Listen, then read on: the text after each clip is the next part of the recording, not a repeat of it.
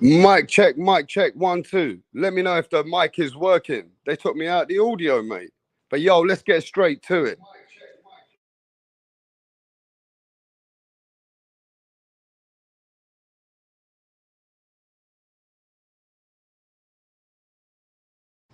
So I think we're good now, right, me old China? Right, there we go. Smash that like button, everybody. Subscribe to the channel. We got your boy Rick Glazier coming over here for the smoke. You want that smoke with Rick Glazier? You better hit that link. All right, it's pointless me getting Rick Glazier over here unless you got the questions and you got things to tell him. But watch this. Ladies and gentlemen, Rapstar did a little um, community post earlier on, and I asked if you guys wanted the Nut Huggers Part 2. And I will say, we have succeeded. We got lots of likes. So Nut Huggers Part 2 is coming. It's coming soon, but it's going to be better than Part 1, let me tell you. So yeah, Nut Huggers Part 2 is coming soon. We got the likes and we got yeah, so we're going to do it. So we're going to be doing Nut Huggers Part 2 and don't miss it. It's coming soon. But yo, today we're talking about fanboys. And today we're talking about boxing fans and what are boxing fanboys. What's the difference between boxing fans and boxing fanboys? You know what I mean? Rapstar's your guy. I'm going to define it for you. I'm going to break it down. I'm going to cut it up. And I'm going to tell you what is the whole total difference between boxing fanboys or boxing real fans. And we're going to break that down today. But we got Rick Glazier coming in a minute. I've got to send him an email. And we're going to be talking to you guys with Rick Glazier because that's what you asked for.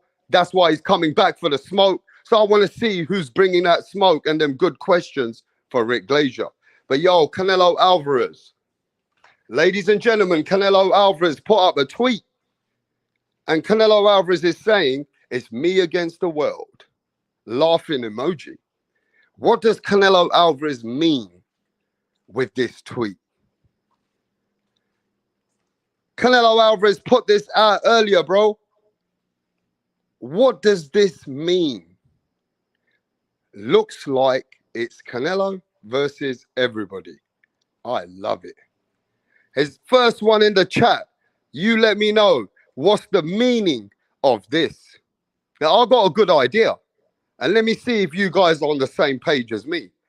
Why did Canelo Alvarez put this tweet up in the last couple hours? He only just did it. Canelo Alvarez came to Twitter and put that tweet up. You tell me why, mate. Why do you think, me old China? Eh? Why do you think he put that tweet up? You tell me. Let me see who's got that IQ right now. Canelo's talking on all comers. That's what he means. Yo, what's good? Just Blaze, Low Nose Boxing in the house, Teoholics. Just Blaze, Real Boxing TV is cause what Eddie Hearn and said about his fights on DAZN. There you go. There you go, Max. You know what I mean? I was going to say good brains think alike, but I don't want to put you on my level yet, bro. You do a lot of flip-flopping, and you are a little bit of a fanboy, but we got love for you, bro. We love you. You know what I mean? You're the real one, but you are a fanboy too, my brother. A little bit, just a little bit, but you're good all round. Yo, Low Nose Boxing says Canelo will fight the fights they said he avoided because they are not fighting each other. That is another one, Abel. That's another one, Abel. Abel's right as well.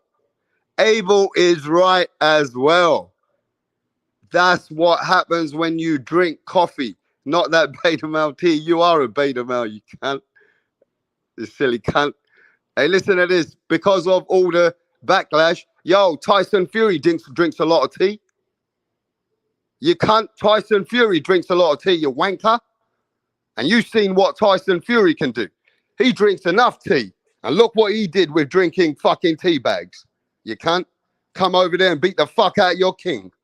Mate, I'll say drink as much tea as you can. But anyway, keep it moving.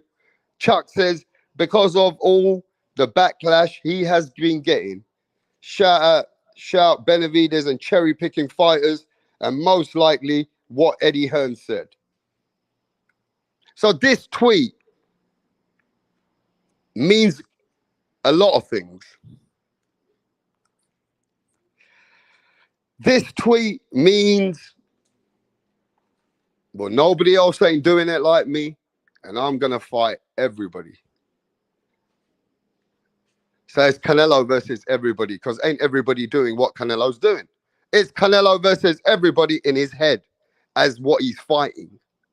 And when Eddie Hearn said yesterday that Canelo, he's been a great ambassador to DAZN and me, we made money with Canelo, but not all Canelo fights.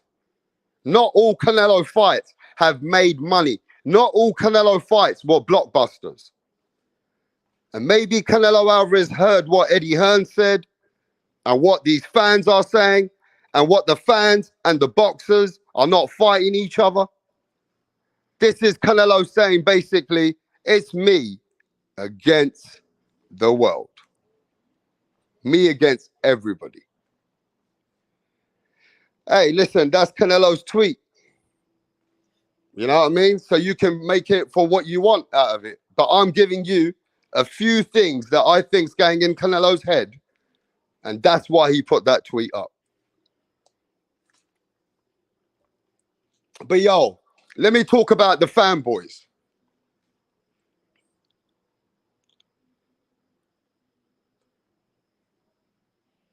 Let me talk about some fanboys here, bro. Quickly. Because Rick Glaser trying to get in here. And then we got to talk to Rick. Yo, bless up to Eric Gomez, Abel, Peter Von Ox, General. Now, look, most of us are boxing fans. We love the sport of boxing, right? But what's the difference is a lot of boxing fans, you could be a fan of a fighter.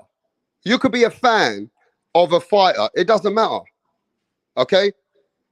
It doesn't matter. You're not a fanboy if you favor certain fighters, because that's what it is. You favor these guys. You watch them more. You like their style. You like what they bring to the table. That's not a fanboy. That's not a fanboy. A fanboy is an extremist.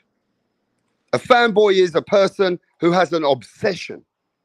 A fanboy is a person who takes things to the next level and even would lie over another man.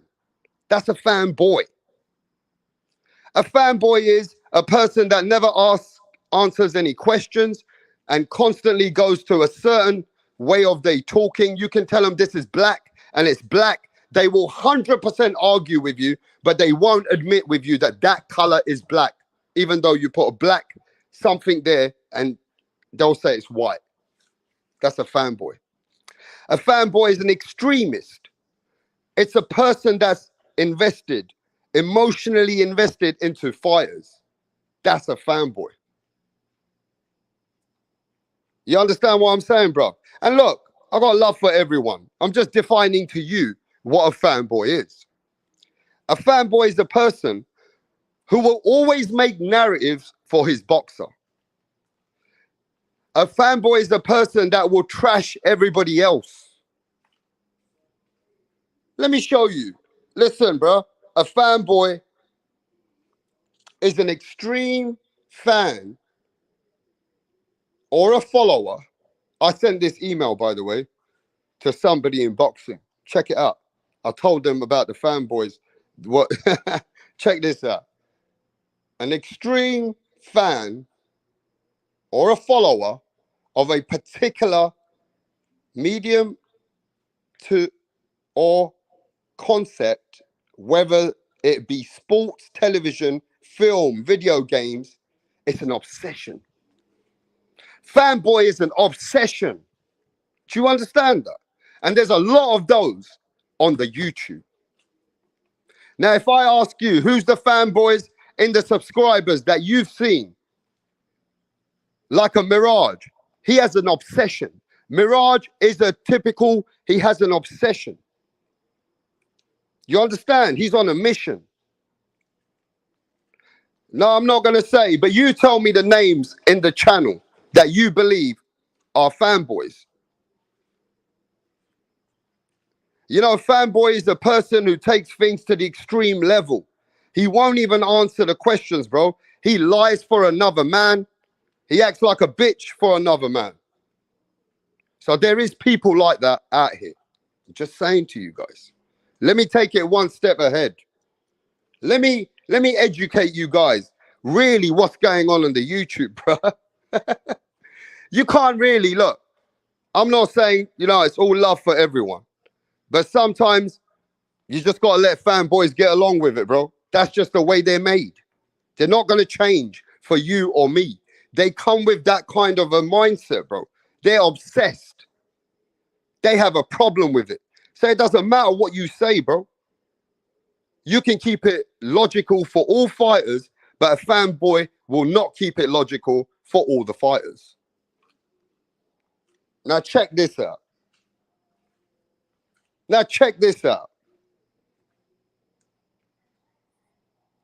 Oh yeah, the last night's live, bro. I got a copyright strike. So last night's live, you're going to get part 2. Any boxing, you shouldn't have missed it. That's why I tell you people, don't miss the live. Don't miss a live. Yeah, there will be a link because we got to get Rick Glaser over here in a minute. Trolls and the internets to spread the gospel. When you have insults others are using in public forums to express an objective opinion, no matter how constructive or respectful you may be, go ahead and admit that's it. It's a good game. This fact and anything else will promptly be ignored, even if the favor of cherry picking and negative and beating you over the head with it. Hey, bro, it's a sad disease. Fanboyism is a sad disease. Bro, you see that? Very logical. Very logical. It's just logical, bro. A fanboy is going to stay in his environment. He's going to stay right there. No matter how you speak and respectfully, sometimes the man will go to another dimension. He will not answer your question, bro. When you know a person does not want to answer any questions, that's a person who's obsessed. That's an extremist. And you got fanboys that go onto other channels just to fanboy. So you got other guys that will copy them. Then they will fanboy. Fanboy is a disease. It's what it is. It exists in comics. It exists in movies. Some men are fanboys over women. They're obsessed with women. Some men can't live without pussy, bro. They can't live without pussy. They're addicted to pussy. They need to lick pussy every day. And if a pussy leaves them, they fucking feel vulnerable like a bitch. Some men are fanboys of pussy. You got to remember that. Some men are fanboys of movies. Some men have obsessions with fucking anything. Bro, some men can have obsessions with fucking eating too much. The fat cunt. You know what I'm saying, bro? Some men got obsessions, bro. After obsessions, there's people out there. You tell me some fanboys out there what they're obsessed with.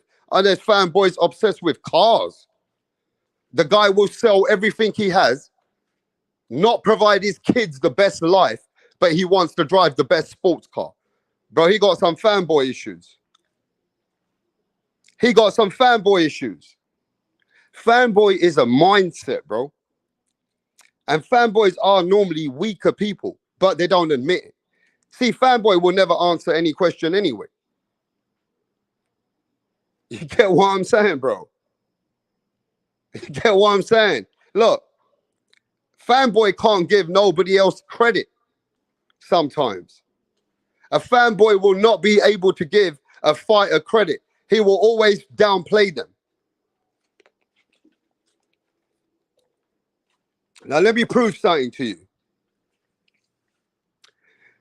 Who won the fight with Lomachenko versus Devin Haney?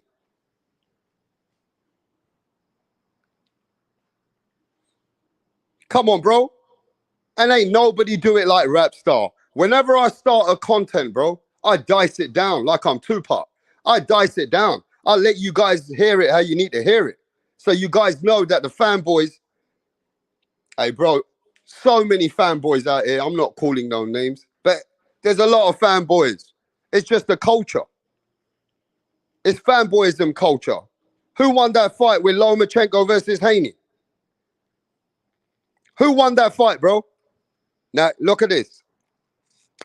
Is it fair to say in the chat, is it fair to say that the fight was really close? Very close, right? So Devin Haney fans can only see that fight winning for Devin Haney, bro. That's it. They can't see Lomachenko winning that fight. Now, there's another problem by being a fanboy sometimes. You know, when you're watching a fight out your eyes, you're only looking to see what the other fighter's doing. It's like you're avoiding what the other fight. When the other fighter is doing anything, it doesn't matter to you. You're trying to, even the way you look at boxing, bro, it's crazy. When you become a fanboy and you become one of these cartoon characters sometimes, it's not your fault. It happens to everyone, bro.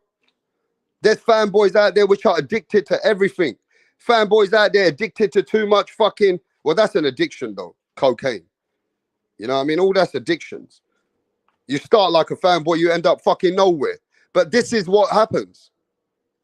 When you watch the fight and you have an emotion, invested interest in the boxer, you can only watch the fight a certain way. Everything else that Lomachenko did, the Devin Haney's fans don't want to see it. It's like they can't see it. Sometimes things happen. When you start to believe it and you sleep it and you shit it, and this is what becomes and happens to you. This is what happens to fanboys. They can't keep it logical, bro. Fanboys can't keep it logical out here. But yo, give me 1 second. Because you know that Tunde Tupac is a fanboy. You know that Tunde Tupac is a fanboy. Right? So yo, let me play that fanboy while we get Rick Glaser over here. And you guys better not be shy.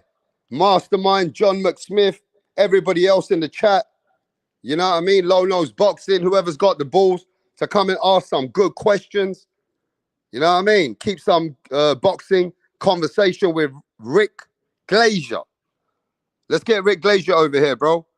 But we can talk about the fanboys as well because I haven't even started. I got so much to say about fanboys that there's so many ways to show you the fanboys, so many ways to give you the facts and let you see that the person that you actually thought was a boxing fan might be a fanboy. But give me a sec.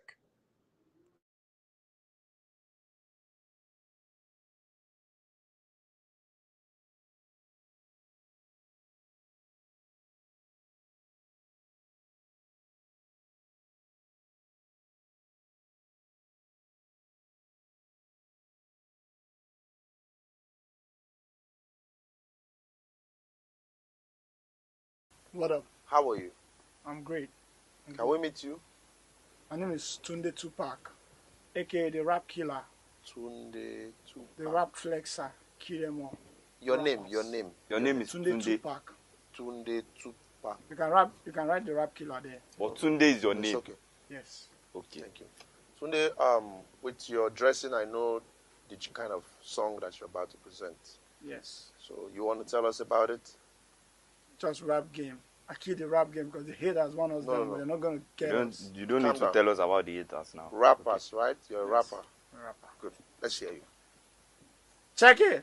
Ha ha. Check it. Ha ha. Check it. Check it. Check it. I rule everywhere. I rule. They want to take me down, but they cannot take me down. Yeah. I rule New York. I rule Lagos to Atlanta. We go to Chicago. Check me out. Check my game. My game is tight. All the haters, I shoot them in the brain. Boom, boom, boom. I've been around with my guys, 50 Cent, Tupac, Biggie, Snoop Dogg. We're all in this game together because I kill them all. I kill Tupac and I kill Biggie. I kill them all because they can't contain my rap game. Hey! It's off the Wait, hook because I'll calm kill down. you all now. No, calm down. You killed? You killed who? It's just a lyric. Don't fear. Lyric. Your lyric Hey. will put you in trouble. You have to be very careful. You don't just go about saying things that you don't know. It's a rap game. That's how it is. Oh, okay. How old are you? I've been in this game for more than 20 years. How old are What's you? it? I'm 15 years old. What? Just forget my age. We got Rick Glazer coming in a bit. I'm going to send you guys the link. Who wants to cook it up with Rick Glazer? Who got some questions for the OG? Rick Glazer, the man that worked with Don King. He's a friend of the channel. You know, the man always comes here every other week. He likes this channel. He wants to talk. You want to talk to him? So we're going to bring him over here. Who wants that link to talk to Rick Glazer? You know what I'm saying? But yo, let's keep talking about the fanboys before Rick Glazer hits the link. I'm going to ask you guys the simple question, and you tell me which are the worst fanboys in the history on this YouTube in boxing. I'm going to give you some names. The Haney Huggers, the T.O. Holics, the Wild, what are we going to call Wilder fanboys, bro? Hey? I'm asking you, who's the worst fanboys in boxing? King Wilder. He's the king. He's the king he was on YouTube, bro. Who's the biggest fanboys?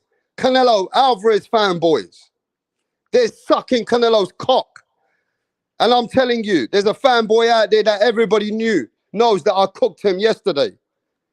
You know what I mean? He got cooked here yesterday, and part 2's coming. IBFP. Canelo Alvarez is nut hugger. Which are the worst fanboys in the history of boxing? Let's talk about that. Give me some names. Errol Sexuals. The Errol Sexuals on YouTube. Which are the worst fans? The Teoholics. Teofimo Holics. The Teofimo fans. Eh? Which fanboys are the worst that you would say that go in the category of fanboys? I broke it down to you. I let you know what a fanboy is. Now you tell me, which are the worst fucking fans when it comes to the category of fanboyism? The Cruel Frauds. Boxing with Frank says the Cruel Frauds. Yeah? Where are everyone else's fans? I'm asking you guys, bro, which are the most extremist fans? Come on, let's vote. Let's do this now. Let's vote this now, bro. Floyd Mayweather beat Canelo Alvarez, says Mastermind. Facts. T.O. fans, the T.O. Holics. The Glove Gators are the worst, says Any Boxing. Paulie Malignaggi are the worst, says Mastermind. The Neo-Holics are the worst, the Nello-Holics. Yo, John McSmith says the Nello-Holics.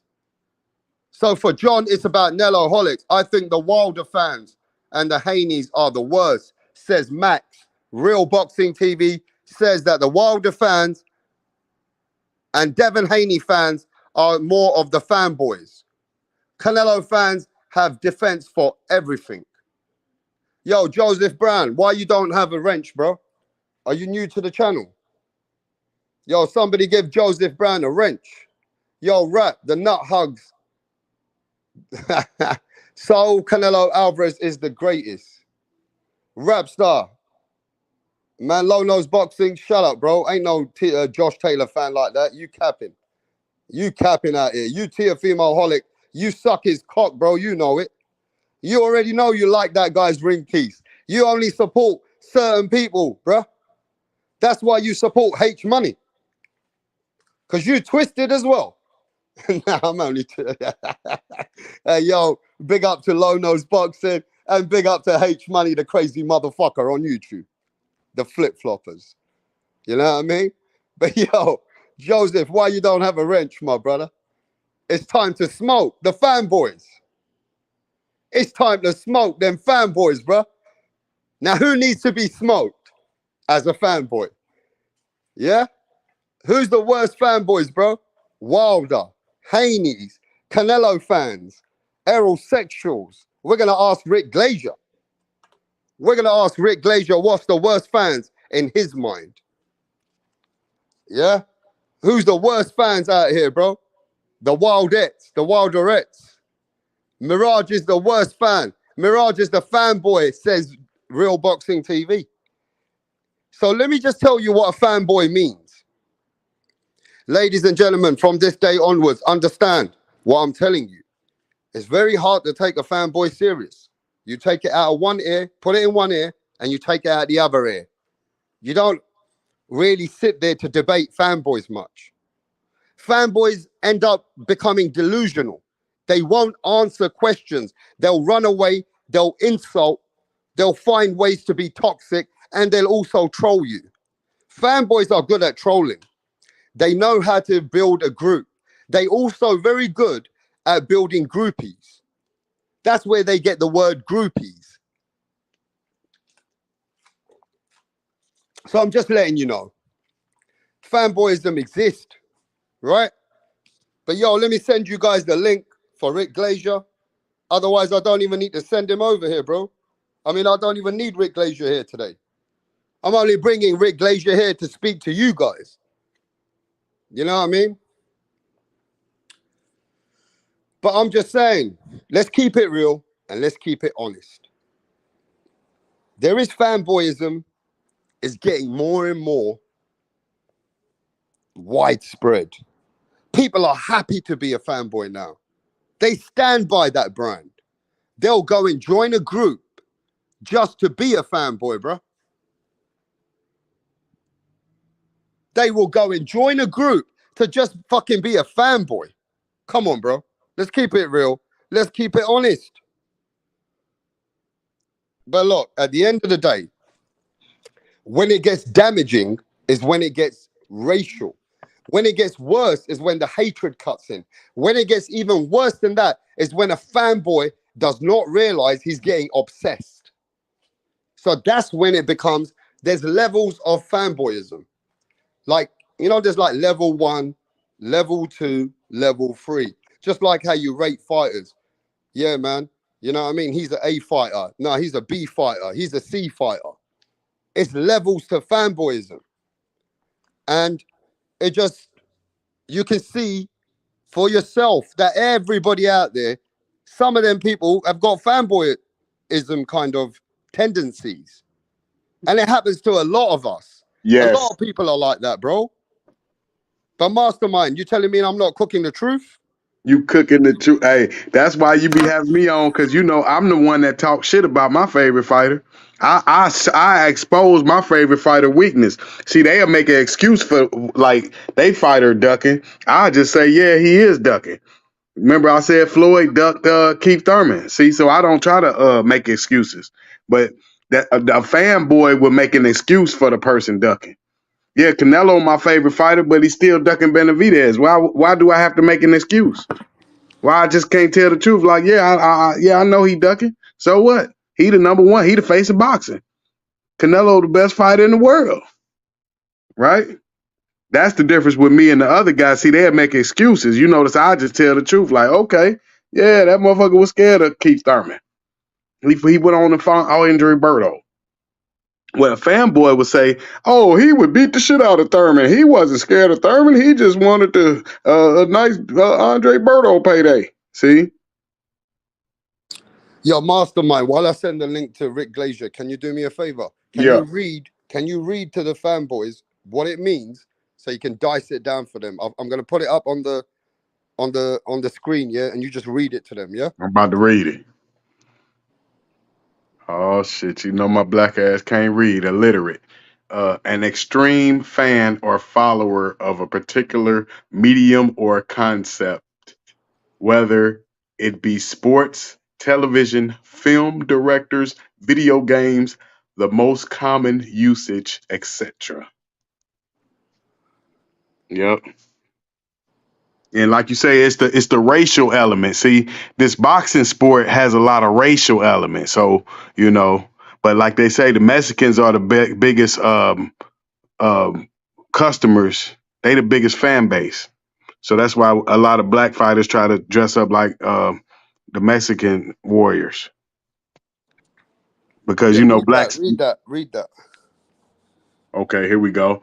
Insult, chastise others for using public forums to express an objective opinion, no matter how constructive or respectful it may be. Go ahead and admit that it's a good game, movie, etc. This fact and anything else will promptly ignored in favor of cherry picking the negative and beating you over the head with it. Troll the internet to spread the gospel.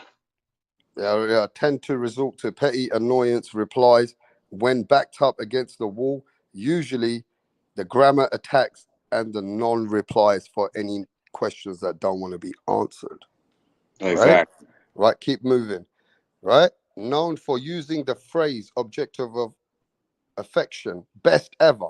He's the best ever. He's the best.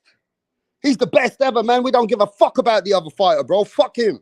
He a Yep. bitch. He a Yep. pussy. Fuck him, bro. We don't want him to fight that guy, man. What's he done?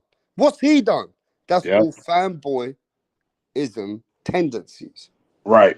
right? These are tendencies that end up coming into the fanboyism. Look, one thing I respect about you, you know about that because you also know that you come on my channel and said, yo, man, I'm a fanboy of this guy. It is what it is. Mm-hmm. But you don't deny it, Yep. right? So you Hell know that a no. lot of And people are fanboys. Now read this one, bro. Read that. known for using the phrase object of affection, best ever. However, while people only really say it went too quick. Known for a complete lack of objectivity in relation to their preferred focus, usually argue with circular logic that they refuse to acknowledge. Arguments or debates with such are usually futile. Every flaw is spun into semi virtues and everything else blown to comedic complementary proportions. Right. That was a bit heavy for you, but you did well. You know, I'm You did illiterate. well, right? You got And you did yeah, well. You did better right. than Floyd Mayweather's doing. Who you think will win in the speed, man? You know he'll whoop my ass in the spelling bee. But what I'm saying is, at least you reading it. You're Right. doing good. You're better than what you think you are, right? So look, arguments or debates with such as usual, right? As usual, are not going to be the same. Every flaw is spun into semi virtues. So in other words, everything's going round and round in circles. You're not getting nowhere with a fanboy mastermind. You're not Yep. getting nowhere, bro. Nobody's getting anywhere. Get that out your fucking head. You ain't ever gonna change a fanboy. Mm-hmm. There's nobody here. Stop trying. People on YouTube need to get a life and stop trying to change a fanboy. It's not gonna happen. A fanboy is gonna be what he's gonna be. A man who's addicted to pussy, he's addicted to pussy, any mastermind. Every day. Don't matter what you say, what you don't say, he's addicted to motherfucking pussy. He's Yep. obsessed, right? And he want vagina with it. He want And pussy there's and some vagina. guys that I know which are skinny, slim guys, yeah? They can get good pussy, but they got ugly, fat women because they love ugly, fat women. Yep. Some men are out there, they just love ugly, fat pussy, right? No, So it is you what it just is. get what you can get. No, you just getting their ass because you can't, you know, that's why you don't see no rich, wealthy, successful guys with fat chicks. They got fine women. You just get what you can get. Now, if you doing bad, you got to get the fat chicks. But if you a wealthy business owner like Jerry Jones or a NFL owner, look at their wives. They got sexy wives. Look at De La Hoya wife. Now, let me tell you what's the sad part of being a fanboy. A sad thing in fanboys that fanboys don't realize that these companies and they fuel that their passion, they don't really give a fuck. Fuck the damn what they're saying. They don't give a fuck about the fanboys. Yep. Deontay Wilder does not give a fuck about you. Because when it's all said and done, Wilder saw Fury, Wilder hugged Fury, he wants to make millions. This is what happens at the end. Okay? Money talks, bullshit walks. fanboys get too involved. You gotta wake up, bro. Don't really give a damn about you. They don't give a fuck about you, bro. Yeah, For they me, just here to tear you down. They want to tear you down. Just read the comments. tell them, read them Mhm. comments. Read the comments. They say, listen, I lose brain cells every time I listen to this N word. I hate that black motherfucker. See, they don't really come here for boxing. They come here for like personal vendettas. It ain't really about box. That's why you hear it's always a personal attack. Like you won't hear them say shit about boxing because boxing ain't what they on your channel for. They on your channel to talk shit to another race that they don't like. But if it was just about boxing, they'd be like, okay, yeah, Earl Spencer do this or Canelo Alvarez do this. No, it's about personal insults. So that's like you said, fanboys. I got fanboys now. Now they come on just to talk shit about me. They ain't on here for boxing. Yeah, and everybody's got that issue. But watch Yep. this. So watch this, right? The sad thing is, the fanboys don't realize that these companies that fuel their passion don't give a fuck about them. They Yep. don't give a fuck about them, right? So really, it's just a narrative for them to push. At this point, you're just doing it because ain't nobody giving you nothing out of it. These Mm-hmm. organizations don't give a fuck about you. And Exactly. look, let's keep it real. Defending a multinational corporation like they're your own fucking family is fucking absolutely ridiculous. Exactly. It's absolutely fucking ridiculous. But Rap Star, I wanted you to understand that's the only reason that Earl Spence and Crawford fight took so long. Because like you said, the Mexicans have the fan bases. See, it was so hard you can't even get them guaranteed upfront money. See what I mean? See how Canelo could make 300 million, but these brothers, like you said, they don't have a fan base behind them. So that's what was taking it so long. You see how Canelo got all that support? He got way more than Crawford and Spence because they better fans. Mm-hmm. That's what Floyd was trying to tell you. Now watch this. These organizations don't come to your house and help you when you're sick. But people act like that this is everything to them, you know? Mm-hmm. Right? They don't help you move or drive you to the airport. They don't support you in any way. It's a business, not a friendship. As soon as there's no more product for you guys, yeah, you no longer can buy the product, you disappear for these people. They don't give a fuck about the fanboys. But the fanboys is what it's about. It just exists. It's a mindset, it's an obsession, it's an extremist, it's somebody that likes to follow a cult. You know what I'm saying? You can get, like I told you, you're fanboy or pussy. You're going to be a Right. fanboy or pussy all your life. That's it. You love sucking fat minge. You might be a fanboy of that. But we got nobody else, mastermind. The one and only Rick Glazier. You know he comes with it. And he always, you know, people say, well, Rick Glazier, he doesn't answer this. And he answers, he always comes here and answers all his tweets. And everything he says, he comes here and he answers all the questions. So thank you, Rick Glazier, for coming over here. Rick. Hey, sorry I'm late, everybody, but I just watched Baseball Immortality. I just watched Domingo Germán of the New York Yankees. I watched the whole game. He just pitched a perfect game, only the 24th perfect game in Major League history, and the fourth in the Yankees history. Incredible. 24? That's amazing. 24, yeah, 27 up and 27 down. Yep, it was incredible. I just saw it. It was absolutely incredible. It was like I was just shocked. Let's see, through 80, 90, 99 pitches he threw for the game. Well, I Okay, would like guys, to let's get say to boxing. respectfully. One I would just perfect. like to say this respectfully. I don't know what the fuck you're talking about, Rick or Mastermind. I don't know what you guys are talking about, but anyway. Well, Let me put it in boxing terms for him. Rick, a perfect boxing match was Joe Calzaghe over Jeff Lacey. That was a perfect game, wasn't it? Right. Exactly. There you go. All right, So Rick, I'm what's glad you going on, came guys? in. I'm glad you came into this topic. We were just having a topic.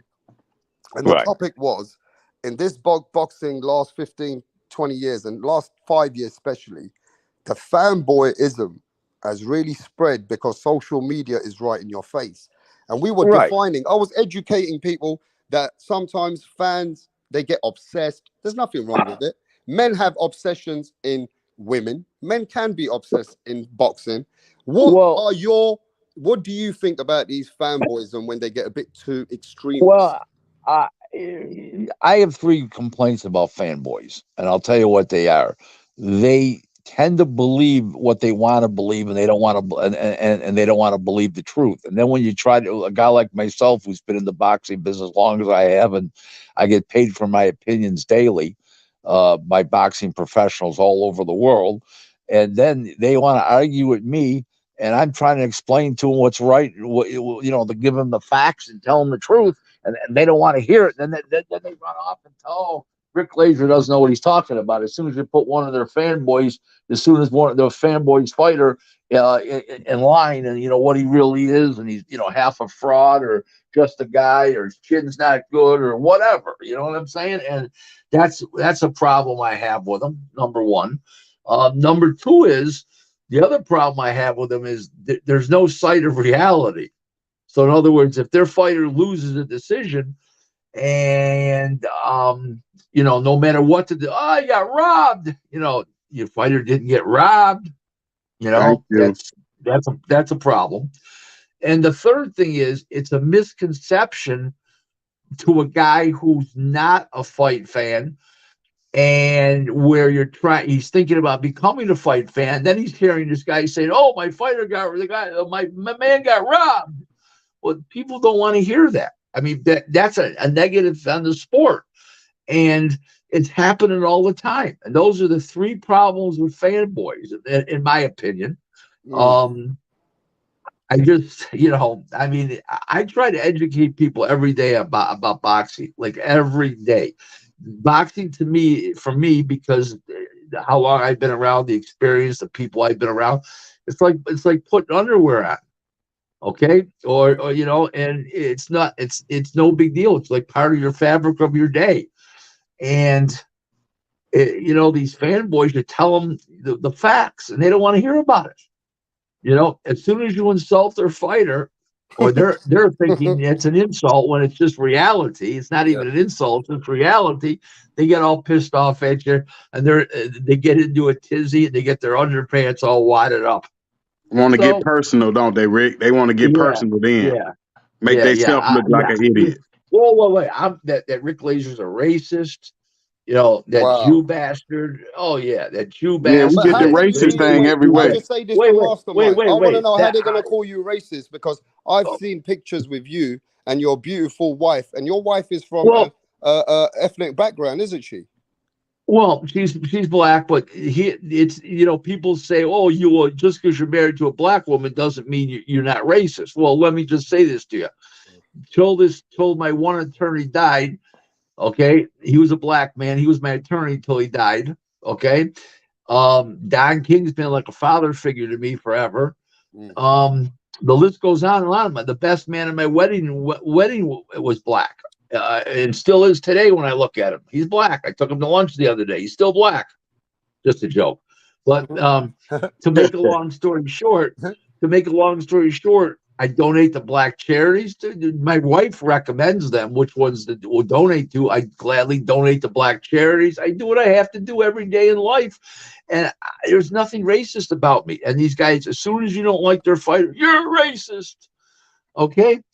I said the other day about Joe Calzaghe. Okay? And some guy doesn't tag me, but I saw the comment from somebody else, and then he says Rick Glazer said he's a racist because he said that Calzaghe could beat Roy Jones.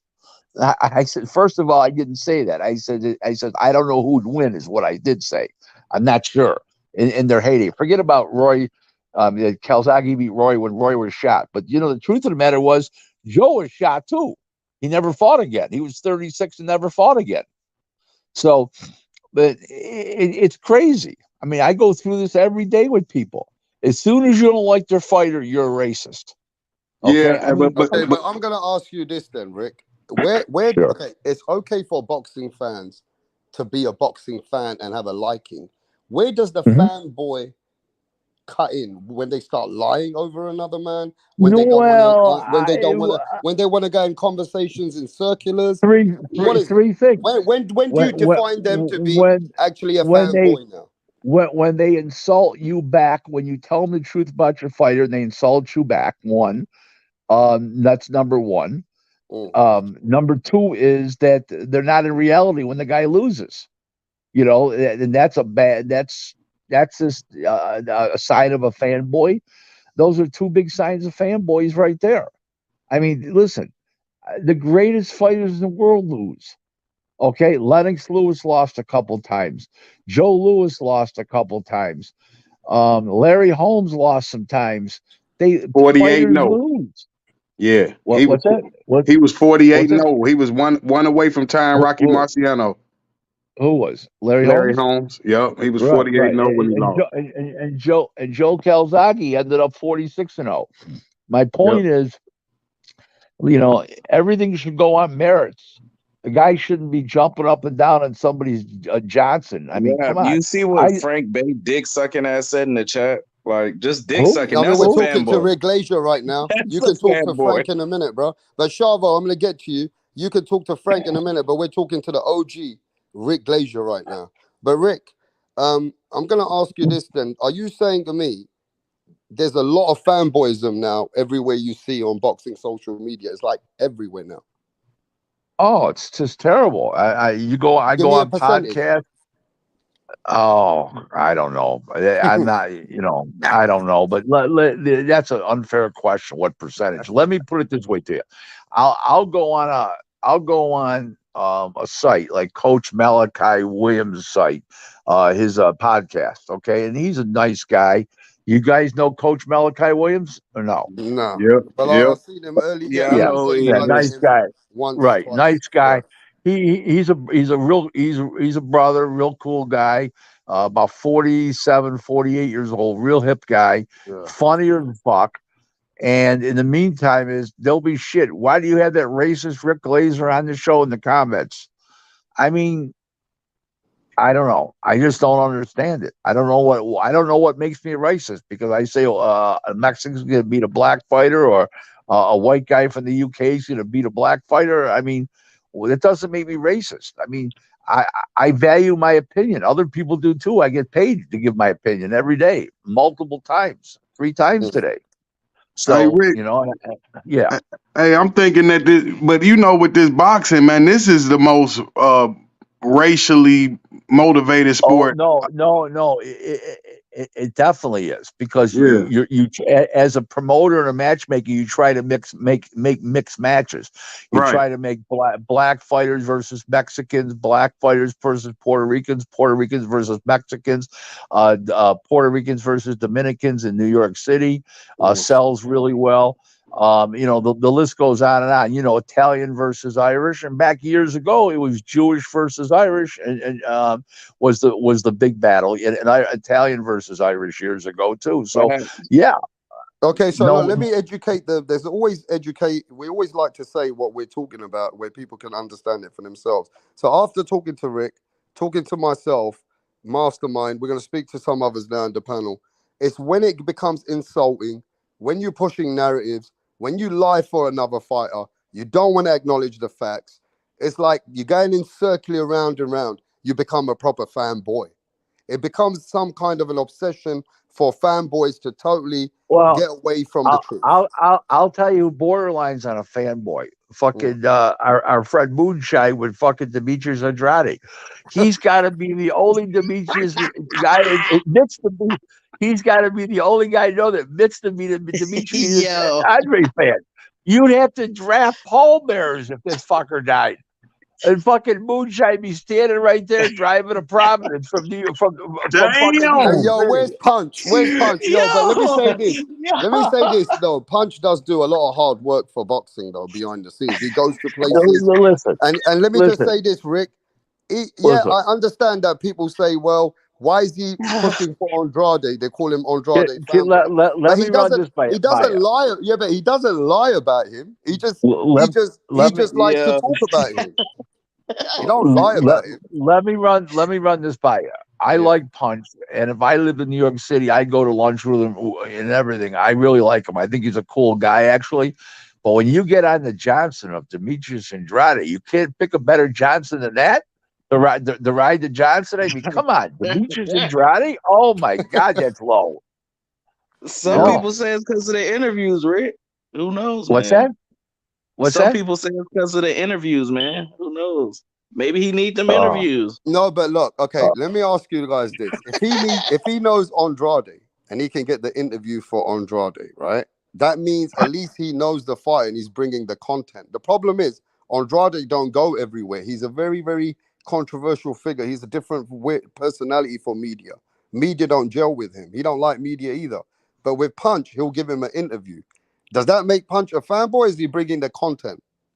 Well, he's a fanboy of the guy, whether he brings the content or not. He's still a fanboy of him first and foremost. Yeah, another guy he's a fanboy of is Devin Haney. I Yeah, mean, he's riding that Johnson now too. yeah, You know, yeah, I mean, at least There's a pick lot some of Devin exciting Haney fighters. fans, though. There's a yeah. lot of Devin No, Haney fanboys out here. There's Undisputed, a lot of no, Devin undisputed, Haney great, fans. undefeated, yeah, undisputed. no. I'm not saying that he shouldn't. You know, at least it's a much better pick than Demetrius Andrade. Oh my God. I mean, you know what Demetrius Andrade's like? Going into a whorehouse with $1,000 on you and saying, "I want a short, ugly, fat broad with a mustache, and with no heels on." Come on now, That's right? Andre. I mean, Damn. Let me ask you this, Rick. Do you think yeah. Boo Boo Andre would have gave Canelo a better fight than Ryder, or at least the same type of fight? Or if No, Ryder no, and Boo Boo no, fought, would Ryder beat him? because Ryder puts pressure on and throws punches, and Demetrius Andrade is too much of a stylist, and it would have been a stinky fight.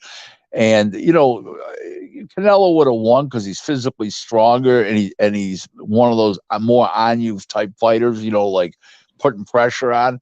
But who wants to watch Andrade? At least Ryder was a pleasure to watch. To the eye, throwing punches, giving 1,000%. Demetrius Yeah. Andrade holds, runs, I think that had a lot to dives. do with Canelo though. How Canelo fought, why it was so good to watch, because no head movement, no jab. No. I'm not disagreeing with you, but it was still, you need a guy in there to mesh with, and he meshed well with him. It was a fun fight. I mean, listen, everybody Yeah. thought, oh, he's gonna blow out this poor. Listen, let me remind everybody, okay? He won 2 eliminators in a row. He beat Danny Jacobs, and then he beat Zach Parker. He won 2 eliminators. That he was the underdog in both fights. I mean, come Yeah, on, you that guys. Danny Jacob. I mean, he left with the win, but if he got the win. It was close. He got. I thought he won. Yeah, I told Danny don't Danny never close the show like he's supposed to. He's supposed to close no, the show. He no. let it Yeah, go. that's why I said he got the win, but it's I'm hard to gonna say. But if you don't guys, close the show, you lost to me. guys. I'm gonna explain something about Danny. Danny pushes down on his trunks too much during the fight. He Yep. tries to be too much of a stylist, and he lets the other guy get out in front of him in the tough moments because of it. Now, I'm not saying he doesn't have any heart, because that I'm not saying, because that's not true. I don't want people to get the wrong impression of that. But he doesn't go for it. He's too much in flow rather than too much in a hurry. And sometimes you got to be in a hurry in there. Yep. I mean, look what happened with Jaime Manguia. He closed the show. He walked across the ring in that 12th round, needed those knockdowns, and he needed that knockdown, and he got it to win. He closed the show. If that was Danny, he would have played patty cake in the 12th round. Well, we also know somebody else that don't close the show and steady losing because of it, Lomachenko. Yeah, exactly. No, he does. I agree. Later in his career, that's happened to him too. Earlier in his career, no, but yes, absolutely. Late in his career, absolutely, 100%. Yeah, because no matter what anybody wants to say, Rick, Devin Haney beat him in the 12th round, and he allowed it to happen. So if he didn't step up, he didn't step it up in the 12th round though. He should have. He should have. I 100% agree. There's no question about that. There's no argument for me in that. You're preaching to the converted. I get it. But do you think it's because of a stamina problem, or what is it? Because even as us as boxing fans, we've all knew for years you gotta close the show. Because he's fighting bigger guys. Yeah, he's fighting bigger guys, and he's getting pushed down on a lot and stuff, and it takes a toll on you physically. He's older, and I just don't think he's got what it takes at that weight against those top fighters anymore. I just don't. I mean, yeah, just go to 130. He could be very successful at 130. He can make 130, bro. You don't think so? He be looking thick as hell at them weigh-ins. I ain't gonna lie. No, he could make 130 if he had to. Okay, Rick. There's no question about it in my mind. Okay, Rick, I got a little entertainment quiz for you. You ready? I'm always ready. You born ready? Born ready, and it got better. Yep. All right, let's go. We're having a little quiz there. You tell me if this is fanboy talk or if this is the truth. I'm going to give you what people talk about every day on the internet. You ready? Yeah. Okay. Deontay Wilder is one of the best ever heavyweights coming out of America. Fanboy talk or is it truth? Hold on. You mean all time or now? He's one of the best heavyweights right now and one of the best ever coming out of America. I mean, there's not a big choice. There's him and Michael Hunter and Jared Anderson, and Jared Anderson's not ready to fight the top guys yet. So what about when you hear Wilder beats Wilder's the next Muhammad Ali at that time? No, come on, no? That's ridiculous. No, Wilder, let me get it off. Wilder beats Mike Tyson. No, not the Mike Tyson of his prime versus the Wilder of his prime. Mike Tyson run over him. Those spindly ass legs that fucker's got, that the Wilder's got, he'd run over that bastard. Okay. You know, we got some Keith Thurman fans, which come into the building. Oh my God! Let's talk about Keith Thurman. Is there such a thing? Keith Thurman can still be world champion. I'll be wondering the same shit, Rick. Wait, whoa! How do you be a fanboy of a guy who fought once in the last 4 years? Well, there's fanboys of and hasn't fought in a year now. Again, hasn't fought in a year. One time in the last. You gotta watch his Instagram, bro. That's it. That's the only thing you can do is watch his Instagram. Hey, look, there's a guy over here. He trains with Keith Thurman. He loves Keith Thurman. His name's Tip Bayless, and he says Keith Thurman. He comes over here and fights with people and believes Keith Thurman's going to be a world champion and can beat Terence Crawford and Errol Spence. Is that fanboy talk or is there truth to that? 1,000% fanboy truth. He couldn't beat Crawford if he had a bat in his hand. Damn, Damn, Rick. That's fucked up. Rick, that's bad. Keith Thurman with a bat, bro. Champion. And he ain't lying. That's the funny part because he telling the truth. That bat ain't gonna help. What? That is okay. Hey, ask him about Ruiz versus Wilder. Hey, that's Rick Glazer's. Yeah, Ruiz. Keith Thurman's a finished article.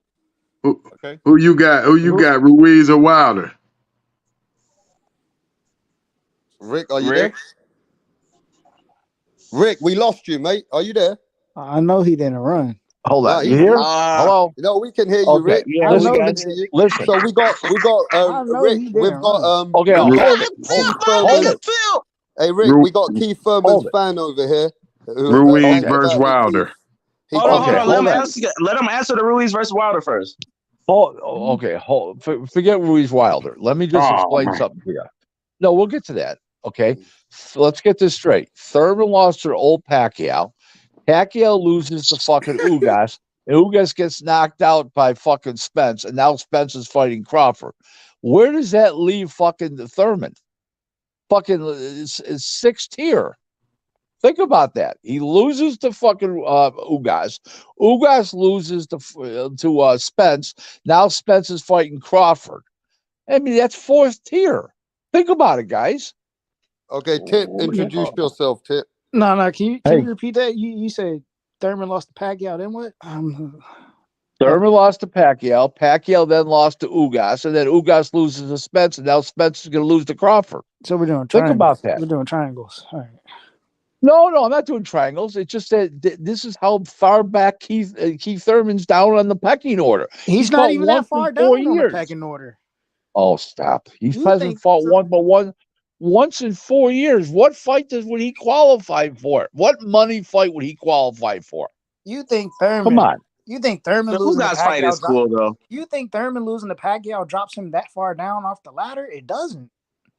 It dropped himself down. He's fought once in 4 years. It barely moved him. What? It moved him one spot down.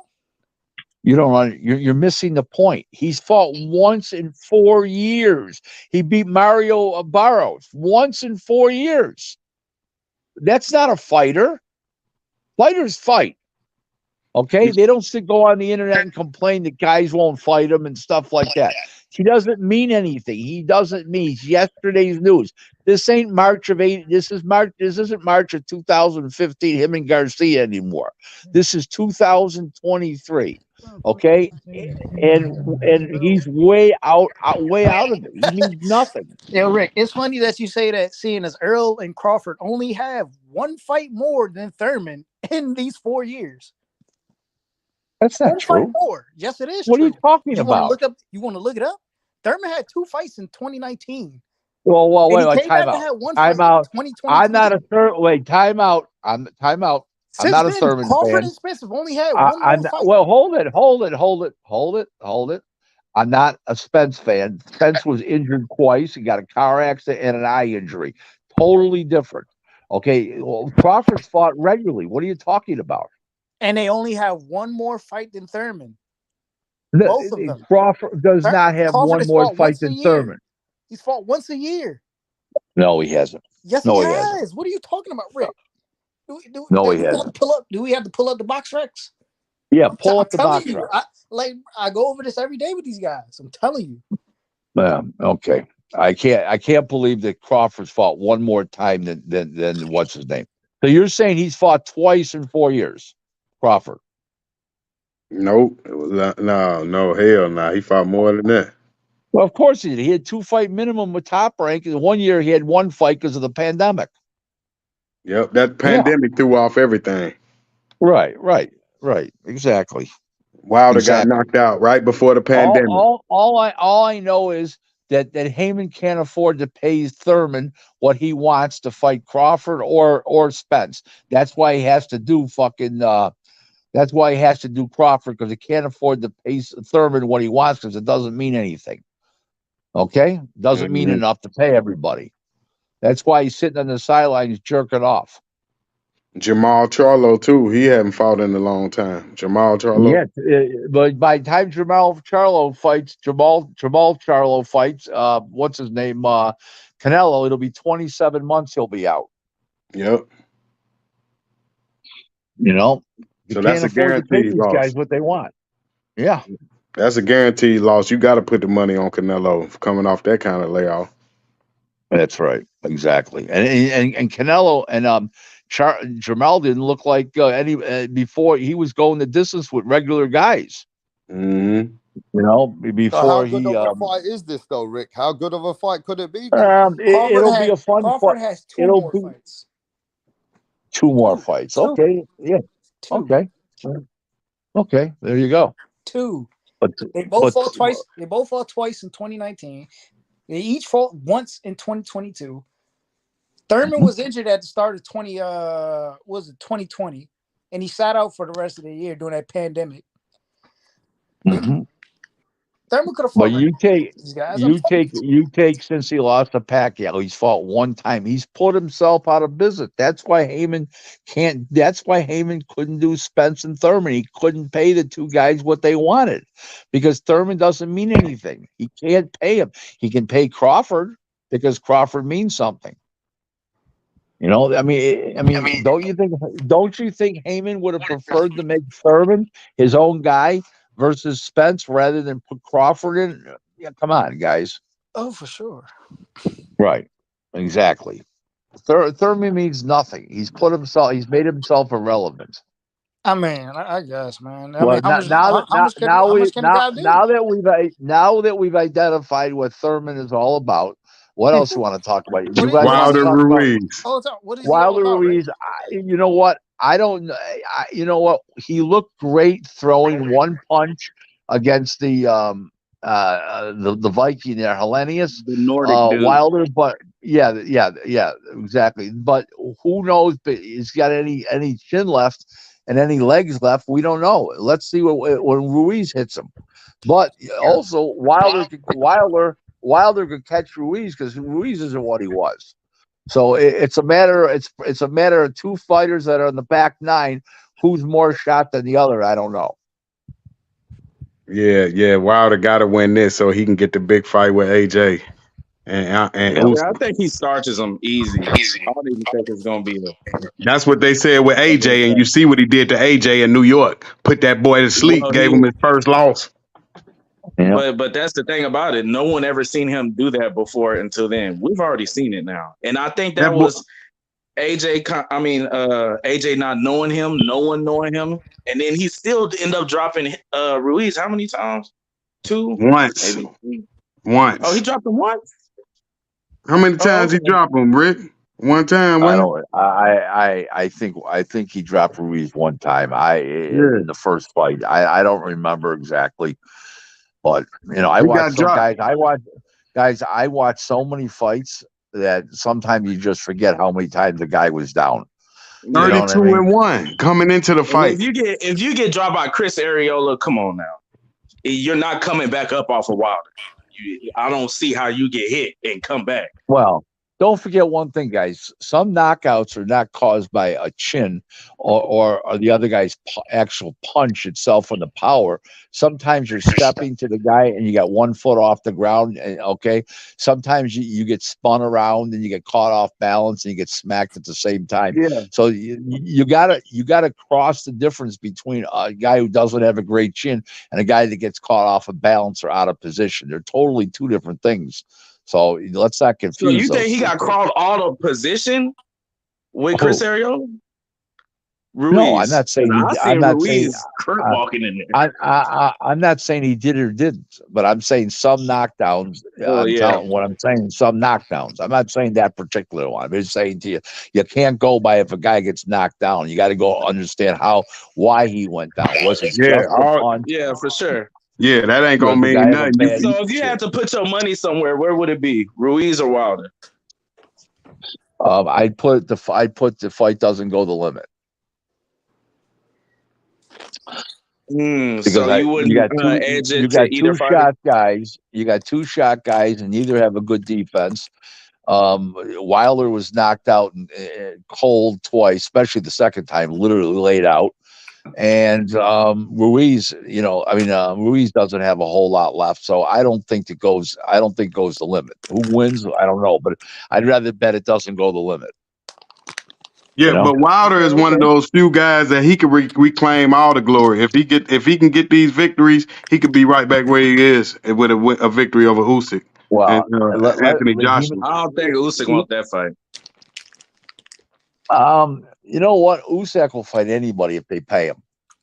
You know what I mean? He's sort of like the prostitute of boxing. Yep. He'll do anything if you pay him.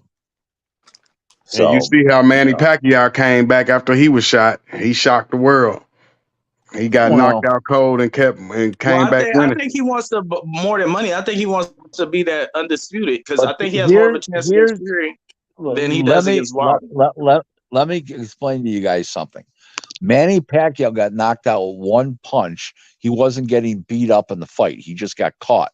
Wilder got tortured in 2 fights in a row. Tortured. And those kind of beatings are degenerative. So can you explain to the casuals, if you take a consistent beating for 8 rounds, or you're taking a lot more punches, but you're in a fight winning and you're a close fight, but you get 1 punch, what's worse? A punch like that for Manny? Listen, 1 punch is fine. Just like Duran got knocked out with 1 punch by Hearns. White got knocked out by Povetkin, 1 punch. Yeah, those kind of things you can come back. But when you get beat up over the course of a fight, beat up bad, and then you get stopped like Wilder did in those 2 fights, those are way more damage than a guy gets knocked out quick. Here's the reason why. When you take those beatings, as Teddy Atlas says, you're taking wear and tear off the tires, number one. But what happens is your brain swells up over with all those punches over the course of a fight. When you get knocked out quick in 1 or 2 rounds, your brain's not swelled up because you didn't take a lot of punishment. You just took one shot. And those are not that bad. Duran came back. Lennox Lewis came back from that one-shot knockout when he got knocked out by Oliver McCall, and then later Rockman. He came back from those one-punch knockouts. Those you can come back from. You can't come back from the sustained beating knockouts. Like those are tough. Yeah, but those are very hard to come back from. Your friend, which is a legend fighter from Wales, Joe Calzaghe, he put a beating on Jeff Lacey, Rick, and Jeff Lacey, and he was never the same. Never the same. That's right. Just like the other one was Lennox Lewis putting a 2-round beating, only 2-round beating on Michael Grant. He was never the same. Yeah. So, one time well, Rick, what would he have to do for you to consider him being back? Because I know when quote unquote he was back, you wasn't considered him a very good fighter anyway. So what would he have to do if he knocks out Ruiz? Yeah. Well, what are you talking about, Wilder? Wilder's not a good fighter. He's a great puncher. He's a horrible fighter, but it's a great puncher. It's a horrible. So you think his punching is gone now that he's got beat up? Hold it. Wait. Too many people talking. What was the question? I'm saying, so you think now his punching is gone, that he got beat up? Because his punching could be gone because if your legs aren't there and your timing's not there and your reflexes are not there and the neurological system in your brain, you can't throw punches as fast, you can't get out of the way, and you can't take the punishment like you did. So we don't know if he's that big puncher anymore. Bro, now they say the punch. The Hellenius fight didn't prove that. No, he's done, bro. No. Oh, okay. So will Ruiz, him knocking out Ruiz, prove that? Or I'm trying to ask, what does he have to do for you to be like, oh, he's all back? he got to do is win his next fight? No, that's what I think, but I'm like, what does he? Because it sounds like if he fights Ruiz and he looks great against Ruiz, then he's back. Yep. Okay, but I wouldn't even consider him back if he beats Ruiz. Yeah, now you hating now. Well, your favorite fighter is Thurman, the guy that will never. I mean, what he gonna have to do to prove he back? Did Pacquiao prove he was back when he beat Thurman? Yeah, I gotta understand the sport of boxing, bro. When you take a beating like that to that Fury dished out, it's a Wilder, consistent beating. You can't come back from that, bro. You don't know that yet. No, you can't come back for it. It's not over. He haven't retired. You just said it don't matter what he do, he's never back. So why does that even make sense in your head? No, but I'm saying, but what if he prove you wrong? What if he comes back and become a successful champion? He beat Ruiz. He said he's still not your back. body doesn't physically. Let's break it down. You guys got to remember, Rick is a man that don't have all the time for you guys to argue about it for 15 minutes. You can do that when he leaves. Because, Rick, it can get crazy here. All right? They start arguing. Can you guys hear me? Can you hear me? All you got to do is win your next fight. So, Rick, the thing is, let's break it down, right, for the fans. The people are going to get wild in a minute. There's a difference between taking one-punch knockouts and consistent beatings. Something has been taken out of Wilder. But is he still good enough in this era still to be doing more things and being great and being a champion? No. Well, one thing for sure, he ain't beating Fury. He proved that. If he's proved anything, that's what he's proved. He can't beat Fury. Yeah. Any fighter that could take Deontay Wilder into deep waters is trouble for him. Which we only been able to see one, and nobody built like Fury. And even Fury had to get up and prove it. So I don't think Usyk, the cruiserweight, gets up from taking that right hand. That's why he himself said that is the most dangerous fight for him. He himself said that. You ain't hearing it from me. You're not hearing it from Rick. You hearing it from him. He said it. So you can argue with him about what he thinks, but he knows that's the most dangerous fight for him. But I think the easier fight for him also would be Fury. Fury has a problem with smaller dudes that can move and box. If he can't hurt him, it's easy. Yeah, you don't got to hurt him to start beating his ass like he did AJ. No, you need to be able to hurt Wilder. No, I'm talking about Fury. He's not fighting Wilder. He's not doing that. If he came back shitty, if Wilder came back shitty and did knock out Helenius, then you might be hearing about that fight. But let's talk about Wilder's resume. That's not gonna happen. Let's talk about Wilder's resume. What is his 2 best wins in his whole legacy right now? Luis Ortiz and fucking Bermers Laverne. Bermers Laverne. Tyson Fury first fight. Well, the people in the chat are saying, let Rick talk. Rick, are you there? Rick, we can't hear you, mate. You keep dying out on us. Are you doing some business right now? Making some conference calls? Well, I think the better question would be about the split, because I think that's where this is heading to. Who deserves that larger amount of that split? No, I don't understand why you crying about $4-5 million when he got paid. How many million he get paid his last fight, Ruiz? Nah, fuck the split. Now that'd be too much. Now let them motherfuckers worry about the split. But like 1 million or some shit. But you see that's some real hate when you said Wilder. We should be able to hear Rick Glaser now. Rick, can you hear us? Yeah, I can hear you now. So we're talking about this Wilder situation. We got a lot of fans in the building right now. How good is his resume, and what's his 2 best wins? And is he a Hall of Famer? No, well, he'll get in the Hall of Fame because of the fact that he was heavyweight champ for 10 defenses, and he'll get in because there'll be enough Americans that vote for him, but I'm not voting for him. I think his resume sucks, and I think he sucks. He's a great puncher, but he can't fight. Wow. Wow. He's got a very low ring IQ. Very low. Yeah, Rick, are you going to vote Keith Thurman into the Hall of Fame? No. He's lucky he sees the ballot. I mean, so basically, so you saying if he do come back and he do beat Ruiz and Usyk, you would vote him in the Hall of Fame, right? He wouldn't beat Usyk with a bat in his head. He wouldn't be able to touch Usyk. So if he proved you wrong, you would. Got that right hand. If he beats Usyk, he'll be in the Hall of Fame without my vote. Thank you. That's all I'm saying. I'm saying if that's how people get into greatness. Listen. I'm trying to ask Rick Glaser a question here. Rick, Keith Thurman is a unified champion. Rick, unified welterweight world champion. So what? Held 2 belts. So what? Donald Curry. Time out. Donald Curry was in a unified champ when there was only 2 real titles, WBA and WBC. The IBF was just starting, and it took him fucking 9 years to get in the Hall of Fame. Oh, Rick, are you on the verge of voting Spence into the Hall of Fame? No, Spence will get in the Hall of Fame. Yeah. Wow, Spence will get in, but Thurman won't. Absolutely. Apples and oranges. Especially if he win this fight. Why?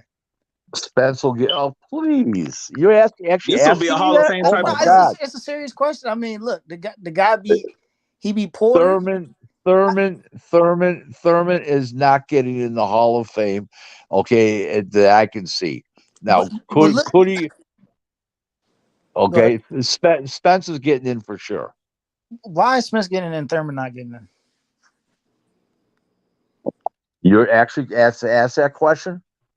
Yeah, it's a real question. It's a real question.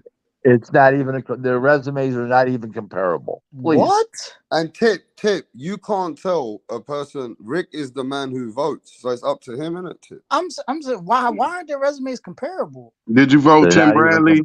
How would what about Tim Bradley? Tim Bradley already got in the Hall of Fame. I voted for him. You voted for him? Yeah, I was there. I mean, there a lot of people agree with Rick in the chat. He got a good resume. I'm shocked by this. Their resumes aren't comparable. Hold on, you know you got a lot of Andre Ward haters over here. Did you vote Andre Ward in, Rick? Of course. Of course. Why do you think people don't like Andre Ward? Yeah, Rick voted for Andre Ward. That's a good vote. Rick, I'm trying to understand. Why you think people don't like Andre Ward? Because he's the son of God. He tried to do everything right, put America first, and people just hate him. Hey, Tip, I vote for Keith Thurman. I think he deserves it. I'll tell you the real reason why people don't like it's black people don't like Andre Ward because he tries to live like a white guy. Remember, Andre Ward's father was a white guy. He tries to live white. That's the reason why people don't like him.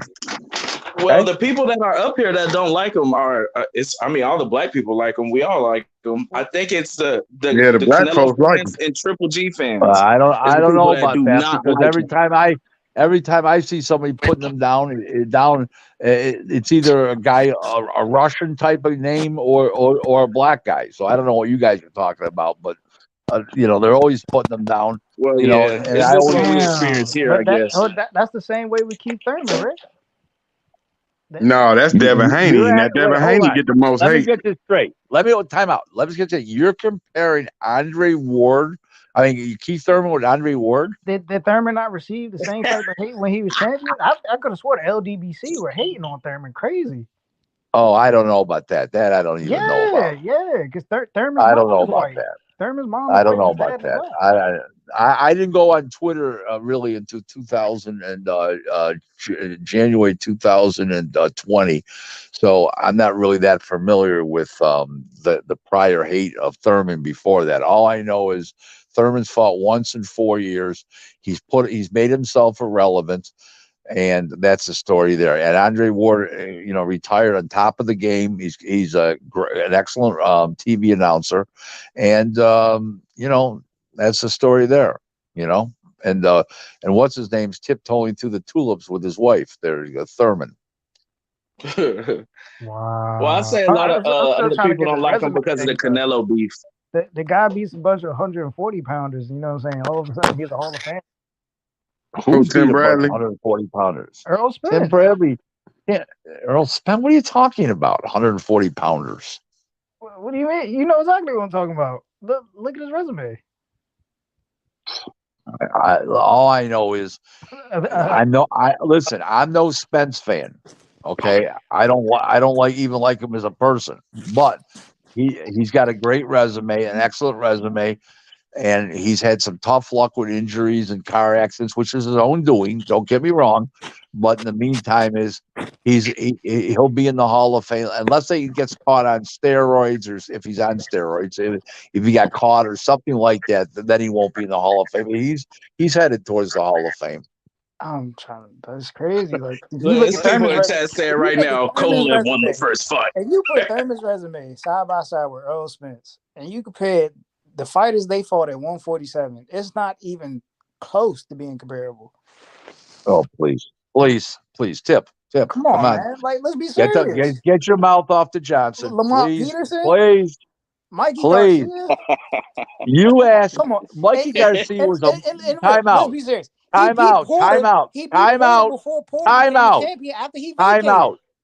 Timeout. He beat Danny as a champ. Timeout. Let Rick speak. Timeout. Spence needed. Heyman needed Mikey Garcia because of to make that a mega fight, because he drew the Mexican culture, the Mexican people. It wasn't that Spence wanted to fight Mikey Garcia. Well, get your facts straight, motherfucker. Okay, get your facts straight. Okay, there's reasons why fights happen and don't happen. It's not necessary because a guy's afraid of a guy. Sometimes it's financial. Just like Thurman and Spence isn't happening. It's financial. They can't make that fight. There's not enough money to satisfy all the egos involved. Okay? Yeah, but I didn't argue against that. I'm just saying you're talking about the resumes are better, but I mean, when you're talking about Mikey Garcia, who came up 2 weight classes. 35. It doesn't matter. It had nothing to do with Spence. Are you wacky or what? Al Heyman had to make that fight. Al Heyman had no choice but to make that fight because it would draw. It wasn't about Mikey that Spence wanted to fight. Spence wasn't calling out Mikey Garcia. Fucking Heyman says to Spence, "You got to fight this guy." But the fact of the matter is, Rick, when you look at the resume, who's the name on there? Believe me when I tell you, Spence has got better victories. Spence has got better victories than Thurman does. Who are they? I'm not looking at his record right now. Come on. Hey, let me ask. Middle of the night. I mean, he got Kell Brook and August. He got 2 other world champions, Kell Brook and August. All right, man. Come on. That's enough with Keith Thurman. God damn. Let me ask Rick this shit. Hey, Rick. Hey, Tip, I'm going to let you rebuttal in a bit, Tip, but we're not going to, let us talk. Let others talk to Rick. Let me ask Rick this. Hey, with Deontay Wilder, hey, Rick, what did you think about, remember when they offered him the 3-fight deal for 150 million, and he turned it down to fight Tyson Fury? What was your thoughts on that? He should have never turned that. You don't change generation. You never turn down generational money ever. And Heyman had him turn it down. It was foolish. It was foolish. So what kind of hold did he promise he was gonna make more with Fury or something? Why would he turn it down? They thought they looked at Fury fight when Fury came back after that 3.5 year hiatus when he was real fat. He fought those two donkeys. The one was Italian guy, and the other guy, I can't remember what he was. But make a long story short, he looked terrible in those two guys. So, this is soft. Oh, we'll get you a win. And look what happened in 3 fights. The first one, he was lucky. Wilder was lucky to get a draw, and that led to 2 fucking beatdowns. But he got the offer after the first draw. That's what I'm saying. He should have took that offer and then doubled back for Fury. I get it. I get it. Al Heyman was self-centered about that. That was a power move on his part because he was going to lose control of the situation. Well, he was just going to get paid and have no control. Yep. And Al Heyman's a control freak from a closet. They messed up. That was the biggest mistake Wilder made in his career. But I think he was scared to fight the first fight in the UK. I'll give you a better one than that. That was the biggest mistake in the history of boxing. Yep. Generational money. Yep. Generational money. Man, and he's got a daughter that has mental and physical issues. I understand. I don't know that for a fact, but I've heard this. And basically speaking is, I mean, come on, $100 million after you pay your taxes and all your people, you're left with $50 million. Yep. $50 million. It was a 3-fight deal for 150. Remember, it was Dominic Brazil and 2 Fury fights. That's right. It was 150. That's right. You're right. No, you're right. So 150 million, he would have been left with $75 million. Oh my God. By the way, time out. Living in Alabama, you could buy the whole state for probably 100 million. Yep. And remember, the only reason he turned it down because he wanted the first fight in the States. AJ was gonna make him fight that first fight in the UK. I think that's where the doubts set in. I think he doubted himself in victory and winning in the UK. I think that's what ultimately. That wasn't it. It was all Heyman turning the fight down. It had nothing to do with the kid. Nothing to do with the kid. He listened to Heyman, schmuck. But you remember when he kept saying, "I want to fight in America," and AJ wasn't gonna give him that first fight here. That wasn't the reason why he turned it down. Heyman turned it down. Mm-hmm. So he was like a slave. He couldn't make his own choice. A black man was a slave to another black man. You got that right. Because notice the same happened with Adrian Broner when he turned down the 40 million. I know. That's what Heyman does to people. He must got something on their ass. That's why I've always said what he's doing is a conflict of interest. He's the promoter, and they say he's not because Tom Brown is, but he's the promoter. He's dwelling out the money, but let alone he's calling career decisions for these guys. Well, he needs these fighters to maintain these networks. So if they go lose somewhere else or they lose, period, he don't have these stars. So it's a conflict of interest. I've said that all along. What do you guys think I badmouth Heyman all the time for? All the fucked up shit he's done. Okay, I call it crimes against boxing. Biggest mistake in boxing history. Wow. Exactly. What them comments say on that? They see it. Yep. Up until Heyman came along, the biggest mistake in boxing history was Jerry Cooney getting $10 million to fight Holmes, who he didn't beat, and he would have beaten Mike Weaver. And he was only going to get offered $6 million to fight Mike Weaver compared to $10 million, and that $4 million changed everything in boxing. Because if he would have fought Mike Weaver, he probably would have won, and he would have been heavyweight champ of the world and and everything else. But he went and fought Holmes because it was $4 million more to fight Holmes, and he got beat. So that was the biggest mistake before Broner and before the Wilder situation. And they put in the comments, slave for 150 million. Yeah, he a slave for not taking it. Because anybody in their right mind gonna take like you said, generational wealth. 150. It's Of like course. what? Man, but I really do believe that he was thinking that Tyson Fury is an easier picking than AJ. He probably because AJ was undefeated at the time. Remember? Okay, I just want to let you know what he would have netted 75 million on that, right? I'm going to show you something. My dad died in 1981 and left $5 million. My mother's never worked ever since. Okay, ever. It's $5 million in 81. She's never worked now, and she lives wonderfully. Wonderfully. So this is not 5 million, this is 75 million. Right. Think about that. Right. Right, Yeah. right or wrong, guys. Yeah, it's crazy. It boggles the mind. Like AJ was taking that big money, that 70 million, that 80 million he was making. Remember for Ruiz rematch? Yep. Yeah. He was You taking. got it. That's why now Tyson Fury and AJ sitting on so much paper, and Canelo, they 100 millionaires. Don't forget Fury. Yep. Fury, he got that $100 million deal off top. I'm like, why would you turn down the zone? Go get that DAZN 150 Wilder. Yep. Okay, so I want to talk to Rick now before how he looks at Hall of Famers right now. I'm going to give you some names, Rick. Tell me if they make the Hall of Fame. Well, hold on. I can't tell you that whether I vote for them. No, would you vote for them? I mean, right? Would you vote for them? All right, you ready? Oscar Valdez. Not yet. No. Oscar Valdez don't make the Hall of Fame yet. Yeah. No, not yet. If he beats Navarrete, he will. Yes. I got it. Juan Franco Estrada. Yes. Yes. He makes it, of course, right? Chocolito, of course. No brainer. No brainer, right? Anthony Joshua.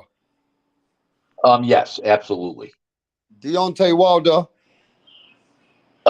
He'll make it. Yeah, he'll make it. I won't vote for him, but he'll make it. Yeah.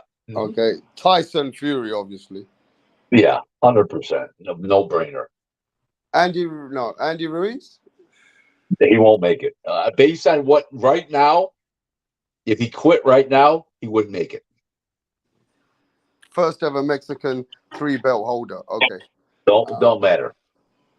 Okay. Joseph Parker, ex-world champion. No, absolutely not. See, I'm trying to feel out what kind of people you're voting. You're not voting for world champions. You're voting for resume and to see what the world champion's done. Okay. Let me give you a couple more names. What about I've got a couple of names for you. Let me just try and get, we obviously know Crawford makes it. Yeah, let's go to Josh Taylor. Josh Taylor, yeah, he'll more than likely make it unless he embarrasses himself from here on. But as of right now, if he quit today, yeah, he'd make it. Jermell Charlo. Jermell, you mean the 54? Yep. Yeah. Yeah, I'd vote for him. Okay, Jamal Charlo. The middleweight? Absolutely not. Fucking gutless pig. Kidding me or what? Did you ever see that tweet I put out? Nah. Can you tell us the tweet? I said one brother's got balls down to his ankles, and the other guy can't. The other guy couldn't even have a heart attack. He's got no heart. Damn. Let's keep it moving. Adrian Broner. Absolutely not. What? Not even close. Get out of here, please. That's my city, Cincinnati. 4-weight world champion. Wow. All secondary titles. All secondary titles. Thank you. Keep going. Not even Adrian Broner. Paulie Malignaggi, that wasn't a secondary title, was it? No. He's not a Hall of Famer. I love Paulie. He'll get in as Paulie will get in as an observer eventually for his work behind the mic and his overall contributions to boxing. This will be an observer category. That was a real belt, though, that Broner won from him. That wasn't no secondary belt he won from Paulie. It was a regular. It was a regular. That was a regular. Wow. Rick, maybe that's one. Maybe that's one that he has. He might have one, but he's not a Hall of Famer. Please. All right, everybody in the chat, give me some names that you want me to ask Rick if he's gonna vote for them. Give me some names. Come on, Tip, put some names up. Ike Beabucci. I already No, said my absolutely name, man. not. I already said my name. He said my guy's not getting in. You know what I'm saying? So No, I didn't say you. Hold it. I didn't say your guy wasn't getting in the Hall of Fame. I said I'm not voting for him. I said what I'm saying. I can't determine who's going to be in the Hall of Fame or not. Yeah, Keith There's a beat lot of Danny people. Garcia, remember? as All a right, let's champion, go. Danny Garcia, No, absolutely not. Sean Porter, Borderline. borderline. Yeah. oh my Yeah, god, yeah. So in other words, what that means if he's on the ballot, Mm. okay, in certain years he would get in, like Julian Jackson got in, Buddy McGirt got in, borderline, and he might get in a certain year. But I would vote for Sean Porter. Okay, Black Helmet says Gennady Golovkin. Oh, fuck no. no brainer. No Irislandy brainer. Laura. Wait, you think Golovkin gets in? Yeah, no brainer. Well, Title how the fuck does defenses after Golovkin get in? defenses. Absolutely. What are you Danny talking about? Jacobs. He beat Hey, Danny Jacobs. hey, Tip, how Man, about come Tip, on, bro. Golovkin's Tip, a legend. What do you mean, bro? Tip. A Are you legend for kidding me what? or what? Oh my God. Beat Danny Hang up Jacobs? on Tip. Hang up on Tip, please. Please. Wow. If you don't hang up on Tip, 23 I'm No, hanging consecutive up. come on, knockouts no, in a the tip row. comes every day. Come on, Rick. It don't No, matter. I really Fucking Okay, Tip, retarded. just hold back, Tip, hold back, Jesus hold back, Christ. Tip, Triple hold back. G's your Hey, yo, Rick, they can't Yeah. understand. Some people are not Golovkin fans. They don't like Golovkin. Golovkin's I the don't man. care for him myself. I don't care for him, but he's a Hall of Famer. Yeah, no, Nonito Donaire. Tip's good, man. Donaire He ain't trolling. He ain't trolling. Donaire's a no-brainer. Tip's not trolling. He's just saying he can't believe it because he actually Yeah. thinks What's his name? Donaire's a no-brainer. He'll be in. Nanito Donaire. No problem. Yeah, how he'll about be Okay, in. Nanito Gary Donaire is Russell in Jr. there. Gary Yo, Russell Tip, Jr. it's not your fault, bro. The guy does not want to vote for Keith Thurman, but he obviously voting for Golovkin. How about Gary Russell Jr.? Golovkin's a well more proven fighter, bro. How about Gary Russell Jr.? Gary Russell Jr. Yeah. Well, I think there's going to be a lot of bad sentiment against him. I think was a great fighter, but I think there's going to be a lot of sentiment against a guy that just fought once every 15, 16 months. I think there's a problem there. Okay, so it's not easy for everyone to make the Hall of Fame. You could be a world champion. Not every world champion is making the Hall of Fame for some people. Listen, Paul Amir Spatafor was Khan. How Paul about Amir Let him Khan? speak. Spatafor. Yeah, Amir go. Khan, Amir Khan. absolutely not. Absolutely not. Kell Brook. Kell Brook. No, he won't make it. What? No. Kell Brook. Listen, now what's his name's not in? Nigel Benn and the other guy, How Chris can they Eubanks. not They're have not in. Nigel Benn? That's stupid, They're bro. not. He's not in. He's on the ballot all the time. He never gets in. The fuck is going on? Because we beat it because what he did to Gerald because McClellan. he beat the American number 2 pound for pound and put him in hospital, didn't he? Yeah, they cheated him. That referee was cheating. Yeah, what's his name doesn't get in? You just mentioned his name, Hasim. What's his name? Amir Prince Khan? Nassim. Prince Nassim Khan. Hamid. He doesn't get in. Amir Khan doesn't get in. Zab Nassim Judah? Hamid. Prince Zab Nassim. Judah? But Hamed's in already. Wicked. Jab Judah, I don't think it's in. What? No. Wow. I don't think so. What? Zab Judah was undisputed, wasn't Yep, he the last undisputed welterweight. he? Right. What? But guys, understand one thing.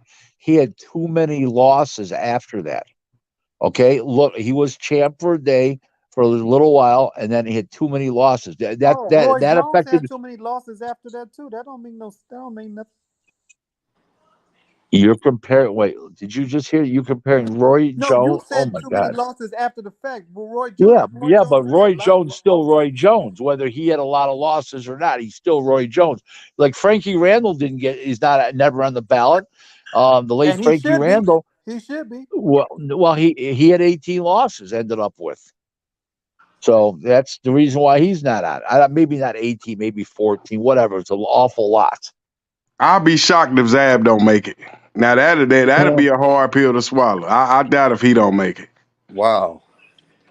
No, Well, but He look, accomplished a lot. I'll tell you guys not in the Hall of Fame. Iran Barkley, 3-division world champ, beat Hearns both times they fought. Whoa. Tracy Harris Patterson, 2-time world champion, 20 no, hold on, was he a 22 and 30-pound world champion? He didn't get in. He's not in. He's not going to be in. There's a lot of guys that are in that are Mikhail multi-time Kessler. champions. What about Kessler's not in. Yeah. So there's a lot of fighters that are not in the Hall of Fame, ladies and gentlemen. It's not like your favorite fighters are going to be in the Hall of Fame. Here's my Not all problem. world They got champions Rocky are. Andre Balboa in Ward, the Hall of Andre Fame, Ward down there. but Zab Judah can't get in. Yeah, Rocky Andre Ward's Balboa, in. Yeah. Rocky Balboa's in, but Zab Judah can't get in. What kind of shit is Hold that? on. And let me just say Hold this. on. Hold on. Time out. Who said that? Boxing Truth. Who just said? Boxing Truth. Okay.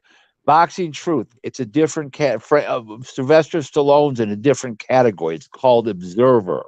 Okay, he's not in the boxing one. He's in with the writers and stuff like that's called Observer.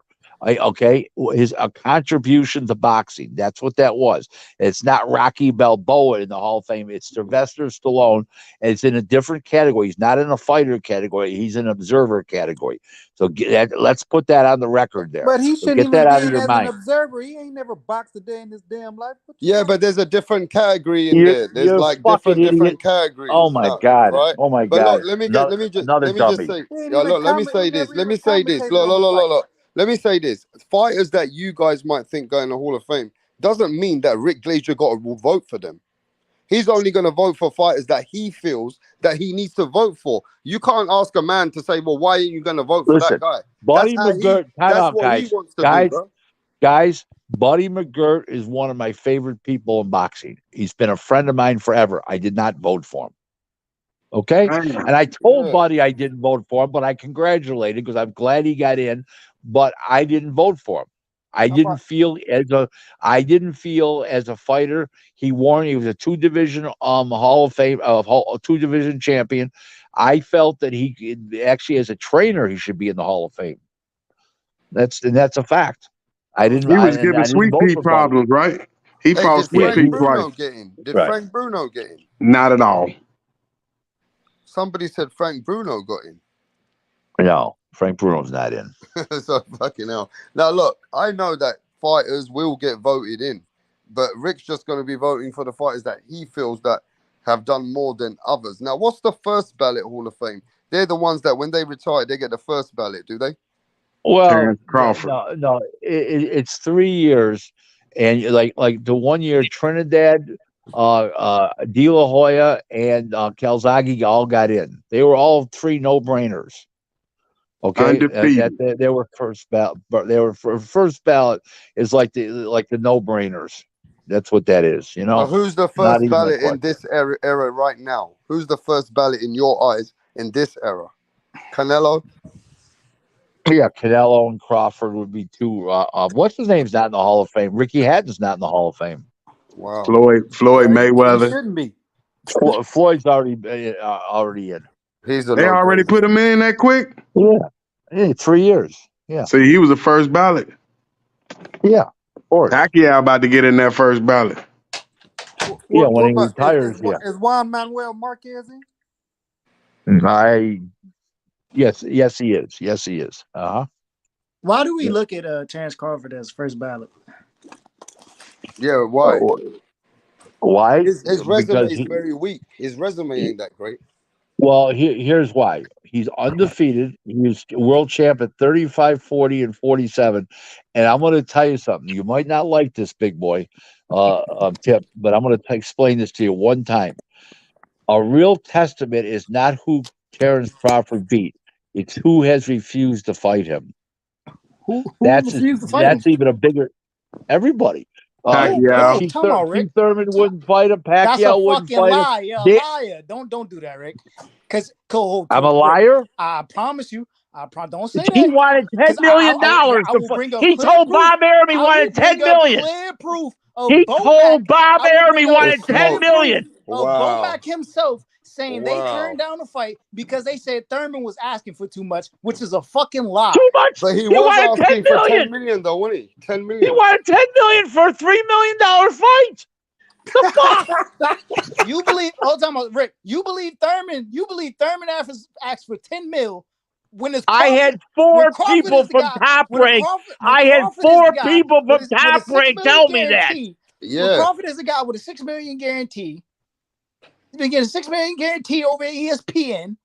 He clearly just asked for more He than that. didn't get. With Earl Spence You're coming wrong. He over, didn't get a $6 million guarantee. He got $6 million to buy Porter. His minimum was $4 million in his last contract with Top Rank. Get your facts straight, big boy. And Tip is true. No, Well, Keith how Thurman, much did Tip, Amir Khan get? How much did Amir Khan You, get for you fighting can't go. Spence? You can't go by what Mir Khan got because he brought UK TV to the table and and all Middle the rights Eastern for TV. Saudi Arabia and all Yeah, that. you South, Middle Eastern and UK, and that dwarfs anything else. So you can't go by what he got. Forget that. Get that out of your head.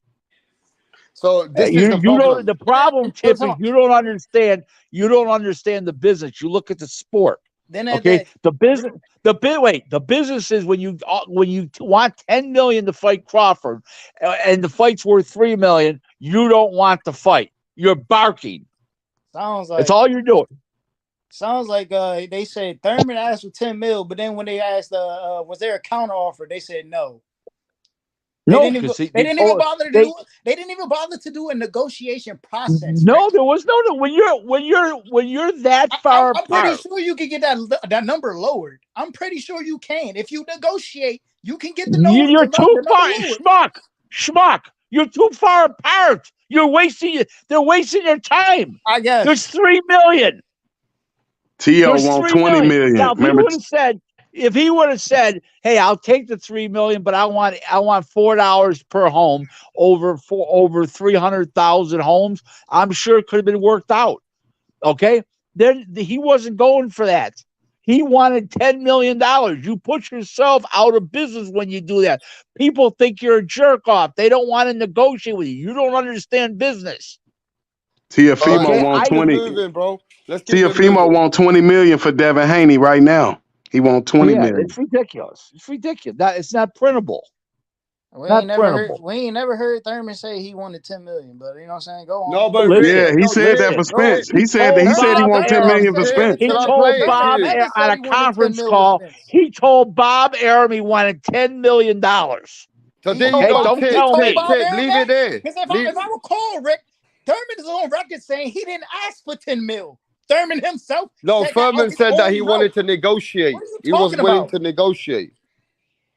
Thurman said that he was willing to negotiate. Rick is already bullshitting us. I'm not bullshitting anybody. Go fuck yourself, you motherfucker. All right, now let's go fuck back to me boxing. Like that, you piece of shit. All right, fuck come on. you. Tip, hold back. Come on, he's older than you. Let's not go. I love Rick, man, but Rick's not gonna bullshit me. They said T.O. want 10 and his daddy want 20. He still likes you, but it is what it is. Listen. He told Bob Arum on a conference call with the other executives at Top Rank, he wanted $10 million to fight Crawford. Period. Okay? When you now, if he would have said, "I want 5," then they could have negotiated. Okay? When you say 10 million, you put yourself out of business. People think you're a jerk. Do you know what the problem is, Rick? I know what you mean. These guys, they're not giving you the respect what you really do know in boxing, and it's like they're downplaying. I had a guy today. I had a guy today. Certain things. I had a guy today. I offered 150,000 for a fight. For a fight. He wants 300. He says, "Let me think about it and I'll call you tomorrow," he says to me, right? I says, No. There's no call tomorrow. You got a business here. Well, what do you mean? I said, there's 150,000.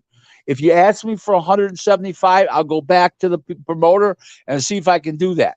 But in the meantime, is you put yourself out of business. There's no waiting till tomorrow, no thinking about it. You said you want 300. You're out of business.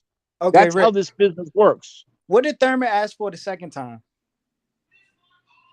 I don't know if there was a second time. That I don't know. No. On what the fuck? Barbershop Conversations. Fred from Barbershop Conversations was on a phone call with Bob Arum. This is he said Keith Thurman gave him a call and he was looking to fight Crawford. Mm-hmm. Okay. Yeah, but you don't know about it, so I mean it's pointless at this time. But Thurman I don't know anything about it. Thurman made a call. Thurman made a call looking to fight Crawford. And then Bo Mack is also on record saying Thurman was looking to fight Crawford after he lost his belt to Pacquiao, and they turned him down. Okay. Well, he didn't have a belt when they were negotiating. The first time he wanted 10 million, he had a belt. I understand. Yeah, that. that's true. I understand that, but you can't sit here and say that Thurman didn't look to fight Crawford. No, he Time out. You compared apples and oranges. One, he was a world champion. Now he's got nothing. He already lost to Pacquiao. I understand Man. What that, are you Rick. talking I about? understand that. But what I'm saying is, you can't say that he wasn't looking to fight the guy when he made a call offering to fight the guy. Yeah, but what is? Are you out of your mind? No, Right, Rick. You're comparing apples and oranges. Rick, I You're understand talking what about you're saying.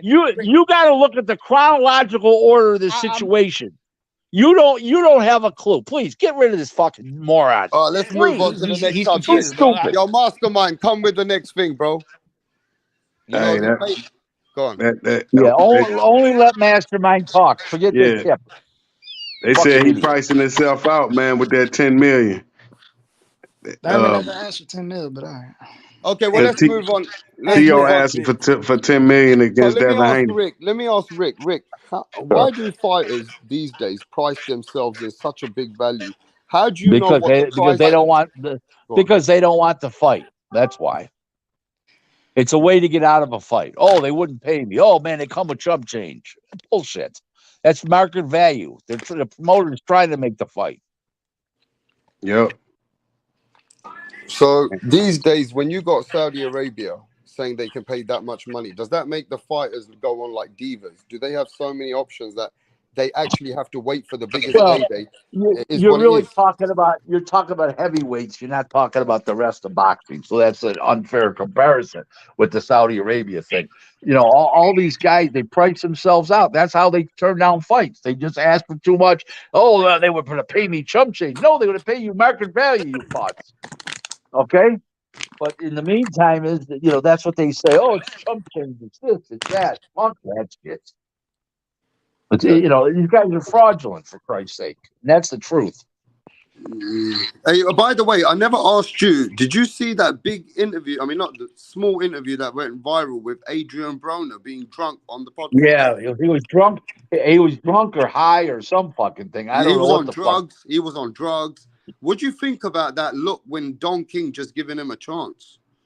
Well, I don't think Don's too happy with him today because of that. But when you take on a project like that, I mean, he calls himself the problem. He is a problem. And it's a perfect name for him. The problem. He is a problem.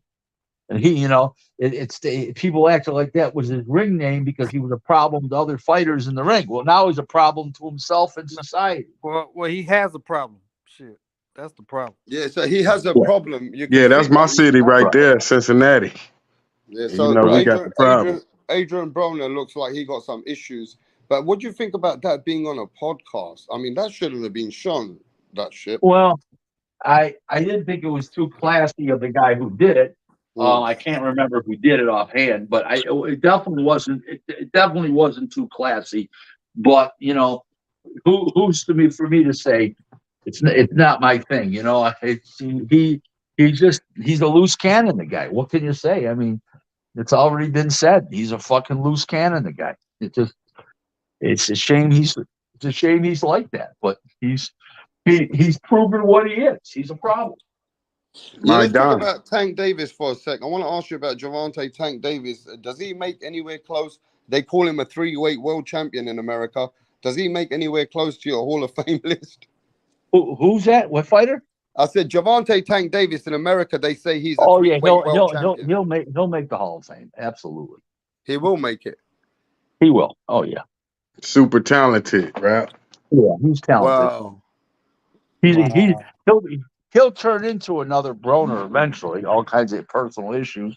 He's had a lot of them already. He's been arrested a shitload of times, domestic beatings, run from car accidents. I think twice now.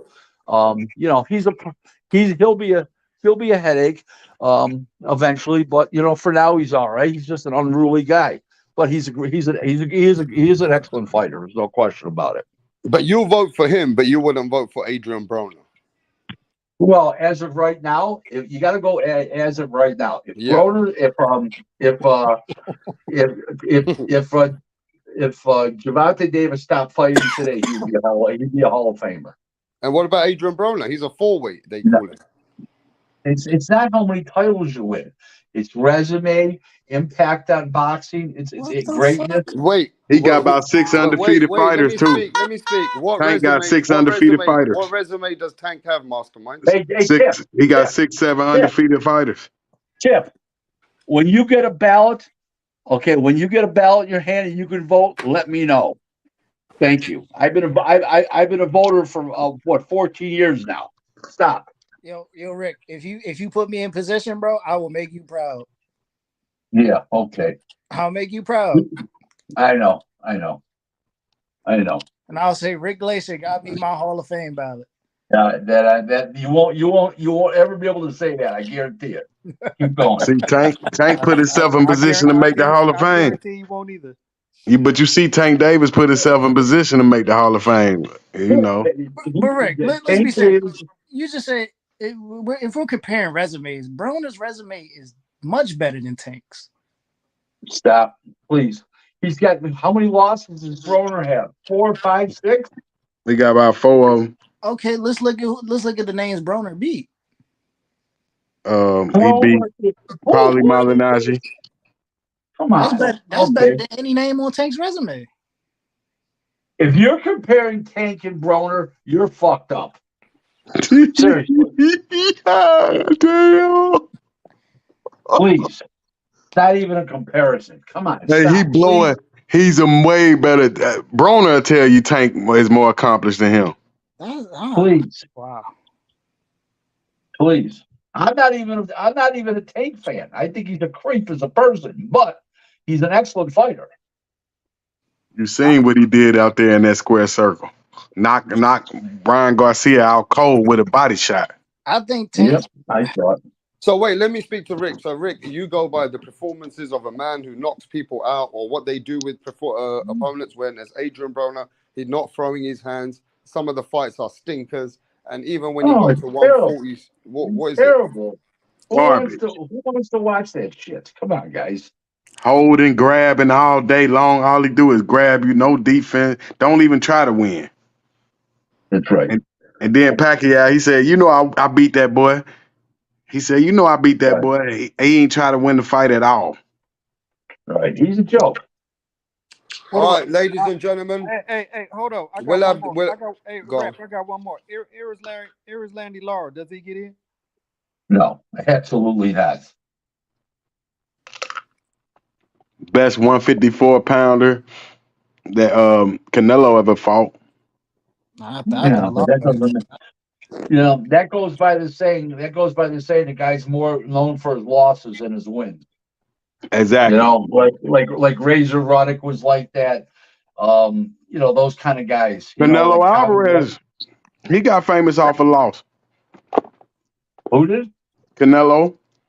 Well, he didn't get famous. He got famous from a loss, but that doesn't define his career. What defines a guy's career when a guy like Razor Ruddock, every time he was in a big fight, he got smashed to death. Yep.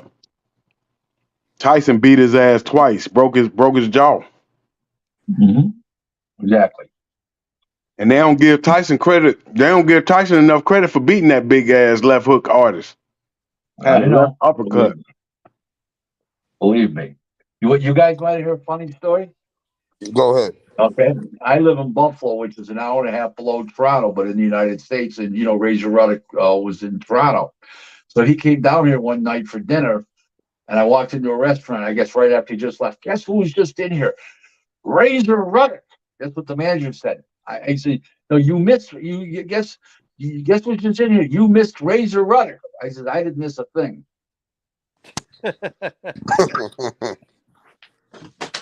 Damn. Oh my God. Yeah. Well, Rick, I will say this, Rick. I know always it gets a little bit where people agree to disagree, but there is things that in boxing that sometimes you can't relate with the fans. And I feel like those conversations that and you have, people always say, well, they have their own views. What do you say to people when they say, well, show me receipts, show me proof of pay-per-view numbers? Because that's all you get nowadays. What do you say to those people? What am I supposed to do? Reveal my sources and stuff? I mean, people are stupid. You know, what do you think? A guy sends me an email and says, "Hey, this is the pay-per-view number." No, he does it on the sly, and he says, "Hey, this is what it did." I mean, what the fuck? I'm supposed to reveal my sources? I'll be out of the fucking business if I did. Like, you caused a big contradiction all over the world, and it was not for you, for others. When you said Tank Davis only did 67,000 pay-per-views with one of the pay-per-views he did. No, Hector Luis Garcia. No, it did 61,000. Mm-hmm. And people a lot of people were debunking what you were saying, like the Dan Raphaels and the other people. There's always a debunk between people in this sport when it comes to pay-per-view numbers. Yep. Yeah, but those schmucks are going by the numbers that are floated to the media by PBC operatives such as Leonard Ellerby and these kind of people and stuff like that. That's what they're going by. When my numbers are coming from a TV, an attorney in the TV business, you know, in the TV and in business in LA based. So it's just that, you know, my number's authentic. My guy does sponsorships and endorsement deals, advertising deals.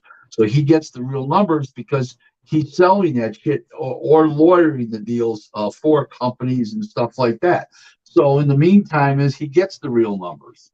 And that's why he gets them. He has to have them. These guys are not. These guys are just listening to fucking goofs like fucking Leonard Ellerby. Yeah, but this is the problem what's become for the fans. They got your numbers, they got Showtime people numbers, they got Dan Raphael. They don't have Showtime. Showtime doesn't put out numbers. Never. Even Epstein knows that talks about it. Showtime doesn't put out numbers since I called them out about lying about fucking Mayweather versus Berto. Thank you. Okay, when they said it broke 1 million when it did 398 or 99,000, some kind of low figure. That's when he was supposed to fight Keith Thurman. That fight, Berto, he was supposed to fight Thurman instead of Berto.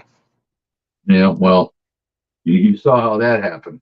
That was a horrible fight, Berto. Now you know he not going to the Hall of Fame. He ain't even asked you about Berto. I called him out on his bullshit the other day on Twitter. He said he was Al Heyman. He said he was Al Heyman's first fighter out of the amateurs in 2004. It was a lie. Dominique Edwards was his first fighter in the first a guy out of the amateurs, 0-0. He did his pro debut in the summer of 2001 in Chester, West Virginia. The show was on ESPN. His fight wasn't. And I got the opponent. The guy was from my hometown, Tommy Barker. I put the opponent in.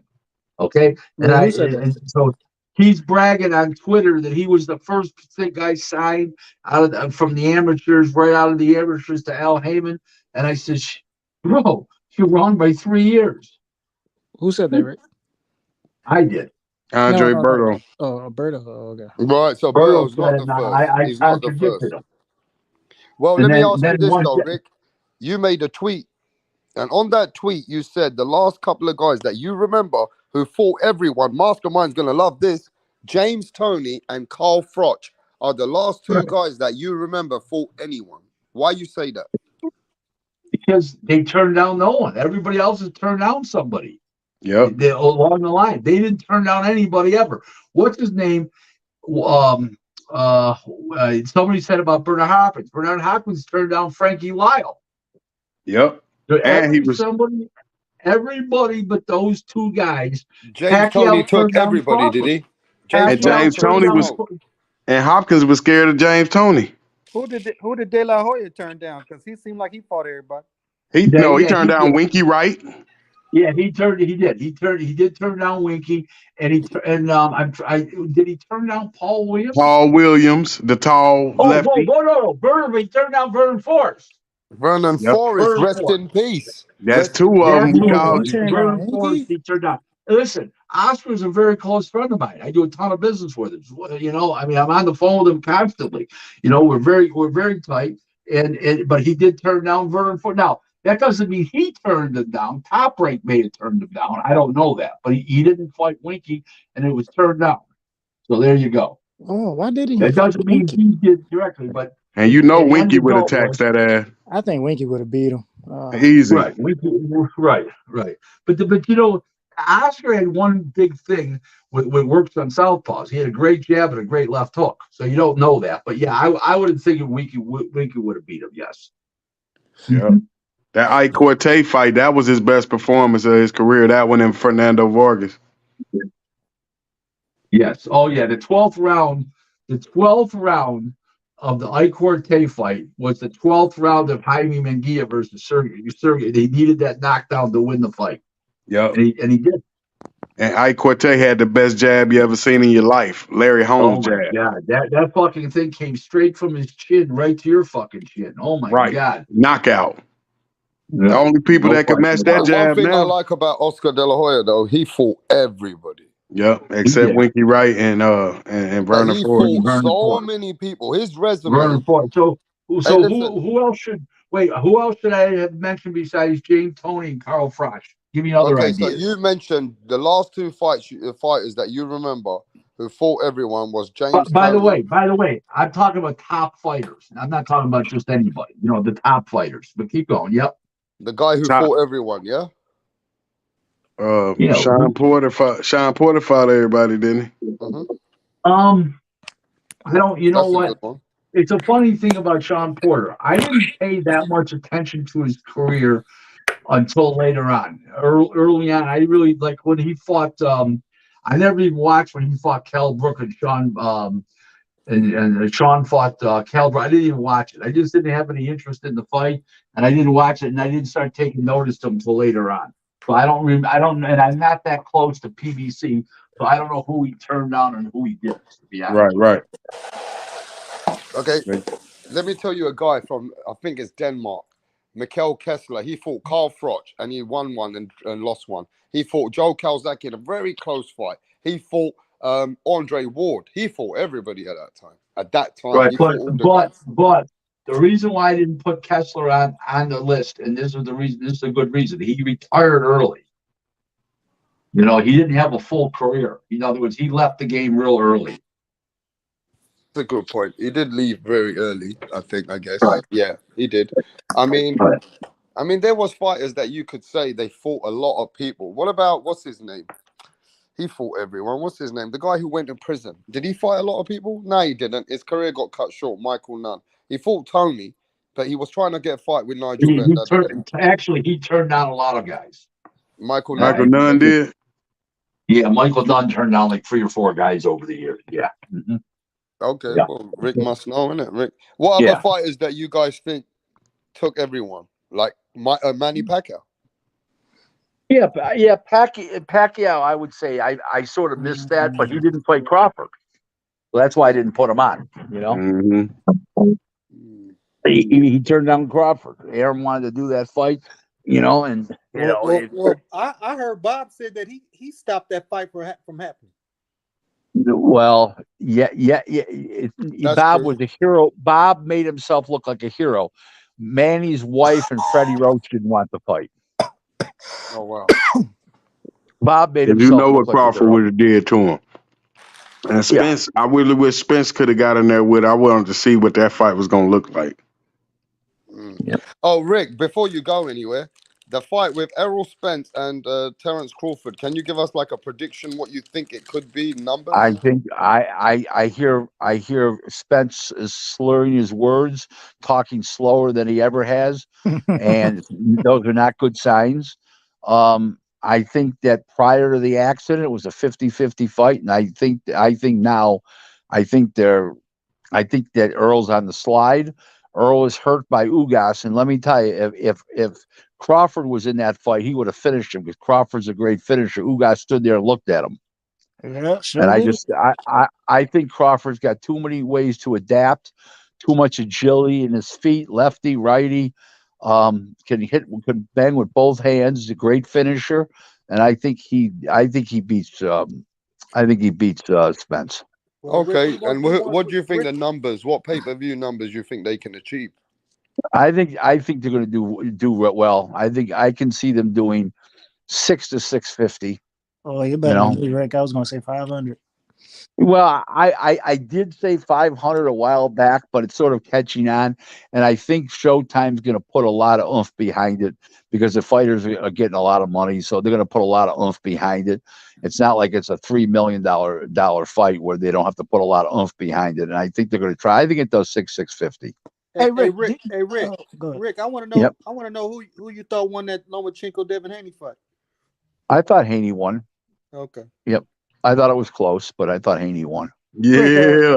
Yeah, Are the man. PBC and Fox still in business, or Fox doesn't even want to hear about PBC or the name Al Heyman. He kept it 1,000. You proved all your credibility. Like you said, Tank get in the Hall of Fame and Devin Haney won the fight. Lightweight is the best it ever been. I ain't never seen this many lightweights shining at one time. 135, 140. Well, I told everybody that 8 months before he lost his job that his job was done. That Dan Raphael wasn't going to be. ESPN wasn't going to renew his contract, and he said Glazer know what he's talking about. 8 months later, like I predicted, he was gone. So. And that's the way it goes sometimes. I also predicted that Heyman. I also had publicly said, not predicted. I also said that Heyman was going to lose the Fox deal. He had lost the Fox deal. Nobody believed me, and he lost the Fox deal, guys. So I want to ask you this. You might be a bit biased towards this because you already know that Oscar De La Hoya is your friend. But Oscar De La Hoya and Eddie Hearn, the boy from Fast Car Eddie, have been going back and forward with each other. And Eddie Hearn's been digging at him, but Oscar De La Hoya's been taking a lot of digs at Eddie as well. You've seen what's going on. Do you think this is getting childish or is getting too much? What do you think? I think I think Eddie Hearn is a thorn in Oscar's side because he had his own deal before Oscar had his, and he's in London, and so those executives at the Zone, and he's always trying to throw shit at Oscar at the DAZN things of negativity about Oscar, and Oscar's done a great job with his DAZN deal, and DAZN is very happy with Oscar and his fights.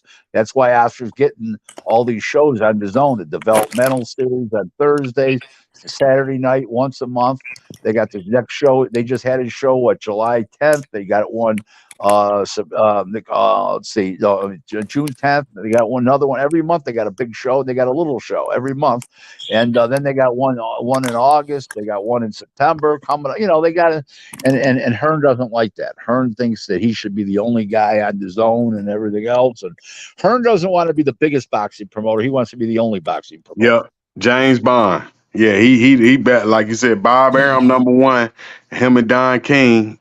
They did it forever, but now a Eddie lot of Hearn people taking though, over. Mastermind, a lot of fans like even Mastermind, Rick, they actually are happy with Al Heyman now because Canelo Alvarez has signed a 3-fight deal. What do you think about the 3-fight deal signed exclusive with Al Heyman? Do you give Al Heyman some credit for this? No, I don't.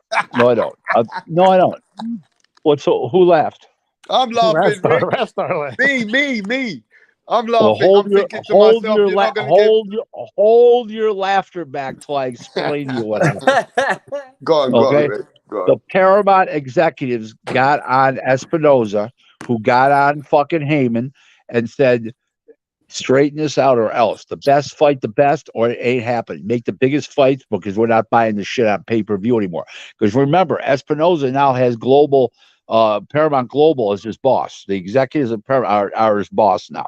And they got all over him, and he went to Heyman. That's why they're making all these big fights this year, because he's got to pull out. If not, he's going to lose a Showtime deal. Now he's out of business because he has nothing else. Okay, I'm only laughing because I know that it's hard to get you to give Al Heyman any credit, right? No. Listen, I've said all along, this wasn't an Al Heyman design.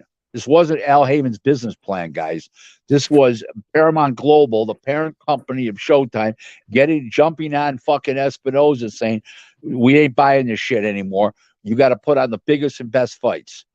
Hey, Rick, that's what happened. Rick, you close with Oscar. Why wasn't he at the press conference with Ryan after the Tank fight? What happened with that? Well, there was a security issue. He got a threat, but the real reason was that wasn't the actual final straw. What happened was the show started by the time they did the main event an hour later than it was supposed to, and he had dinner reservations already planned with sponsors and lawyers, people that flew in that didn't even go to the fight.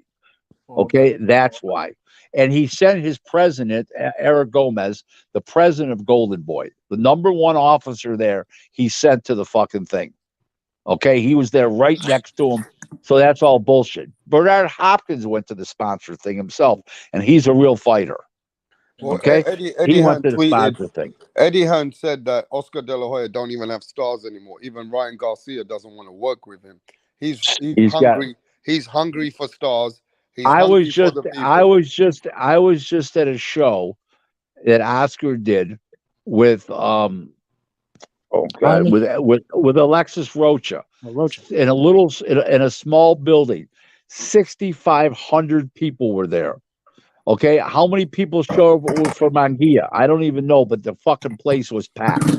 I don't know what he's talking about. He's full of shit. How does Rocha sell out like that? Because he's very popular. Did you ever meet the guy? Nah, I haven't met him. He's fucking great looking.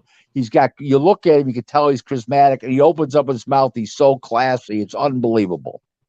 Talks to everybody, signs autographs.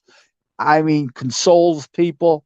Little kids, he gets down on his knee and says, "Oh, stay in school and become something special in life." You should hear the guy. The guy says everything perfect. I wish I had a son like him. Yeah, but it's kind of weird to me, right? Because it was seeming like DAZN, fighting on DAZN isn't like a popular app, I should say, right? Compared to like fighting on a major network like HBO or something. Like, how is he getting that type of recognition? Well, let me contradict you. How's HBO doing? No, I'm just saying, you know, so like no, what you just said. You said HBO. They're not out of fucking what business. I'm saying is, Rick, HBO, Jim Lampley, Larry Merchant, George Foreman. HBO is a huge network that everybody, like a lot of people know of, right? Whereas like DAZN isn't. Right. Really? Oh, really? Really? This is what you know. This is what you know. Rick, you ready? Listen. No, you listen to me. Right, I'm going to give you facts. Go ahead. Fucking HBO was in 27 million homes and only did 4% of viewers the last 10 years. 4.4% of viewers. DAZN is worldwide.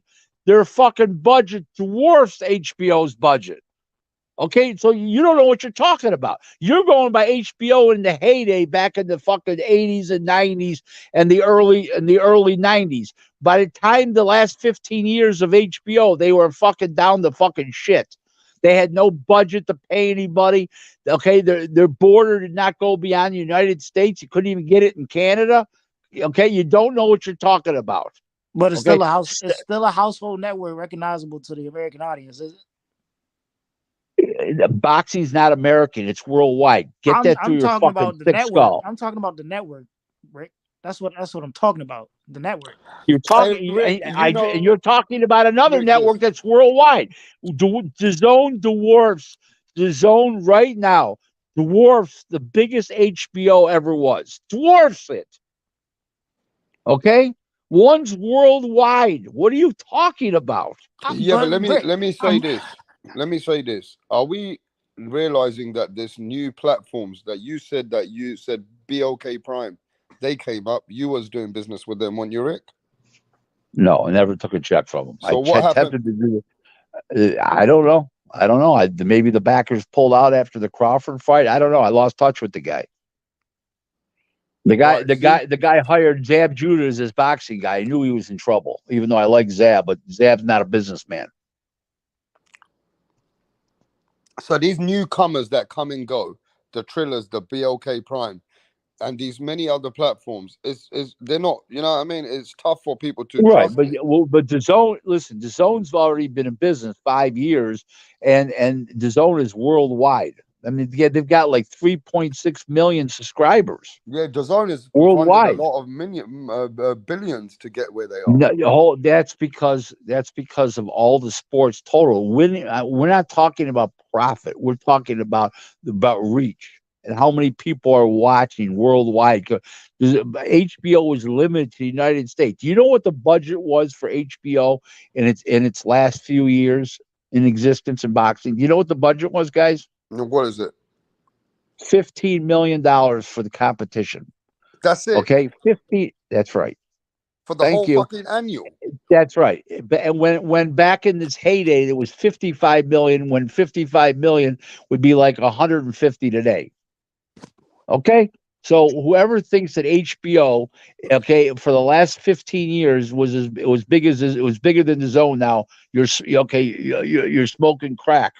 Okay, let me ask you this then: what kind of budget, because you know the boxing game, in your eyes, what's the market value budget that you think ESPN are funding annually towards boxing? I know how much it is. How much is it? It's $89 million a year plus shoulder programming. So they give about just under 90 million to fund the whole annual of boxing. Yep. Okay. Yep. And that does include pay-per-view because it's different, but pay-per-view. But in the meantime, for the shows you see on ESPN, ESPN Plus, and ESPN Deportes, those shows is $89 million a year budget total for the year. So now we know over here we got BT Sports, Sky Sports, then we got DAZN. What's the biggest American platforms for boxing right now? Well, if you count pay-per-view, okay, you'd have to say Showtime because they just did the Ryan Garcia thing while they're with DAZN. But they're going to do this fight coming up with the Canelo and then with Spence and Crawford with Canelo and Jamal. So with the pay-per-view, you'd say that. But when you're talking about budget and how many shows they do a year, and budget is much bigger at ESPN and many more shows. I mean, ESPN's putting on, I don't know how many you do this year, but 2 years ago, before the pandemic, 2019, they did 66 shows. So I know they cut it down a little bit because they had to keep up with inflation on the shows, and they could only pay so much per year, so they do a few less shows. But they're probably doing probably 50 shows a year on ESPN, between ESPN Plus and ESPN Deportes. Right, and does Bob Arum have international deals going on overseas? Or yes, he's got the UK. He's got his fights are on Sky TV in the UK, Sky Sports, and he's got an Asian TV deal on Amazon Prime, and he's got a South American deal. I can't remember the name of the network offhand. I don't really know it offhand. I can't remember what network it is down in South America. So it just depends, but they seem to be the biggest players out there, right? ESPN, Showtime's a big player. ESPN, well, Showtime with the pay-per-view is bigger because they have a lot more shows on pay-per-view. Yeah, but who's got more subscribers around the world of America? ESPN or Showtime? Oh my God, it's not even close as far as boxing. When it comes to sports, definitely. You got to go by viewers. You can't go by subscribers with Showtime because you got other programming. I think they got 24 million subscribers total, but only four. The amount of people watching buying it for boxing is very small. Right. So it just seems to me now the big fights are on Showtime in America, but ESPN and Top Rank are doing more consistent fights. Is what I feel that they got because ESPN and Bob Arum are trying to stay away from pay-per-view. They're trying their hardest to stay away from pay-per-view. They've been trying to do that for a long time. Teofimo, like you said, he proved that he the best out there with his victory over Josh Taylor. That got him in the Hall of Fame at 25. I don't know. You ain't know yet, but Rick might not have it. Rick might. Well, it's crazy. Top Rank used to have some good pay-per-view cards. If he quit right now, he'd be in the Hall of Fame. Thank you. Yeah, certified rap. What about Devin Haney now? Devin Haney, undisputed, and he went to next man's country and he beat Lomachenko. He right now, I would vote for him, but he's pretty borderline. But for right now, but you remember, he's only 23, maybe 24. He's already unified one. This other guy's already unified 2 divisions, and he's only 25. Thank you. What about Already in the Shakur Hall of Fame. Stevenson? What about Shakur He Stevenson? ain't in the Hall yet. Not yet. Yeah, Yet, but hasn't he beaten Oscar will be. Valdez? He will be. He will be. He will be. He will be. Yo, He Rick, will be. Punch, Just one Punch has victory. a question. Punch says, Who? so why did Punch? He says, why did Punch. they put Haney and Loma, 2 fighters that are far from a pay-per-view attraction, on a pay-per-view? Because they had no choice, because the amount of money the fighters wanted to make the fight happen. And they weren't going to pay them that, right? No, they couldn't pay him. It was on regular TV. They had to go pay-per-view. They didn't have any choice. Yep. Okay. So. The man said it's it wasn't by Bob Arum's choice or ESPN. They had no choice because of the amount of money the fighters wanted to make the fight. That's the reason, So it wasn't by choice. It was by demand of what the fighters wanted. If the fighters would have come in at a more reasonable budget, it would have been on free TV. That was a direct result of how much the fighters got. That wasn't a matter of corporate greed. That was the fighter greed. So what do you think about the deal that's happened between Canelo and PBC? And obviously, you've seen the deal go on. So I already told you it was done out of desperation. What fights do you think we're expecting? I think we're going to expect, obviously, Charlo, Jamal. I think we have a chance to see Benavides. I don't know if we do. And I don't know who the third fight's going to be. It's too far down the road. Andre? No, please, no. He's not commercially viable. You got to put Canelo in somebody that that there's something there. There's nothing there. Okay, is David Benavides in the Hall of Fame? No, way too early. Fucking 20. No. What about I gotta ask you? It's a bit. The guy gave up the title one time because he was on cocaine. The other time he missed weight, and now he's got an interim belt. Come on now, please. I'm gonna ask you. It's a bit entertaining. Now he may be eventually. He might make not right now. What about Demetrius Andrade? Boo boo. Absolutely not. Please, doesn't have one notable win on his record. What does Demetrius Andrade need to do to be in the Hall of Fame? Beat Charlo. If they fight, beat Charlo. But I don't think that'll do it. I think people are just fed up with Demetrius Andrade. What if he beats Caleb Plant? So what? Where's Caleb Plant going? He just got fucking destroyed by what's his name? Come on, by Benavides. Means nothing. Damn. Caleb Plant tried. Damn, man. So Caleb ain't gonna make it then. No, he's no. Okay, I'm gonna ask you this question, Rick. In your expertise, do you think these fighters avoided each other? They used the word duck in these tweets, but do you think they avoided each other? All right, let me tell you. Oh my God! It's well, hold on. I've been on the phone since 12:30 with you guys. 12:30, 1:30, almost 2 hours now. Oh, okay. I didn't know. I thought you were having fucking fun. All right. I am yelling at Tip. Hey, why don't we do this? Why don't we see you next week and let you continue? No. Let's finish this portion of it. Then I'm gonna hit the sheets. All right. Let me ask you: if fighters that avoid each other, they call it a duck. You let me know if it's a duck or did this happen? Did Canelo Alvarez avoid fighting Dimitri Bivol? Yes or no? The rematch? Yeah, he didn't want to rematch him straight away. No, because Bivol wants too much money for the rematch. Didn't matter what Canelo said, anyways. So it's not a duck. It's not a duck. No, Bivol priced himself out. Ridiculous. So Bivol priced himself, yeah. Right. He was offered $6 million for the rematch, and he wanted $25 million. So keep going. Did Deontay Wilder avoid Anthony Joshua $100 million fight to fight Tyson Fury? No, that was Haven. I can't. As much as I don't like Wilder as a human being, I just that was Heyman's fault. That wasn't the kid. The guy was just being misled. I can't put that blame on Wilder. He wanted to fight. Punch Drunk said. Okay.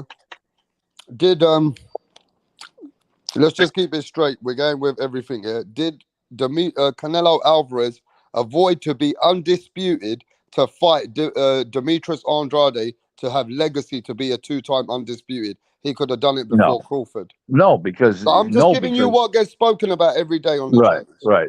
No, because you can't do that fight because Demetrius Andrade is commercially unviable, and Canelo was getting $50 million at the time for fights.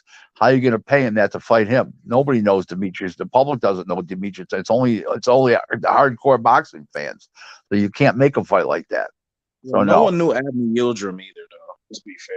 Hold it. Going to say the UK. Time out. Now, he got $10 million to fight that fight, and it was a quick deal. As soon as he signed with DAZN, they put him in, and then he fought the following month against what was his name?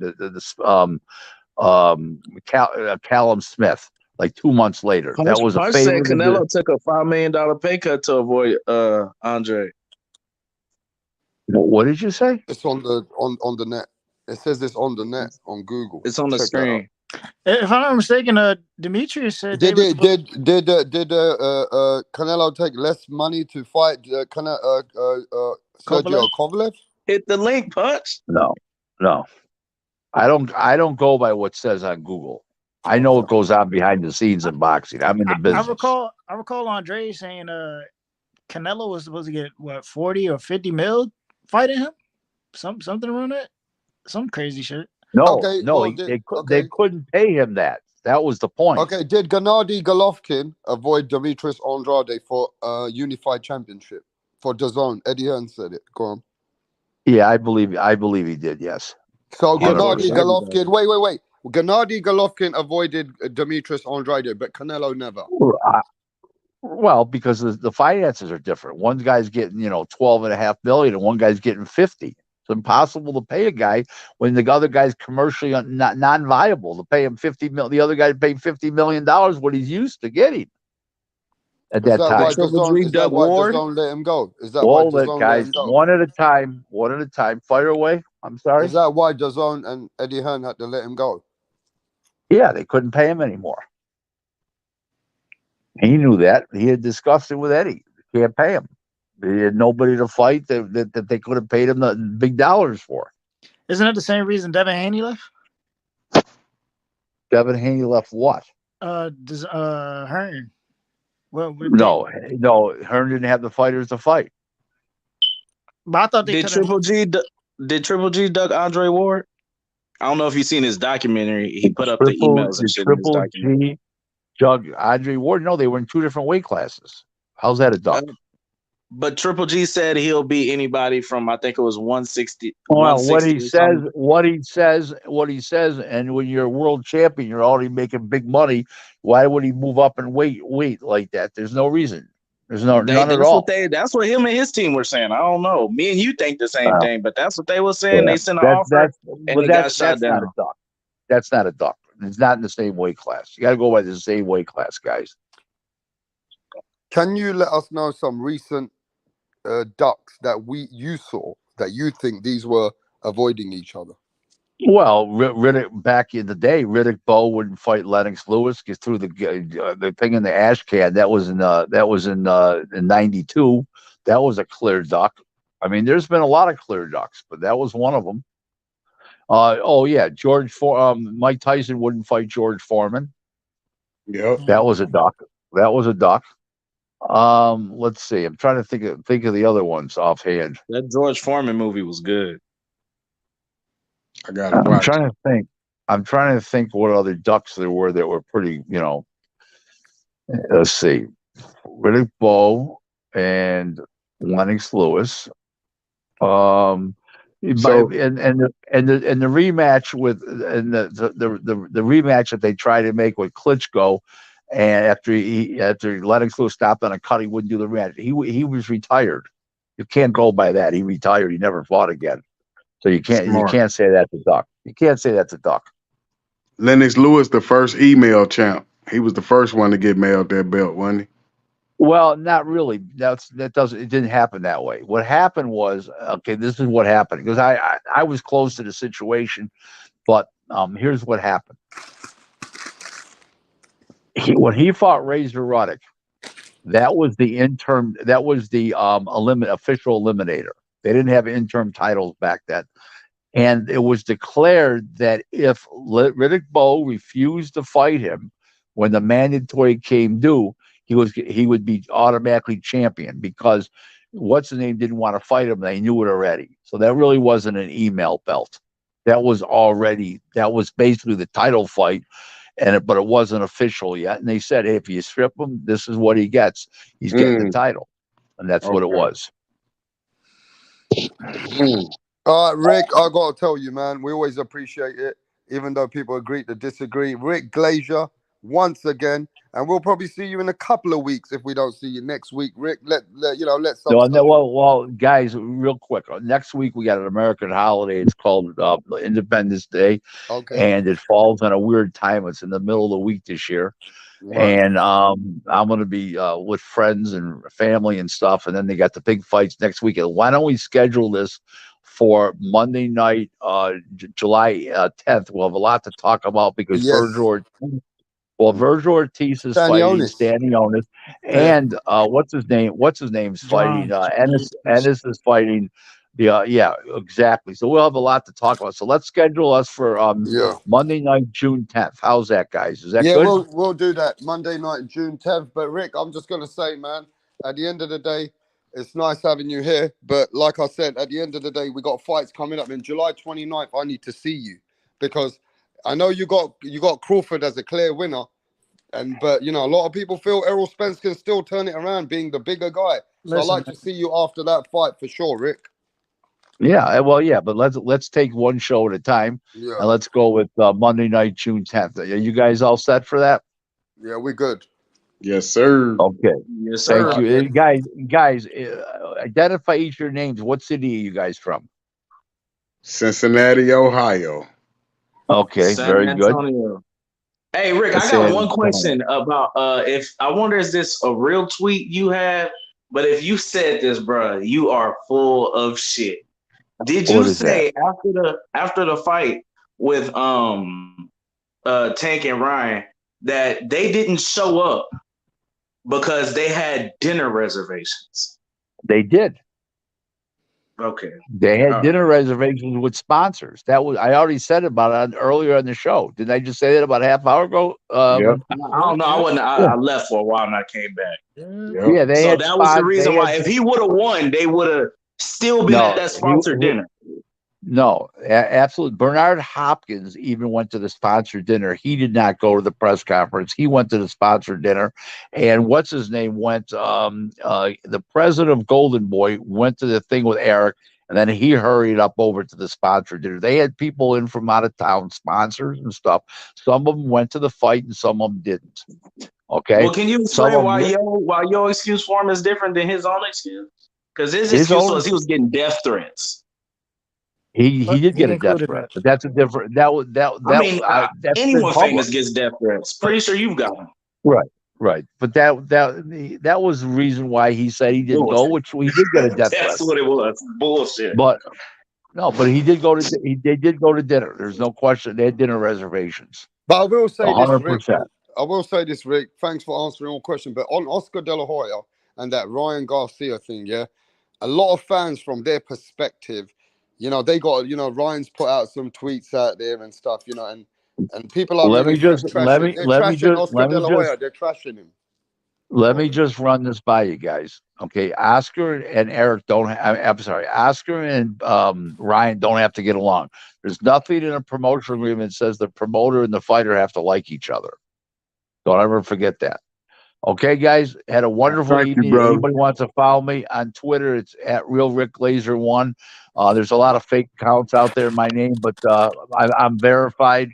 And hit me up, and you got me blocked. All right, we catch you later then, Rick. Yeah, you got me blocked on Twitter. Tip, they ain't supposed to. You ain't supposed to do it like that.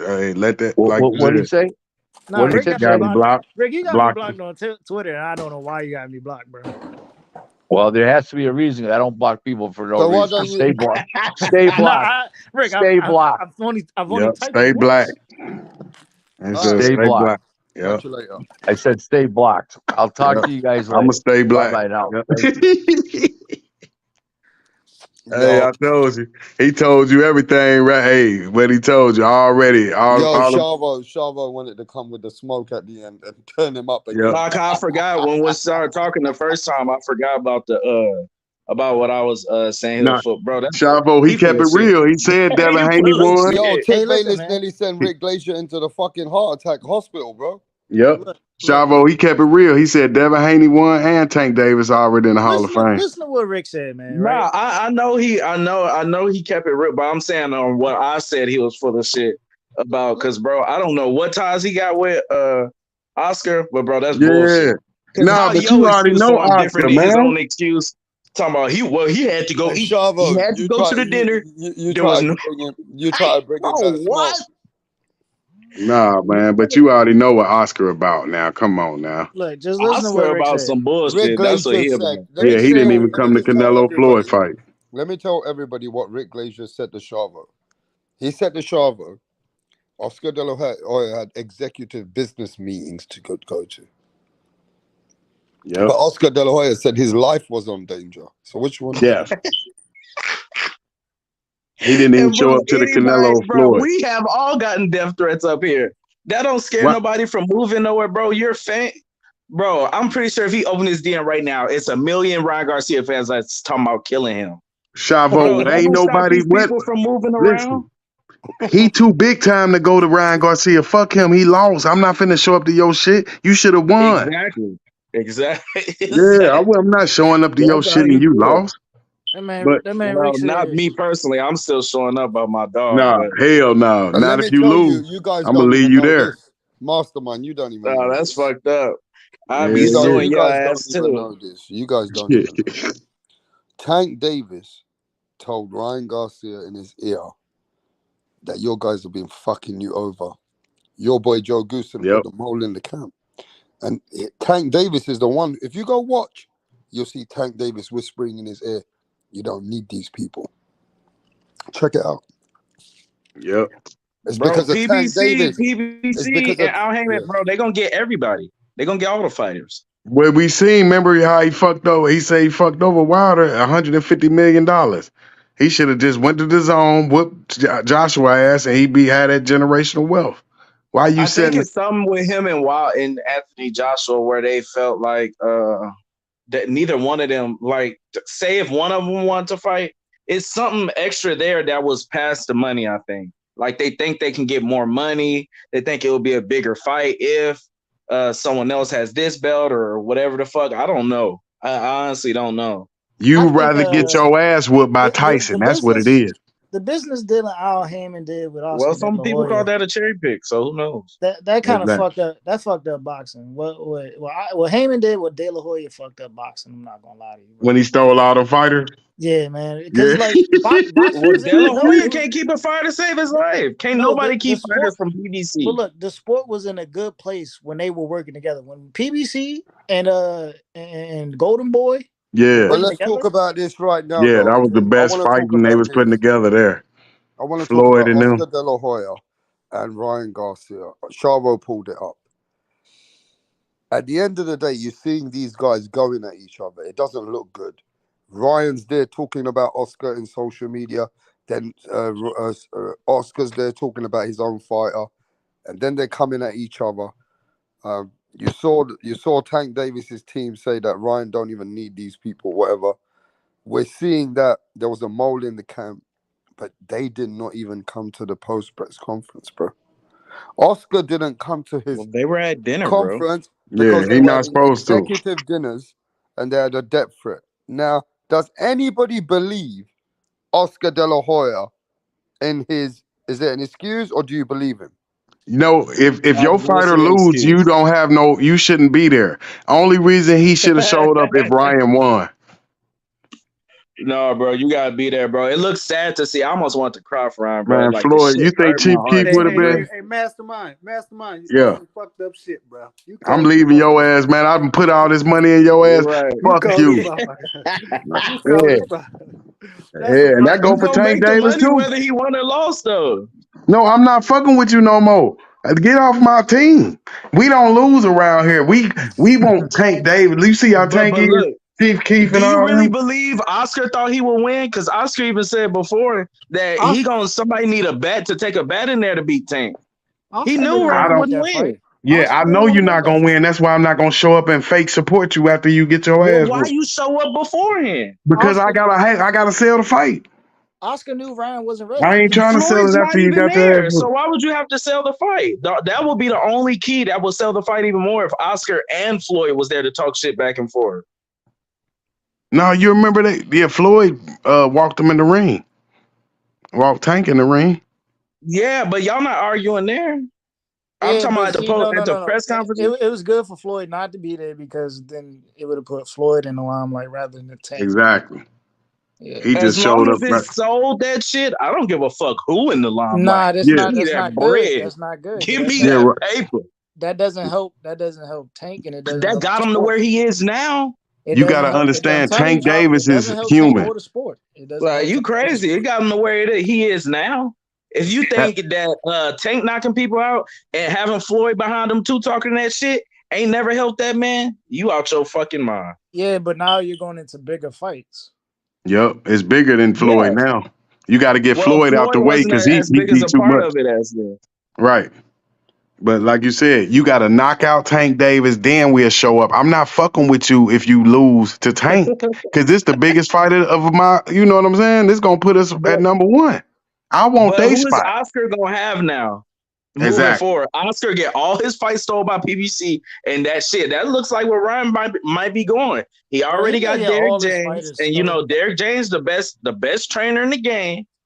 He coming to PBC. Eddie Hearn getting all his fighters stolen because he ain't got no fights for no fucking body. All he think is you could just throw around your money. That's only gonna work for so long till you run out of Euro bums to beat up. Look at Canelo. They ran out of Euro bums for him to beat up. Shit, he literally has nowhere to go except he tried to go everywhere else. He tried it. There was nowhere else for him to go but PBC TBE. Yeah, he got to like De La Hoya need to start doing them damn exhibitions like Floyd. I mean, Y'all you just motherfuckers gotta gotta say wait. sorry to Al Heyman. You gotta Talking all wait that till shit. these Oh, PBC's going broke. They Nah, bro, have no you gotta money. wait till these titles. Showtime. You gotta wait till these titles become vacant. Yep. But he No, said you it can like he win them said. at 140. But he broke the myth though, Chavo. They can't blame it on the black folks because Rick said he think Devin Haney won. And he ain't black. They always want to say only the black people think Well, Devin they'll won. call him a cuck. Anything but Devin Haney actually did win. So just come up with it in your head, and that's what they'll say. Yeah, Paulie Malignaggi, he like you said, he said Bro, he only been black real guys think quiet he about won. that shit. And there was Yeah, a he bunch of mad. people sitting here saying that shit too. Well, he signed back to him. He signed back to Bob Arum. I don't want none of them young kings. I don't want Tank, Devin, T.O. But I don't want none of them to lose. Now Ryan, he ain't Shakur. So Shakur the 4 king. So unless they fighting each other, I don't want them to lose to none of these other guys. That's the only reason I'm rooting for him to beat Lomachenko. Because I want to see Tank and Devin. Then you can lose I in don't that want fight. nobody to lose to nobody. I just want the best fighter to win. That's This it. fucking diva in the chat, man. Fucking He Frank. real gay, ain't he? Like I never knew someone that had this much time to sit back and Frank, you're a type. fucking diva, bro. Mm-hmm. You've been crying this whole time. No, For 2 Frank is hours, a you've been bad crying. bitch. Frank a little bad bitch in the chat. Yeah, that's all he talk about. He don't never talk about no boxing shit. He be up in this motherfucker trying to get his feelings off. Minutes straight. That motherfucker don't never talk no boxing. Tip come up here with straight boxing facts, asking about this Bro, fighter, that this nigga be fighter. hating though, Tip. That nigga Tip came back on. Hey, Tip, what did you name yourself that day? I was dying. I'm mad as fuck. Frank I got on Gayless. the oh, Frank Gayless.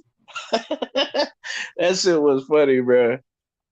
But yeah, that was a you gotta win that fight. Like that Crawford Spence, that's a 50-50 killer on killer fight. You got motherfucker in there with butcher knives.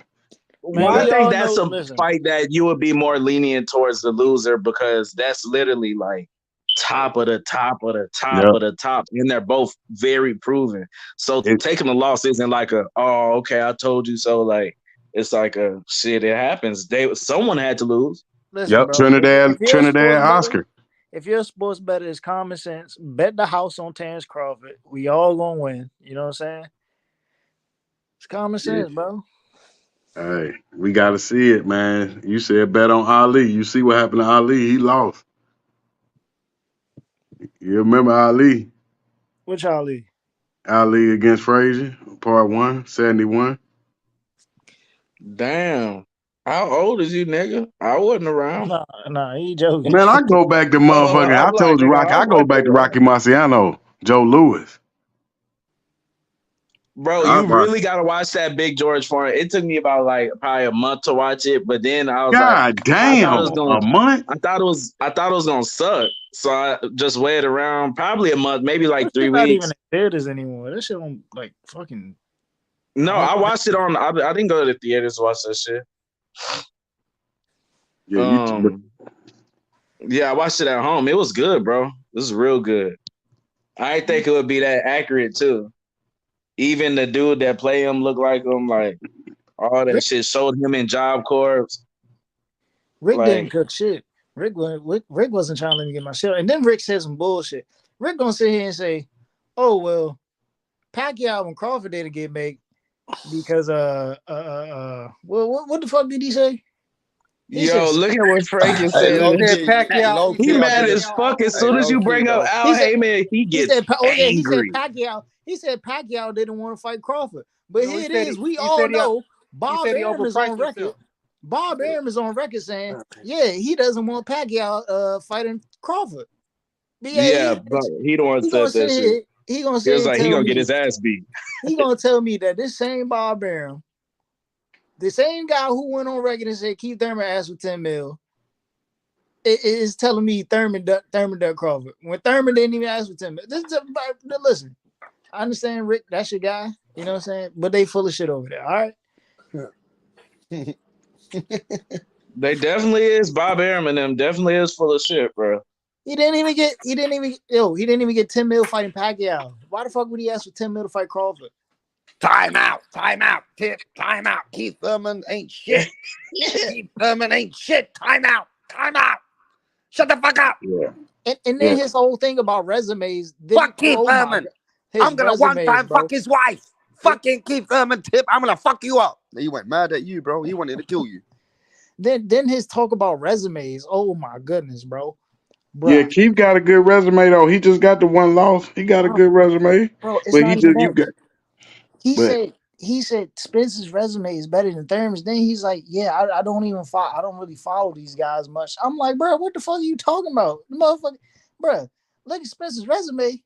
His best 2 wins, we could arguably say, would be Brook and Ugas. Look at what Kama Huevo said. You can't say just Porter dumb, and Danny. bro. You can't say Porter and Danny. Keith beat Porter and Danny before he fought Porter and Danny.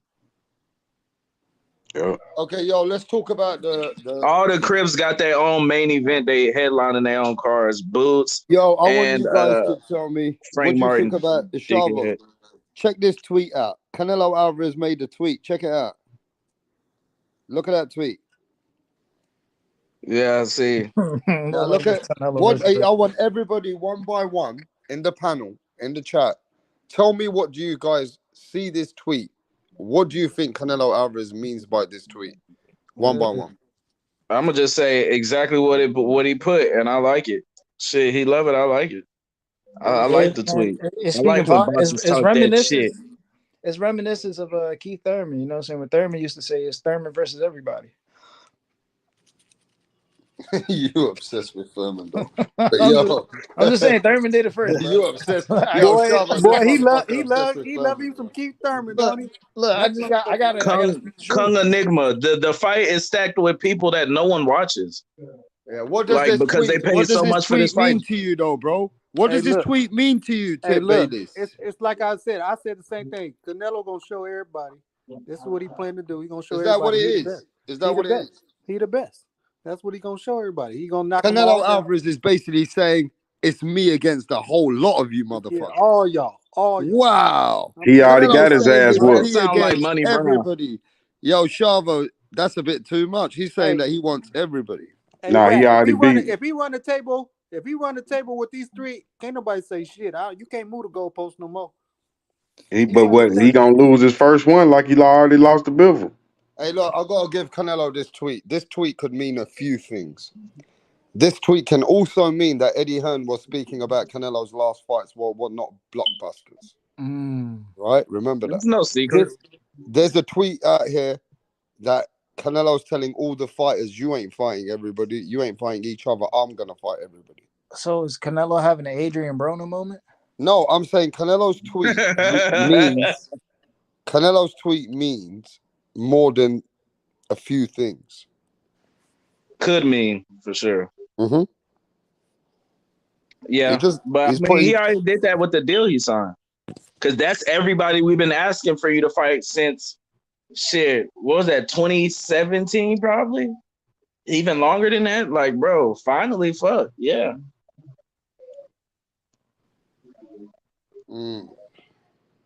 So I just can't wait. I can't wait to see who he's actually fighting first. Because everyone's saying Charlo, but it could possibly very well not be Charlo first, which I'll be elated if it's not Charlo first.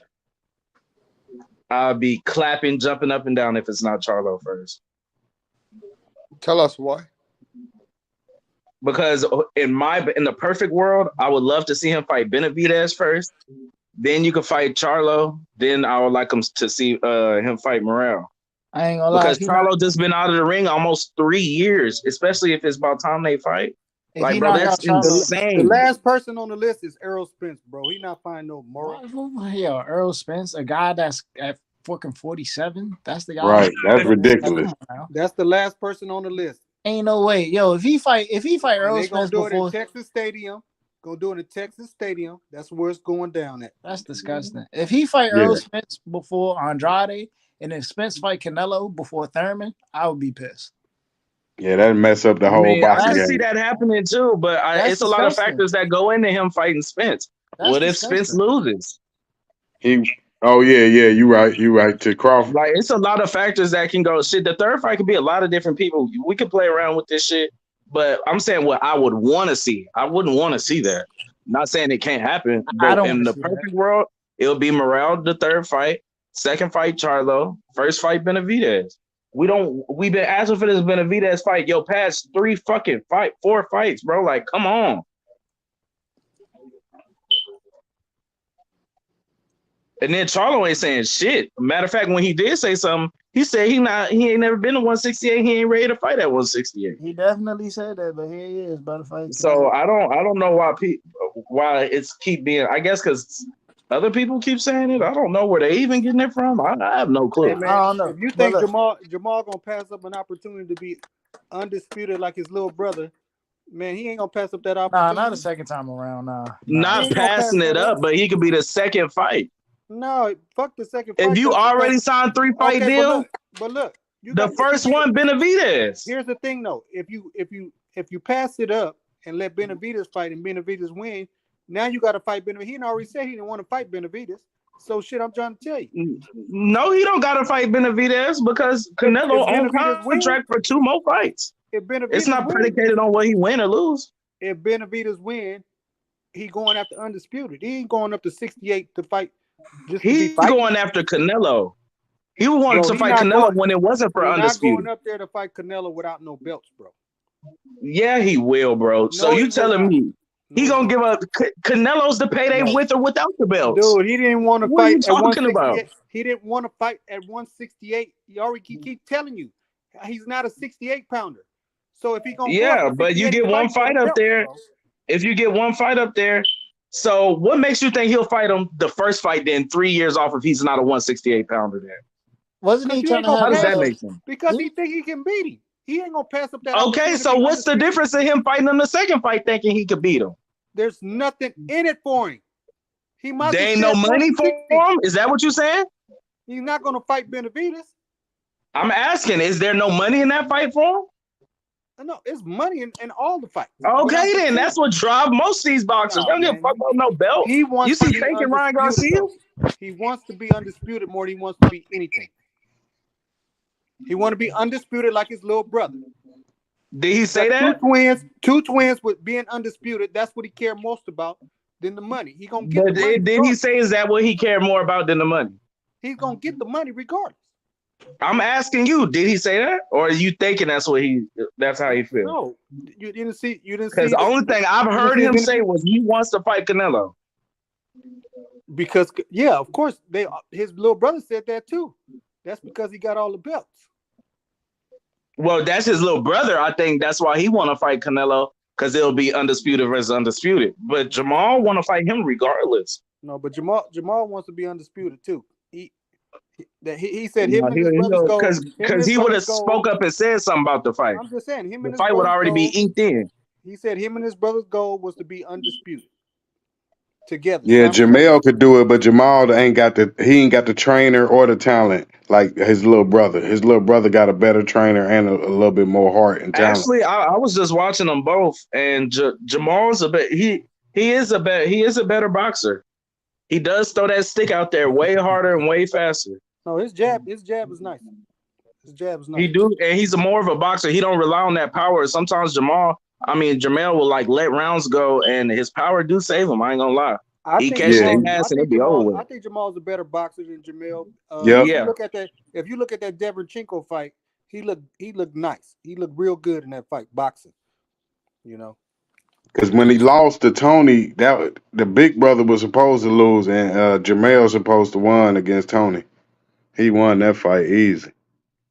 Remember they stole it from him? Yeah. I watched that fight, but I'm not sure. I don't. I ain't watching it so long. He keeps saying Jamel's. Hey man, Tony. Hey, look here. It could have went either way, man. That's all I'm gonna tell you. Right. But Jamal should have lost though. I ain't gonna say he got stolen because it could have went either way. Yep. And you remember Jamal? He got a gift. Jamal should have lost what fight? That fight that night. That same night, Jamal lost that fight though. Yeah, he should have lost that easy. Yeah, they both should have lost that night. Yep, 0-2. It would have been the funniest homecoming party ever. But that motherfucker, like you said, Jamel, that trainer, whoever training Jamel, he a good trainer. That's Derek. Jamel training with Derek. Yeah, now that motherfucker, that's who Jamal need to hire. He need to get rid of. He kept trying to tell him to come over there. Hell no. He a way better now trainer. Derek is tapped out. He said 5 is his limit.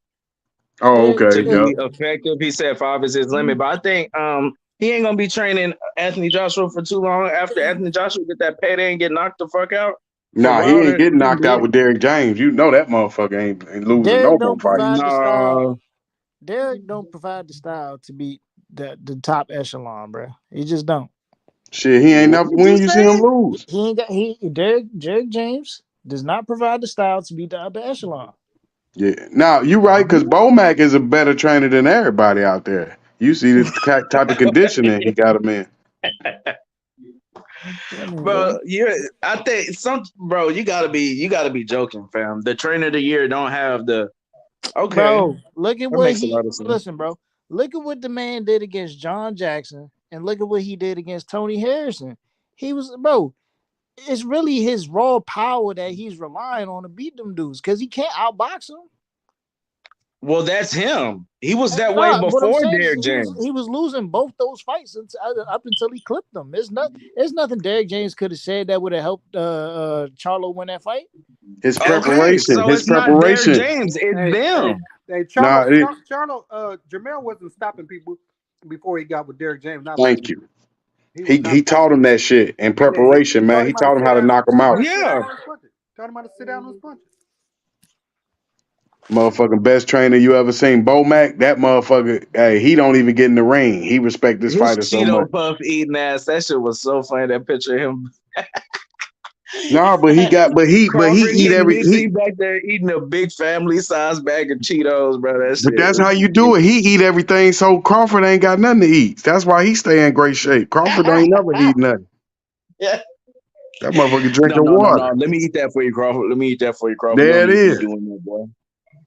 And Hell but no. he in good condition though. I bet you. Hey, test him if you want. I bet you he got them hands. Test him if you want. I bet I got my money on Big Mac. Hey, Hell no. hey, not in the ring with Butterbean. Butterbean knocked his ass out. Yeah, that was 42 years ago though. Right. I When bet you he couldn't knock his ass out now. Yo, Rap, you petty as fuck, bro. Look at this picture, son. Bro, it said family size bag on that bitch. Yeah. You think you gonna lose with a trainer like that? That motherfucker gonna be You know what holding he you up in the told air. Keyshawn Davis? He told Keyshawn Davis every Cheetos I eat, I want you to do press up. So he Right. keep eating Keyshawn Davis gonna be swole in the bitch. This fat motherfucker, he can eat, bro. you that's how you pick the winner off the trainer. You know damn well with a fat ass trainer like that, Crawford ain't losing. You can't I'm lose with a glad trainer this is like that. his I think this is Derrick James. What is this his third trainer of the year now? Maybe fourth? Or some shit like that. Yup. And My boy Texas, out that here Texas working. shit. Is he from Texas, Derek? Yeah, I'm not sure. Maybe so. yeah, he from Texas. Oh no, Yeah. he is. That's how him and Spence met. Yeah, and that motherfucking blue blood or whoever that be his strength and conditioning coach. Earl got a good strength and Blu-ray. I'm Blu-ray. not That sure if motherfucker cold. I think he's still with Blu-ray. Maybe so, maybe not. That motherfucker wear your ass out. Blu-ray, shit. He wear boxers out. Yeah, So imagine what he everybody do been to working out with civilians. Blu-ray for a while. Right. Man, he threw that one dude off, man. Dude thought he had, killed that motherfucker. You can't hang with Blu-ray, man. That motherfucker top conditioning. But you know he won't, man. But I'm telling you, you can't call this just 50-50. It's just two killers going at each other. This Nino That's a Brown fact. versus Hey, motherfucking Scarface. that's who Dave about to train with Blu-ray. Huh? Dave's Yeah, about I to don't train think with he Blu-ray. trained with Blu-ray no more. Like his past couple fights, No, I I'm don't saying think he no, I'm did. saying Devin Haney. He about to start training with Blu-ray. Yeah, now Oh, that's the okay, baddest motherfucker. yeah. And Rick already said Devin Haney, Hall of Famer, and Tank Davis, Hall of Famer. And he said Devin beat that motherfucker Loma. So that get rid of all the motherfucking myths there. They hated to hear that. That was proof. Right, they're like, fuck. Yeah. That motherfucking racial algorithm start going up, boy, when they said that shit. Like, dang. Because Paulie Malignaggi said only black people think Devin Haney won. I knew he was Well, lying we when he know said who that. Paulie Malignaggi is with his racist ass. He mad as fuck still. His bitch got hit with some BBC and he got that 1-2-3 2-piece in the motherfucking in the ring. He got beat up in the ring and started again. So he was mad as fuck, boy. Yeah, Hey, he yo, wasn't even what you racist say? until that day. What you say Hey, to this guy, I'm Joseph? telling Joseph you. says Bomac is not a trainer. He just said like kind of yes man, a pad man, and a cheerleader. That's all. What you got to say That's the about biggest lie you ever heard in your life. That man give him excellent instructions. no, he the head trainer. Right. They hating on Bo Mac, man. Anybody that can train your ass and don't work out, you gotta respect them. Hey, who's the better trainer? Who got the better corner in this fight? Spence versus Crawford. Crawford, no doubt.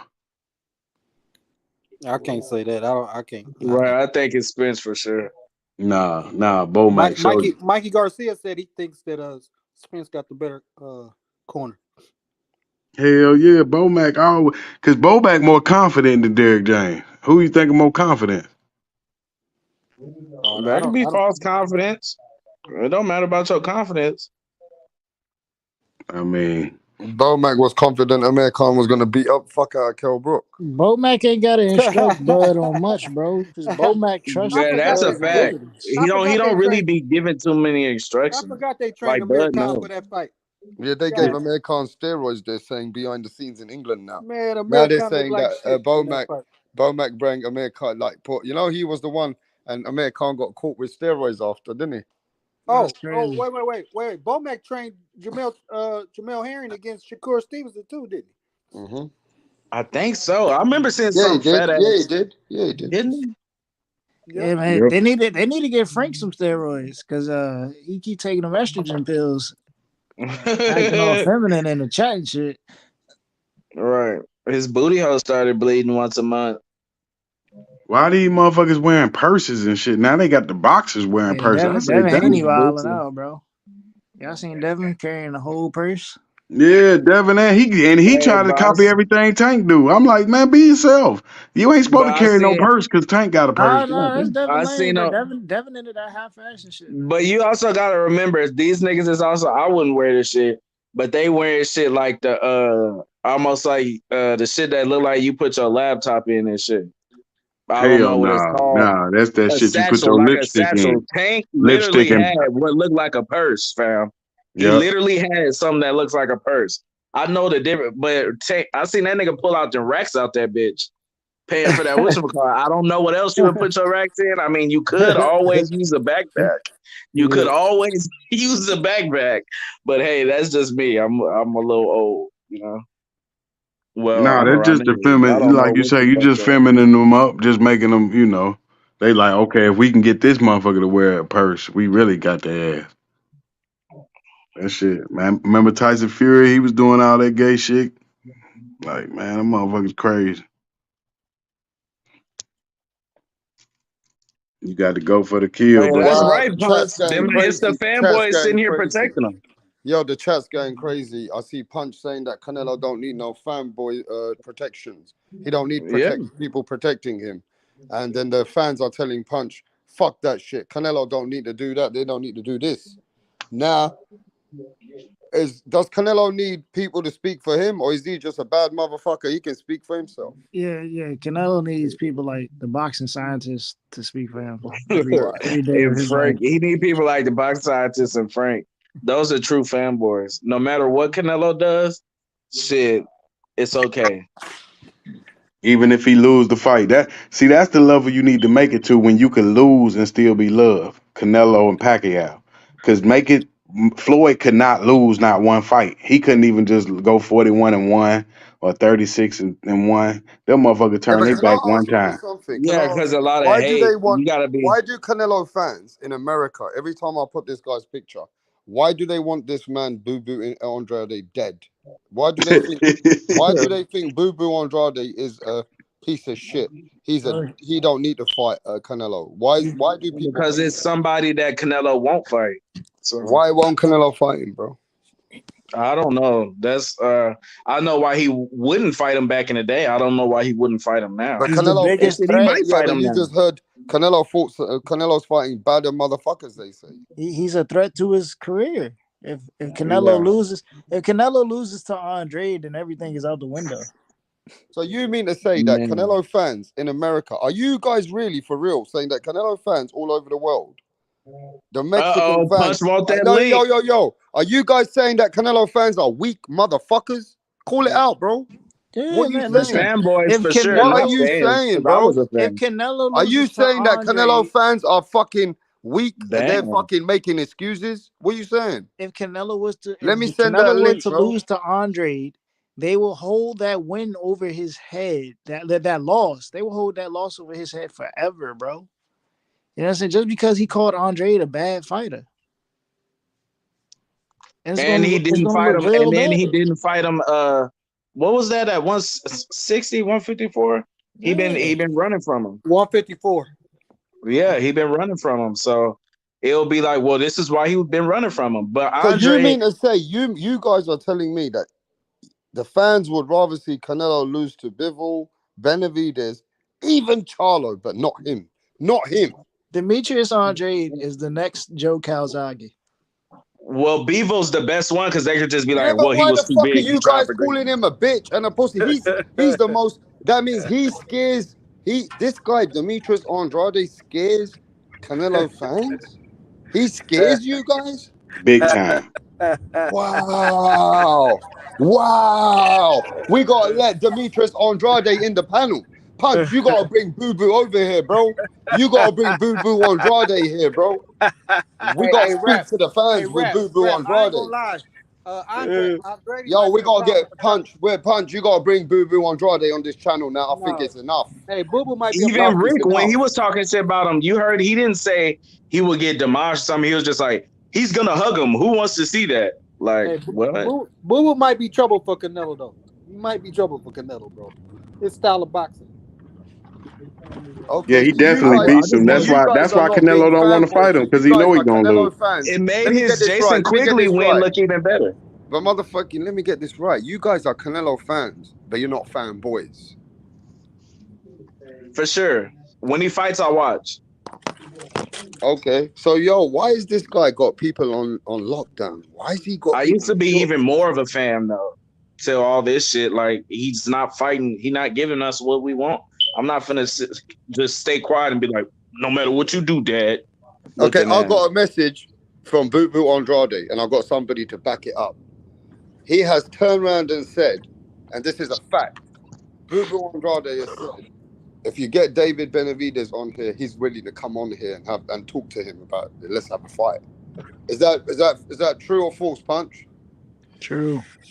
He That's want that true. That's smoke. true. Boo Andre Boo want that Andrade said smoke. he Hold want on, that hold on, smoke. hold on, hold on. The boogeyman of this era, the boogeyman, the one that made Canelo Alvarez run, the reason why he got bad knees, the one that made everybody run. The Boo Boo Andre wants David Benavidez since Canelo Alvarez don't want Andre, and y'all all saw that Andre was trying to make the fight with Charlo, and now Canelo want Charlo, so it leaves Andre be like, you know what, Dave, he don't want both of us. Let's go out and fight each other. So Demetrius Andre wants that smoke with David Benavidez. He wants that smoke. He got his eyes set on David Benavidez. So no more Canelo. He don't even talk about Canelo anymore. I mean, the two guys that's been avoided by Canelo Alvarez just need to go and fight. Hey, I like that fight. Boo Boo and Hell Benavidez. yeah, I love that fight too. That's a great fight, man. That's a great fucking fight. Especially the fact that he's so much shorter than him. I think I give Benavidez problems. Boo Boo a problem for everybody, bro. Yo, but Punch, I want to say this. Some of the channel and even Rick Glazier, they say you're a fanboy for Andrade. Are you lying for Andrade or something? Hey man, look, I'm gonna have my haters. I'm gonna have my share haters, man. That's all. But have It's you all lied good. about Andrade? That only a fanboy is somebody who lies about a guy. Why get in the lie for another who man? makes What does it do for me? Look. What does it do for me? Think about tell it. these people. Does Demetrius Andre has a fan base like Canelo Alvarez or anyone? Right? A lot of people say he got no fans. Rick Glazier said he got no fans. So think about it. I'm a boxing content creator. What does it do to help me to speak about Demetrius Andre? You don't got no fans. Nothing. Yeah, but Punch, you got a lot of fans because a lot of people are they love you and they hate you. So when you got haters, that means you got a lot of fans too. Hey man. Yeah, they gonna always watch you. I hate watch sometimes on people's shit. Look, man, they just don't want to keep it real. They don't want to say that Canelo Alvarez. Look, as a matter of fact, Canelo Alvarez said he want to fight everybody. That's what we've been trying to say. That's what we've been trying to say. Yeah. Canelo Can you Alvarez explain these people how Canelo does? Fight Benavidez, fight Andre. But no, the fanboys saying that Andre ain't shit. The fanboys say, no, Canelo, you don't need to fight Andre. You don't need to fight Charlo. You don't need to fight David Benavidez. You Well, don't let's need see to. if that's the They're truth. they're drug juice. They're not good. And now Canelo Alvarez says, me versus everybody. I told you Canelo was that guy. No, I told you Canelo was that guy. You was the one that's bitching trying to protect him. It was me that was calling y'all Kevin Costner that protects Whitney Houston. Now Canelo Alvarez is coming out saying he want to fight everybody, and now y'all all think y'all tough guys now. The fanboys, y'all was the pussy weak motherfuckers. Y'all was the pussy weak Mexican Latino fan base. Wow. Y'all was the weak ones. Now don't come over here. I dare anybody get on a panel right now and tell me y'all want to see. Oh, you heard what Canelo Alvarez said? He want to fight everybody. He's gonna do everybody's And they job. was the same ones saying no. Fuck out of here, bro. Y'all was pussies for Canelo Alvarez. Y'all was weak. Y'all didn't believe in Canelo. It was me, Punch, that says Canelo Alvarez go back to the drawing board and beat the shit out of him before. It was me that said, yo, fight Andre. It was Charlo, Benavidez. Y'all the pussy motherfuckers that keep Canelo Alvarez from fighting these guys. motherfucker. What Y'all ain't do no you say fucking to the people fan. that said you need to apologize now that he signed this 3-fight deal? All of them need to apologize to Al Hamon, Al Heyman, and Canelo. Apologize, That's what I said. you fake frauds, you fake fans, you fake frauds. Y'all rather abandon a real voice of Latino boxing for fucking frauds, motherfucker that be hustling your ass, sticking that fucking narrative up your ass without Vaseline, IBFP the motherfuckers. pussy. You IBFP crazy is a pussy. motherfucker. The fuck out of here, bro. You fake ass fraud fans. Y'all didn't believe in Canelo.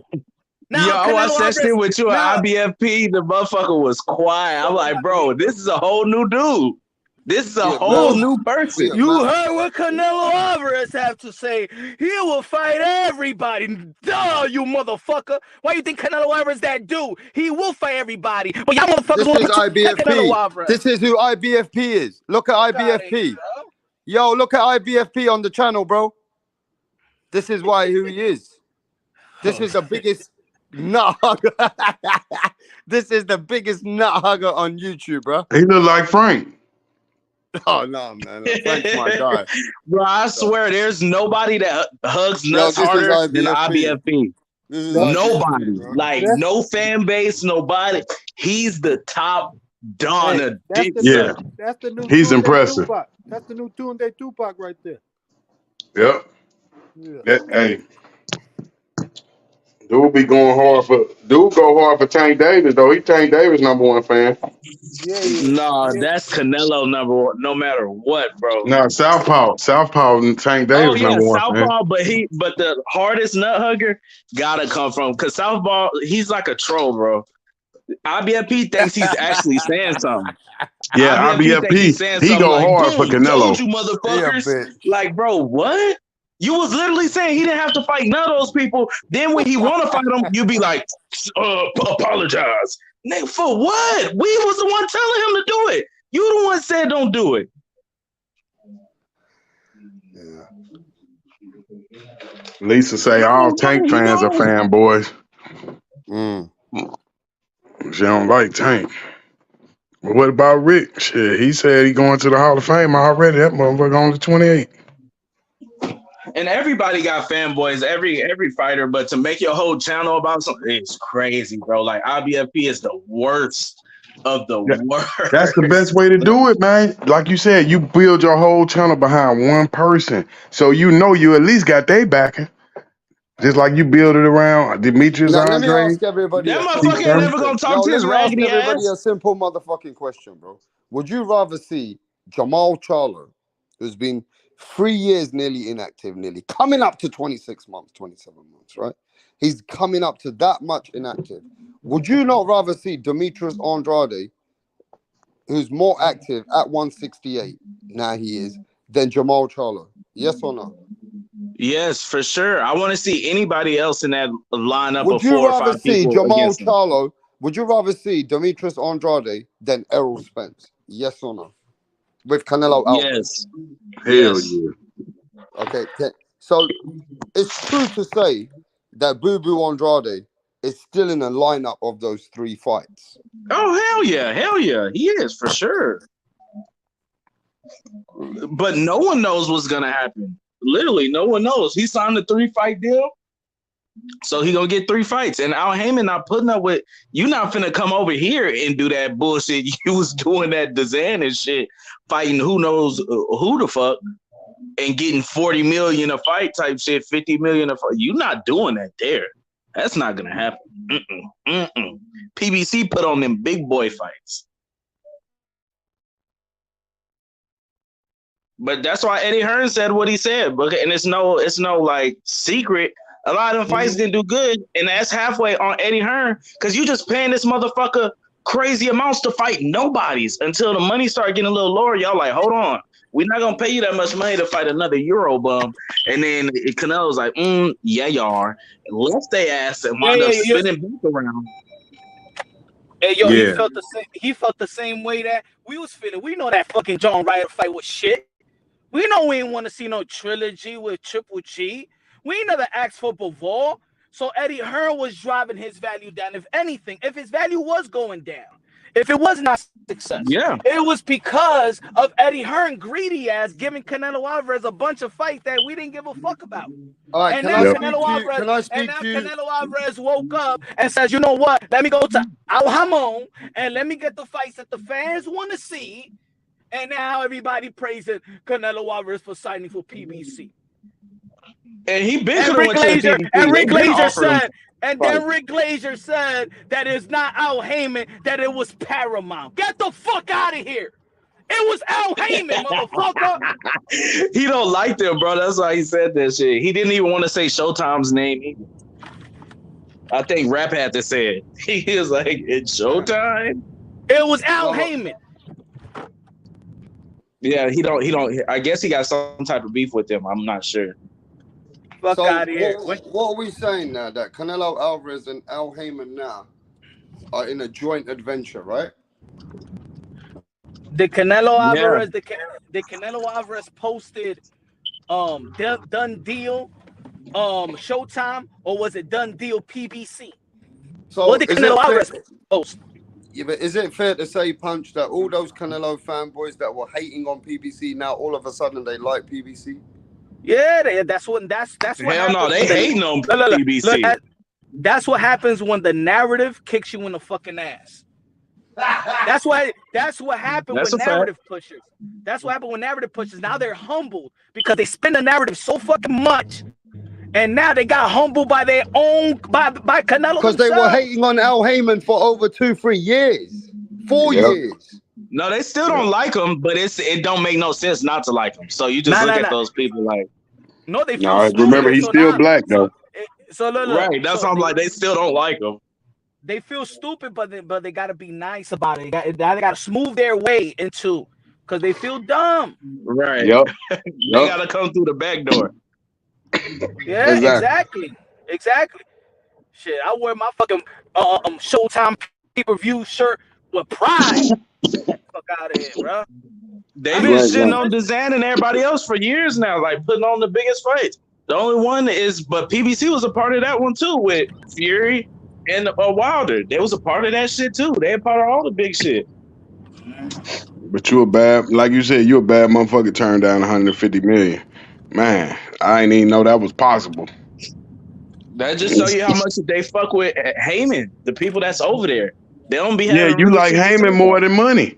Now that's impressive. No, it could not be liking Heyman. It could be your relationships. Hey, Mastermind. All money ain't good money. Mastermind. Yeah. When he turned down that 150 million, I thought he said the reason why he turned it down is because Anthony Joshua was not guaranteed in that fight deal. No, he had Brazil and then 2 AJ fights.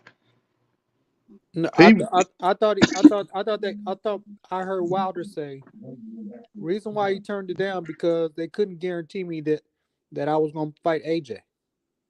Nah, that they had him in there. Remember he's like, so. I don't know. That was so long ago, bro. Nah, remember because he said I'm gonna bet on myself. Then they like that because remember first AJ ducked him, and then it was his turn and he ducked, so they ducked each other. But right, because they were gonna give AJ 50 million the first time, right? Yep. They were give 50 million, and that's when everybody said you will never get no money like that ever in your life again. Yep. That was a missed opportunity. But I think when he was talking to the people in the zone, he said that Eddie Hearn could not lock Eddie Hearn in him to give him AJ. That's why they hating so hard in the chat. It's Showtime, you fools, not Al Heyman. They no, bro, it's okay. It's okay. Al Heyman is just that guy. Now, remember he wasn't gonna be PBC. Like they said, they would have just had to pay Heyman, and then he would have just got the check. Well, I just remember why. I don't know, bro. That was so long ago. How they gonna generate the money without AJ though? Saying that they couldn't get. Reason why he turned it, he said the money was cool, but they wanted AJ, and they couldn't guarantee that Hearn was gonna put AJ in that fight deal. Yeah, well, hey, that's two because it was two of them. It was two offers. They offered him 100 million for just the 2 fights. Then they said the 3 fight deal with Brazil in it. But I do agree Who, with you. You don't turn down 150 million. Fuck that. Hell no, man. hey, Oh, who y'all think wins in this Ruiz Wilder if they fight, and how? hopefully Wilder win that shit, man. He got that right hand. Hey, that's a tough fight, man. Yep. Like, think about Who it. you think win? That fight can go either way because Ruiz got cracked. Yeah, he a fucking legend. What about you, Punch? Who you think win? Which one? Wilder and Andy Ruiz? Yeah. I think Wilder beats everybody but Fury. I think he'll knock out Alexander Usyk too. Yeah, that's what we trying to tell The Rick. same Like, shit I've shit, been if you saying. do that, you good. Well, Right there. not for some people. Some people are always just gonna like Rick. I was like trying to get out of him. If you already think he was shit before, and he's shot now, what the fuck does he have to come back to get to shit again? Yeah, just like you said, beat He's everybody back now. else. He's still shit. Like I'm not getting it. See, let me I tell ain't you get something. Let me tell you about my brother Rick. See, since Rick knows that 99% of the people in these platforms doesn't know the business of boxing or are not in the business of boxing, it's like a preacher. He'll preach anything, and you're just gonna believe what the preacher said, but you ain't even gonna look at the Bible. So you're gonna be like, yeah, true, yeah. But then when somebody's in the business and knows certain things, then it's like, oh, shit. Okay, Punch me know this. All right, I know this. I know these people. I know these. Oh, all right. He knows who he's talking to. He knows who he's talking to. That's the thing. You know what I'm saying? Yeah. So first, that's why I'm like, bro. Sometimes he be full of shit. So first he was saying all this shit about Al Heyman, Showtime, and then you ask him who's putting up the best fights, and it's Showtime, and it's Steven Espinoza. Oh, now they doing it because they had to. Nah, it's the same shit with every other platform. When the time is right, they strike. You know what I'm saying? It was PBC that put Thurman versus Porter free TV. It was PBC that put Danny Garcia and Keith Thurman on CBS. It was PBC that was bringing that free TV back. Let's not forget that. It's PBC that had the best numbers, and you know who was having the best numbers? It was Keith Thurman. It was. You know what? I forgot. And then the Jamel and what's his name fight was free. I forgot about that. You're right. I forgot all about that shit. Right. Jamel, Tony Hoyas. What the boy from the D? Shit, I'm forgetting his name. Oh yeah. That what's his name? Jay Hurst. That was on Fox. Yeah. Jerry Hurd. No, not Jerry Hurd. Dude that just got whooped by Tim Zoo. Oh yeah. You talking about Tony Harrison? Yeah, Tony Harrison. That was free. Even Keith versus Josecito Lopez did almost 3 million viewership. That was the most viewership fight before the Lomachenko and Tio fight. Yeah, that was. And you're not beating that motherfucker T.O. Now it don't matter that he got a loss. He that brought motherfucker. He brought back boxing on NBC. Earl Spence was fighting the right after the USA beat Spain on a Sunday. Fuck is he talking about, bro?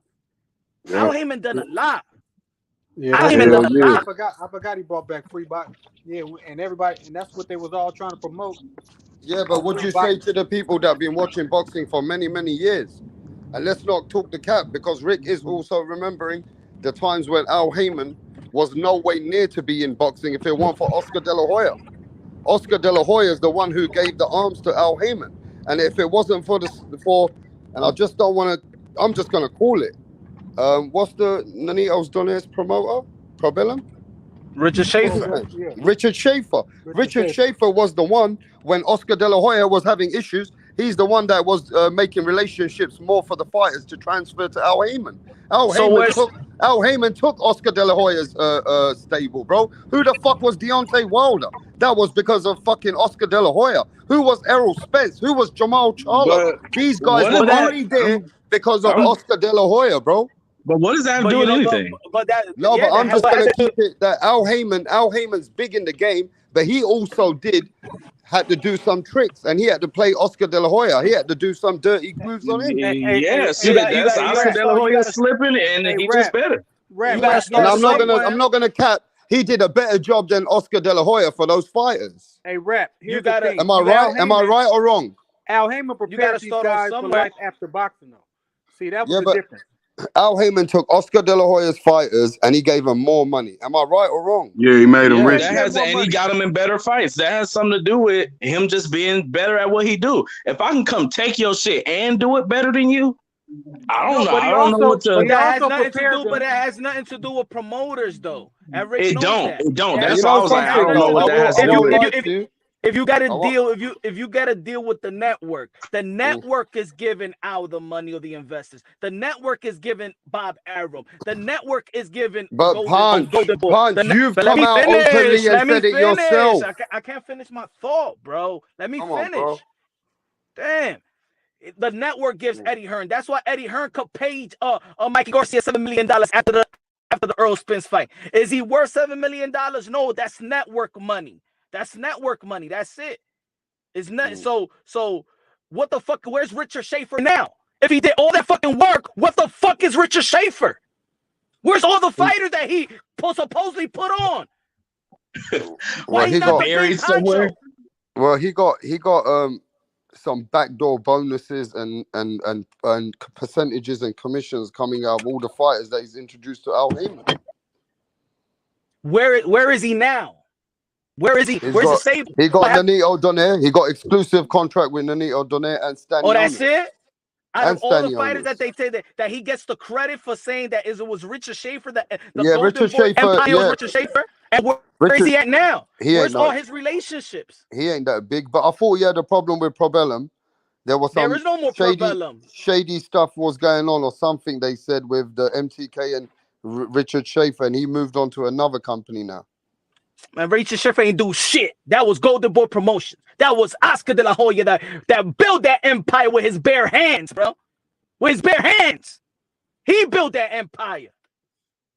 That's why Golden Boy is Golden Boy today, because of Oscar. So would you agree that Al Heyman is where he is because of Oscar? He is with the help of Oscar. But he know how to stand on his own 2 feet. But Al Heyman's a very smart guy. He made bigger deals and better deals for people. Al Heyman is a very, very shrewd, you can see, a very, very shrewd, smart advisor.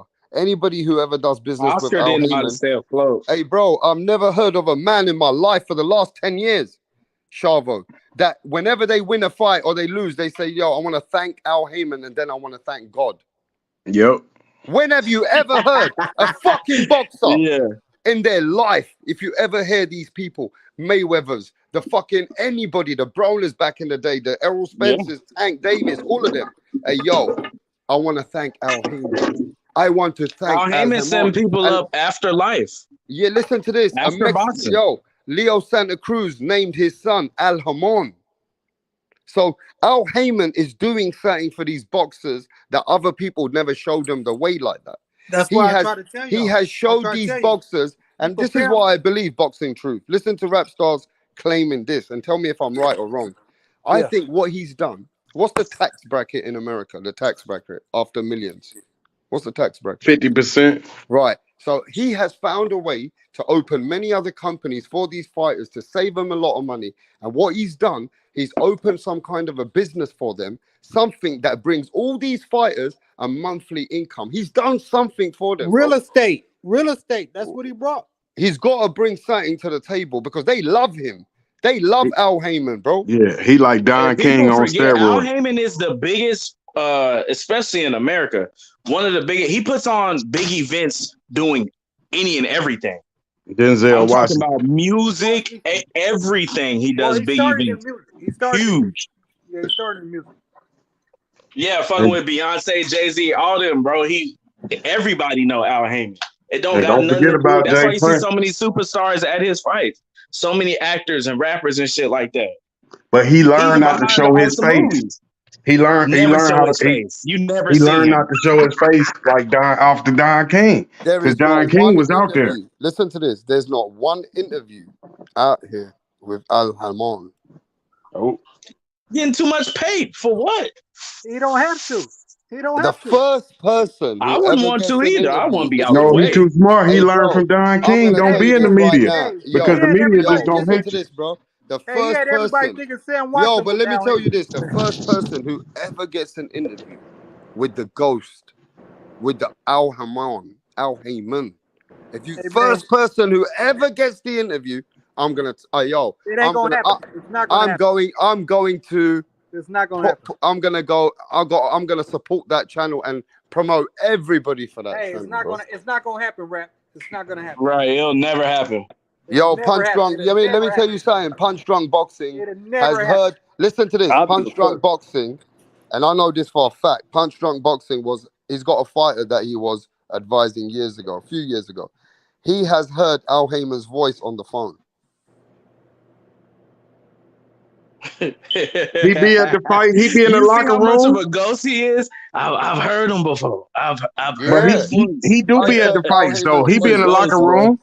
Nah, He he Mhm. don't be go at to them fights fights. anymore. He don't go to No, fights. he don't do Nah, it no more, bro. but he used to. Mm. He used to be at the fights all the Hey, time. Yeah, Punch, can probably I tell before the they was people, really yo, bringing in them Punch, can I cameras. tell the people that you were in a changing room back in the day and Al Heyman said to the guy, yeah, I'm not going to call names, I'll but call a name. Malik Montgomery. shall I call the name? Shall I call the guy's name? Malik Montgomery. But shall I call the trainer like Kenny Porter's in them? Kenny Porter. Everybody knows Yeah, that. so Kenny Porter was there, yeah? You were with Kenny Porter, right? And Mhm. Kenny Porter got a relationship with Al Heyman, pretty strong one, right? Mhm. And if we're not mistaken, I'm sure we can say this behind the scenes, Al Heyman funds Kenny Porter's fighters to grow so that he can make these fighters into something and it's like a joint adventure, correct? No, he doesn't fund. Kenny Porter pay as a manager. He pays. He pays. He just he could get him. He facilitates. He's an advisor to Kenny Porter. Al Mm. Heyman is an advisor to Kenny Porter, but Kenny Porter spends his money. Okay, He's not spending. so Al Heyman still advises him. So Hmm. when Al Heyman spoke to the fighter, he said to the guy, "Give the fighter anything he wants." Anything he wants, anything he asks for, you give it to him. Yo, anybody would want to be with Al Heyman if a fighter's coming up young and Al Heyman speaks to the guy like. Anything you ask for, you get. Just keep on doing what you got to do. Great entertaining fight. You a TV fighter, all that shit. When he told on that, well, the You way he see how is, I sweet, you understand see why how sweet fighters Al like look. Heyman is, mastermind. You see how sweet he talks. Yeah, he the coldest. He the coldest. He like I'm telling. It's only he did it better than Don King. It's only Don is Heyman, Don King, Bob Arum. Them the top three. Well, he ain't never had nobody really saying. A lot of people saying he stole from him and fucked him over. Like he was setting Nope. these fighters up for life, But like Don real life King gave us outside of the fight. boxing. And no one thinks about boxers outside of boxing, bro. So that's a Hell big no. deal. But let me Now, tell you Not why even Al these Heyman, they say commissions. let me tell you what people have told me about Al Heyman behind the scenes. And yeah, we can even know that Rick Glazer said some stuff before. But others have told me this, that Al Heyman has got so much influence that he's doing dirty tricks in boxing, that he's advising the promoters how to promote when he's not meant to do that. That really he's got these promoters in his pocket, and him as a manager advisor cannot be a promoter, right? But he's actually behind the scenes, as other people are funding those promoters, it's his money. So people said they couldn't prove it. Bob Arum tried to sue him. Oscar De La Hoya tried to sue him. And a lot of people said that Al Heyman is doing, you know, that Ali Act. He's actually doing it, but they can't prove it. That's what I've heard. Well, yep. it's a That's lot what of dirty to shit be in honest. boxing. Out. That's what I thought. Mm. That's what I thought when you outside of the boxing and you don't deal with people that may be dealing with. That's not Al. That's what you've seen Oscar De La Hoya say back in the day. You've seen articles that Bob I'd Arum be have mad wrote. as fuck too if I was Oscar. You know, at the end Yeah, of the you day, talking they about the say that best to he's an ever do it. advisor and he has these influences of these promoters in his pocket, and he's guiding these promoters of how to put the shows on. And you got Mayweather and Leonard Ellerbe talking shit, talking about that's why you be asleep at the wheel. We taking your fighters. I'll be mad as fuck too. And Al Heyman, he like Bomac, except all his weight in the bank account. This motherfucker worth $4 billion. If Al Heyman trusts you, he trusts you. That's how it is. He trusts you. He trusts you. Has you on the leash.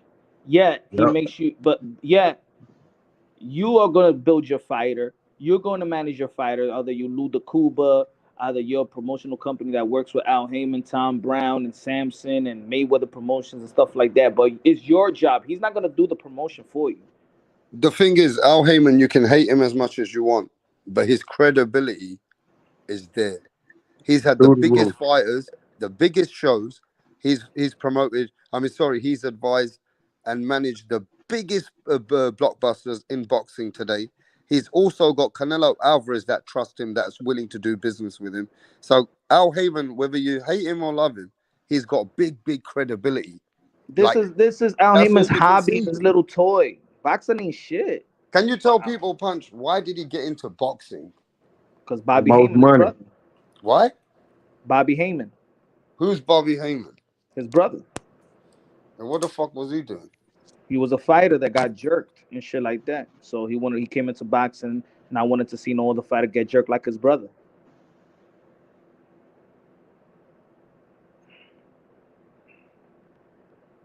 Yeah, Al Heyman seems like he's some kind of old school gangster, but Rick Glaser told me he's a batty man. He's a big time gangster. Al Heyman is a beta male. That he likes men. He likes men. That's why you don't see him. That's why you don't see Al Heyman with no woman. He got all the money in the world, but you would never see him. You don't know nothing about him. How could you say, man? You don't know nothing about him. We never see Al Heyman, bro. Don't get angry. Don't get no fucking. Listen, I'm telling you now. Who the fuck getting angry? Don't nobody even. No, don't nobody give a fuck about. He likes these men. But that don't matter. But who cares about I'm just letting you know. We keep it raw over here. We keep it wild herd.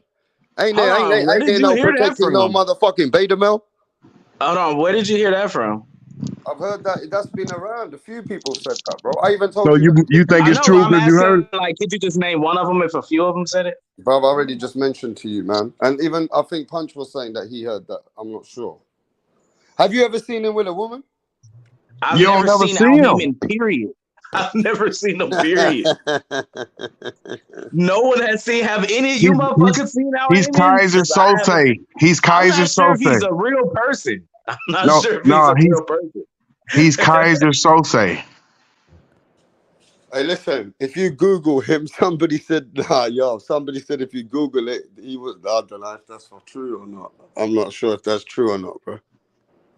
But anyway, that look, at the end of the day, bro, this world is a twisted world anyway. It's 2023 now, bro.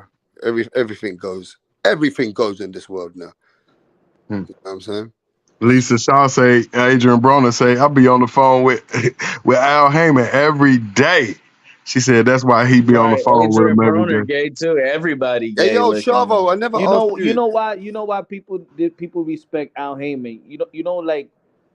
When you're a person that knows the loopholes and knows the game, knows the hustle. There's certain people in the world that will give you game, that will give you like the way, how to make money, how to put your money here, how to wash your money and all that stuff. See, Al Heyman is one of those guys that he will teach you the game. Some others won't. Some others will make it out the hood or make it somewhere. Most others won't.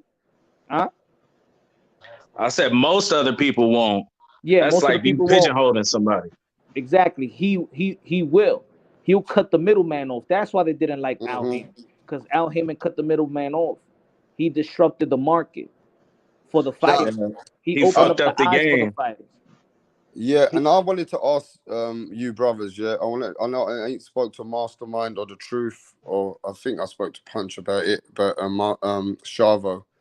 How'd you guys look at the look of Adrian Broner? Like, it looked like he was on some drugs and it was pathetic. It was crazily embarrassing. What do you think about that interview? And do you think that the host should have let that interview carry on? No, he shouldn't, but he just wanted clout, of course. Hell yeah, you got to get them views and shit. I would have got the views too. Fuck that. Ain't nobody. Everybody's going to do this for views, are they? Some people wouldn't do that. I mean, but shit, it depends on your situation. If you good, shit. But if you need the views, if you need the clout, go get it, shit. Man, I was thinking about it, rap. You know what? Credit to the podcast. Thank you. Motherfucker want to talk shit about the podcast. They just trying to make a living. And I was thinking but about it. Bruner was probably telling them I changed my of mind. course he was drunk. I don't think he was off of drugs. He obviously, if you ever seen somebody drunk, that's exactly what he looked like. And he just did the podcast. I didn't hear him say no extra crazy shit he wouldn't have said if he was sober, to be honest. He just looked drunk. It wasn't like he was like, oh, I want to suck some dick. Like, it wasn't like he was like, wow, like he talking the normal shit he talks, but he's drunk than a bitch. He not tipsy, nothing. You can see it in his face. He's drunk and shit. You can see this picture here. He looked drunk as fuck. But the people I really blame is the people around him. If there was anybody around him that let him do that, like his I friends. can't blame nobody but his ass. Fuck it. That's what everybody want to blame somebody around. At least how I rock in my morals, bro. I'm not letting my friend do that. Yeah, you ain't got no. Your friend, a grown man, you can't control no other person. I bet you I could. All right, it sounds easier said than done. You could let your friend go out there like that and have that excuse. You grown. That's not how I rock.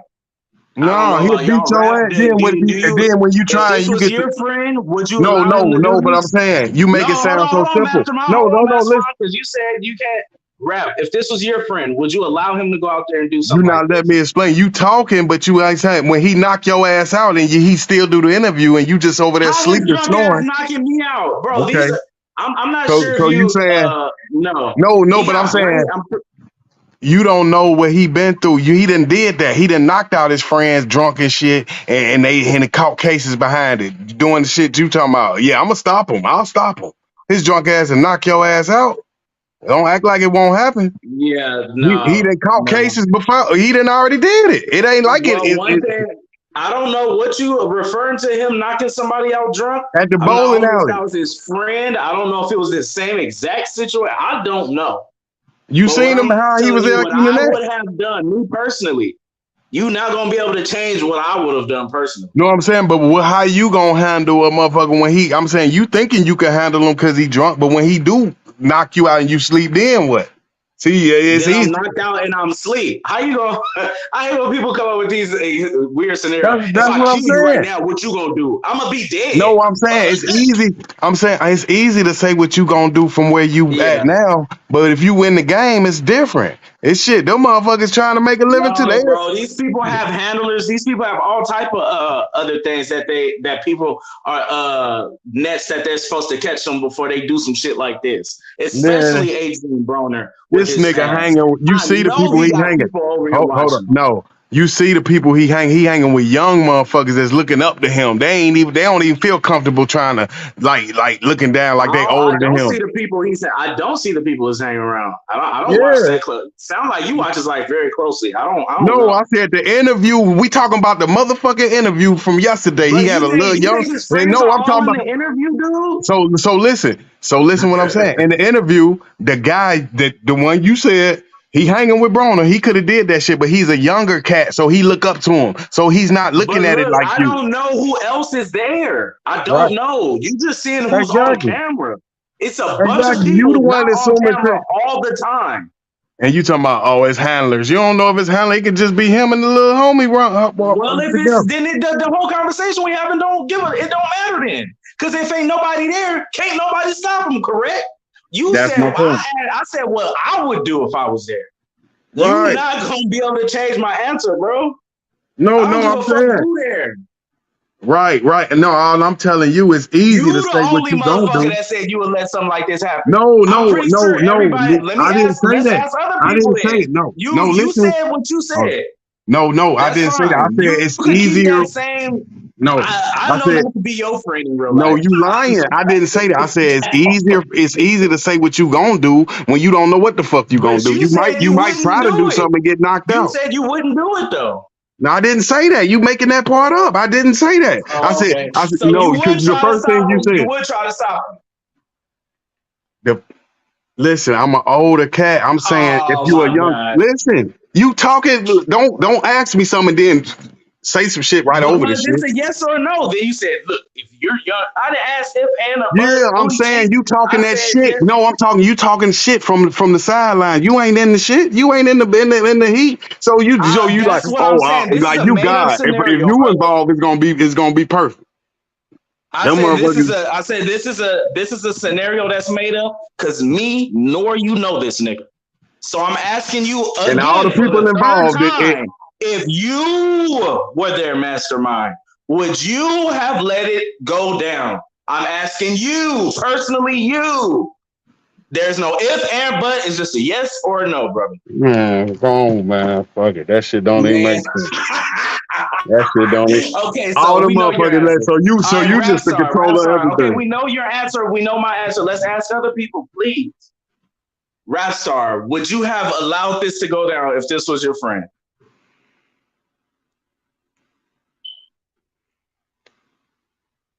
Oh, see, motherfuckers done left the panel because you up here saying that bullshit. Anybody else?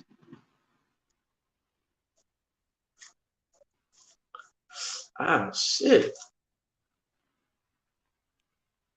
I guess not. Well, Earl Spence said his answer. Whoever was with Adrian Broder let him do the interview like that lame as fuck. So me and him stand on the same shit.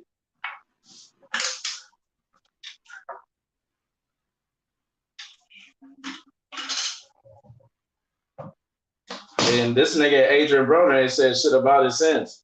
But I don't like the narrative of Adrian Broner's downhill. He's this and that and the third. Wherever he was and he was drunk was obviously not. He probably came from the club or something like that and went over there and did the interview after. Because these people, I didn't even notice. I watched the interview from them before. It was only a clip though of. Oh, it was a conceited talking about DC Young Fly and shit like that. And yeah, so it wasn't like he was at fucking. He went to Max on Boxing drunk. It wasn't like it was before fight or some shit like that. Shit, he just won his comeback fight. He been celebrating, and that's it is what it is. As long as he get in that ring and do what he need to do and don't get in no outside trouble, I don't give a fuck how drunk he get. And it wasn't like he got drunk and got up there and said some weird shit.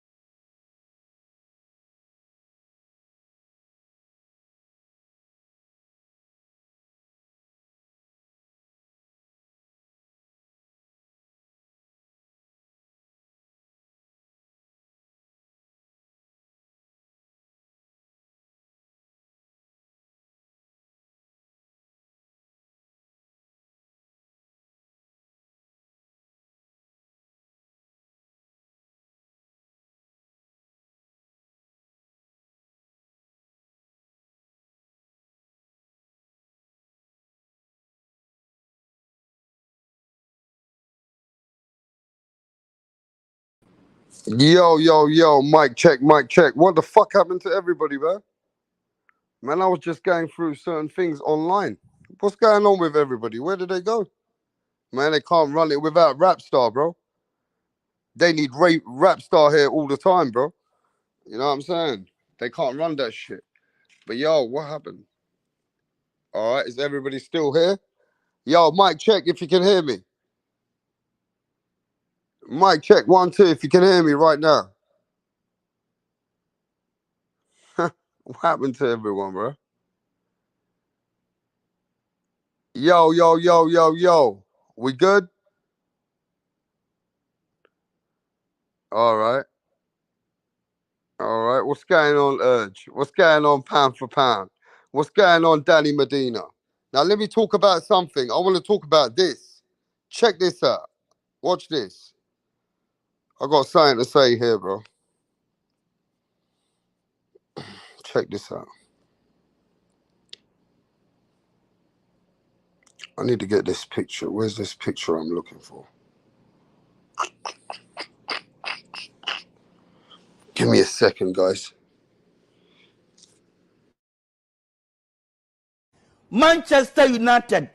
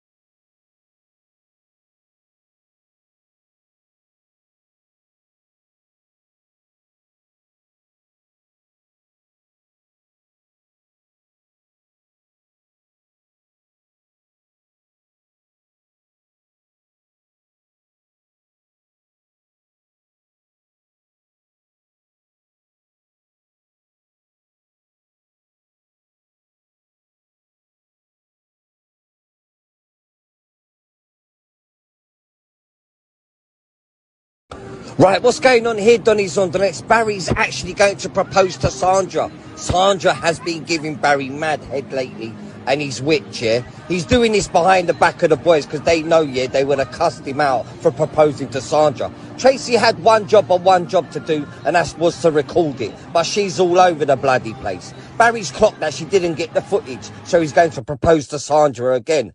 Oh, for fuck's sake, Tracy! What's going on?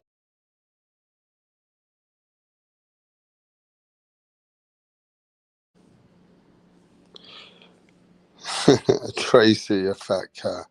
So, yo, man. So I'm hearing that all these people are saying now, yeah, that when Errol Spence was getting drunk and Errol Spence was losing track, that will come back to haunt him in this fight with Terence Crawford.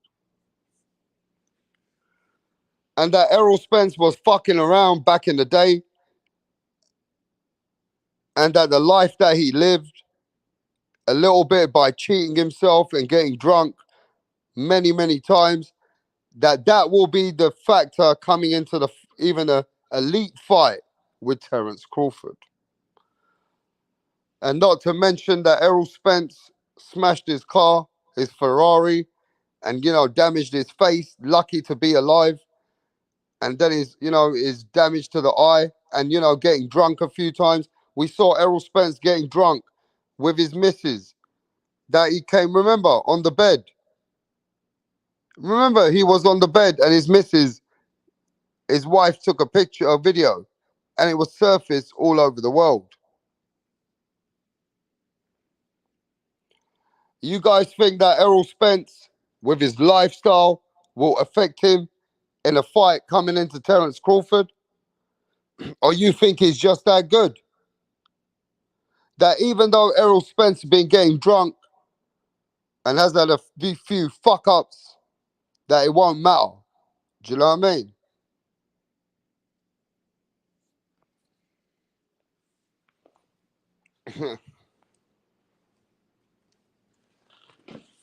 What do you say, rap star? The BMC will be angry if you show the photo. Who's BMC, bro? Who the fuck is that? Bald Mafia Community. I've never heard of them, Miss Bitch. But yeah, man. But yo, man, I'm just saying, Errol Spence, will it matter? Will it catch up to him? Will it catch up to him with the lifestyle that he lived and getting drunk? And, is that something that will catch up to him with a fight with Crawford?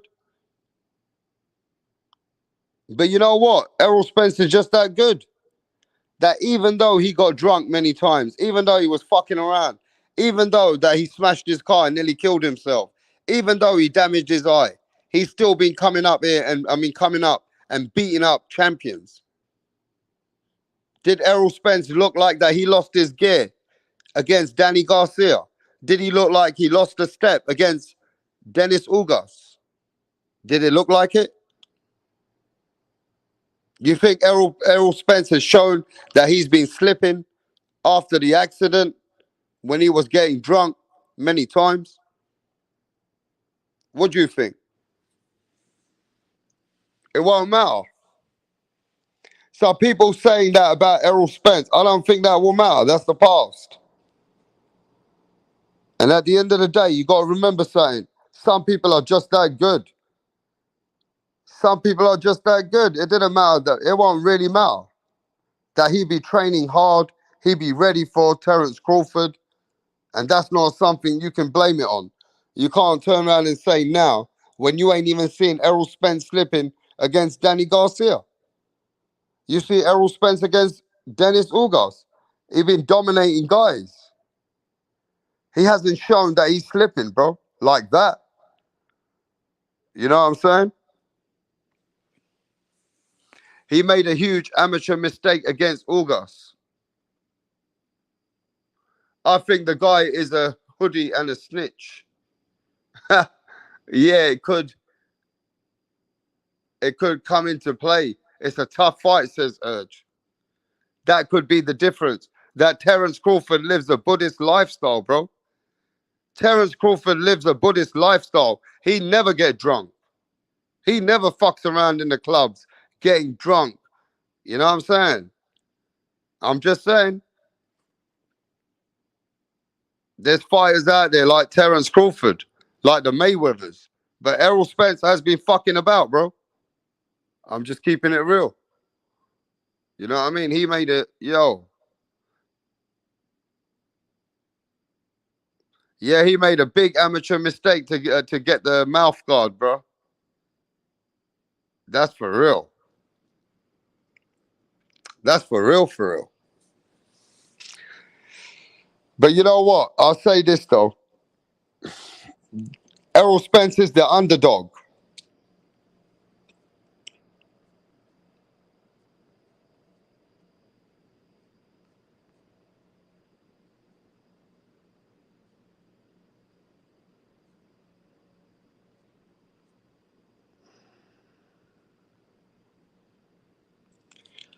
Errol Spence is the underdog. A lot of people are on the Terence Crawford train. Terence Crawford's the favorite, but I can't write Errol Spence off, bro. I'm not. Errol Spence is a live dog for me. In fact, I got Errol Spence as a favorite in my head. Even though Errol Spence been fucking about in his life, I don't care. I've seen Errol Spence. It hasn't affected him in the last 2 years. Errol Spence has changed his life. Errol Spence has changed his life in the last few years. You know what I mean? And he has been slipping back in the day. But I reckon Errol Spence is ready for this. This is his moment. It's going to be a great fight. I don't think Terence Crawford's going to be that much of a favorite in the fight. It's going to be a tough fight either way. Yeah, man, it depends what unfolds. It depends what's going to happen on the night, bro. It really does depend whose style is going to be effective. Whose style of boxing is going to be effective? Is it going to be Errol Spence's jab? is going to be a key factor. Errol Spence is coming forward, his aggression. He starts really early. Errol Spence comes out with a lot of punches to the head, to the body. You know what I mean? So I got to go with Errol Spence if it's on points. But Terence Crawford, he's another beast.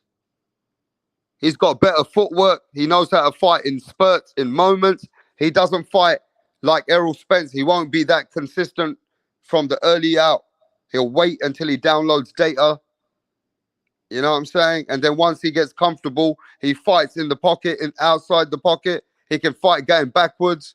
He can fight going southpaw, orthodox. Yo, Terence Crawford got more tools. So, yo, man, this is the biggest fight coming up. July 29th. I can't wait. Yo, man, July 29th. That's 4 weeks, isn't it? Maybe just a bit over 4 weeks. Yeah, mate. A bit over 4 weeks. Let's go. Errol Spence versus Terence Bud Crawford. It's on. Errol got the Steve Urkel outfit, bro. I'm done. Ah, shit. You think it's going to be the distance wrap, or is someone going to get stopped? Shit. I think this fight's going the distance. I think this fight's going the distance. I do. Can I see Terence Crawford changing the fight in the middle rounds and hurting Errol Spence and take over the fight and win on points? Yeah. Can I see Errol Spence winning on points? Yes. Can Terence Crawford hurt Errol Spence in the later rounds and stop him like he stopped everybody else, like he stopped Jeff Horn, like he stopped Sean Porter, like he stopped Kell Brook, Amir Khan? You think he can do that to Errol Spence? No. But it can happen. I might think he can't, but it can happen. Do I think Errol Spence can hurt Crawford? Yeah. But yo, that's what makes this fight exciting. That's what makes this fight 50-50. You know what I mean? Anything can take place. Can Spence bet on Crawford? You're funny, Miss Bitch. I can't believe we're this close to the fight. Yeah, we are, Pat Greedy. Fight's coming up, bro. Let's get ready to rumble. Errol Spence, Terence Crawford. Big fight. I can't wait. And yo, this year's been exciting anyway, bro. This year has been boxing for us. We've had big fights this year. But yo, until then, just be a fan of boxing. You know what I mean? Before you like any fighter, or you want a fanboy for a fighter, or you want to get obsessed for another fighter, you should be a fan of the sport. The sport of boxing is what you should be a fan of before you choose to be a fan of a particular fighter. But on that note, I'm going to catch you on the next live. You've been listening to Rap Star Boxing Knowledge. We out. Peace.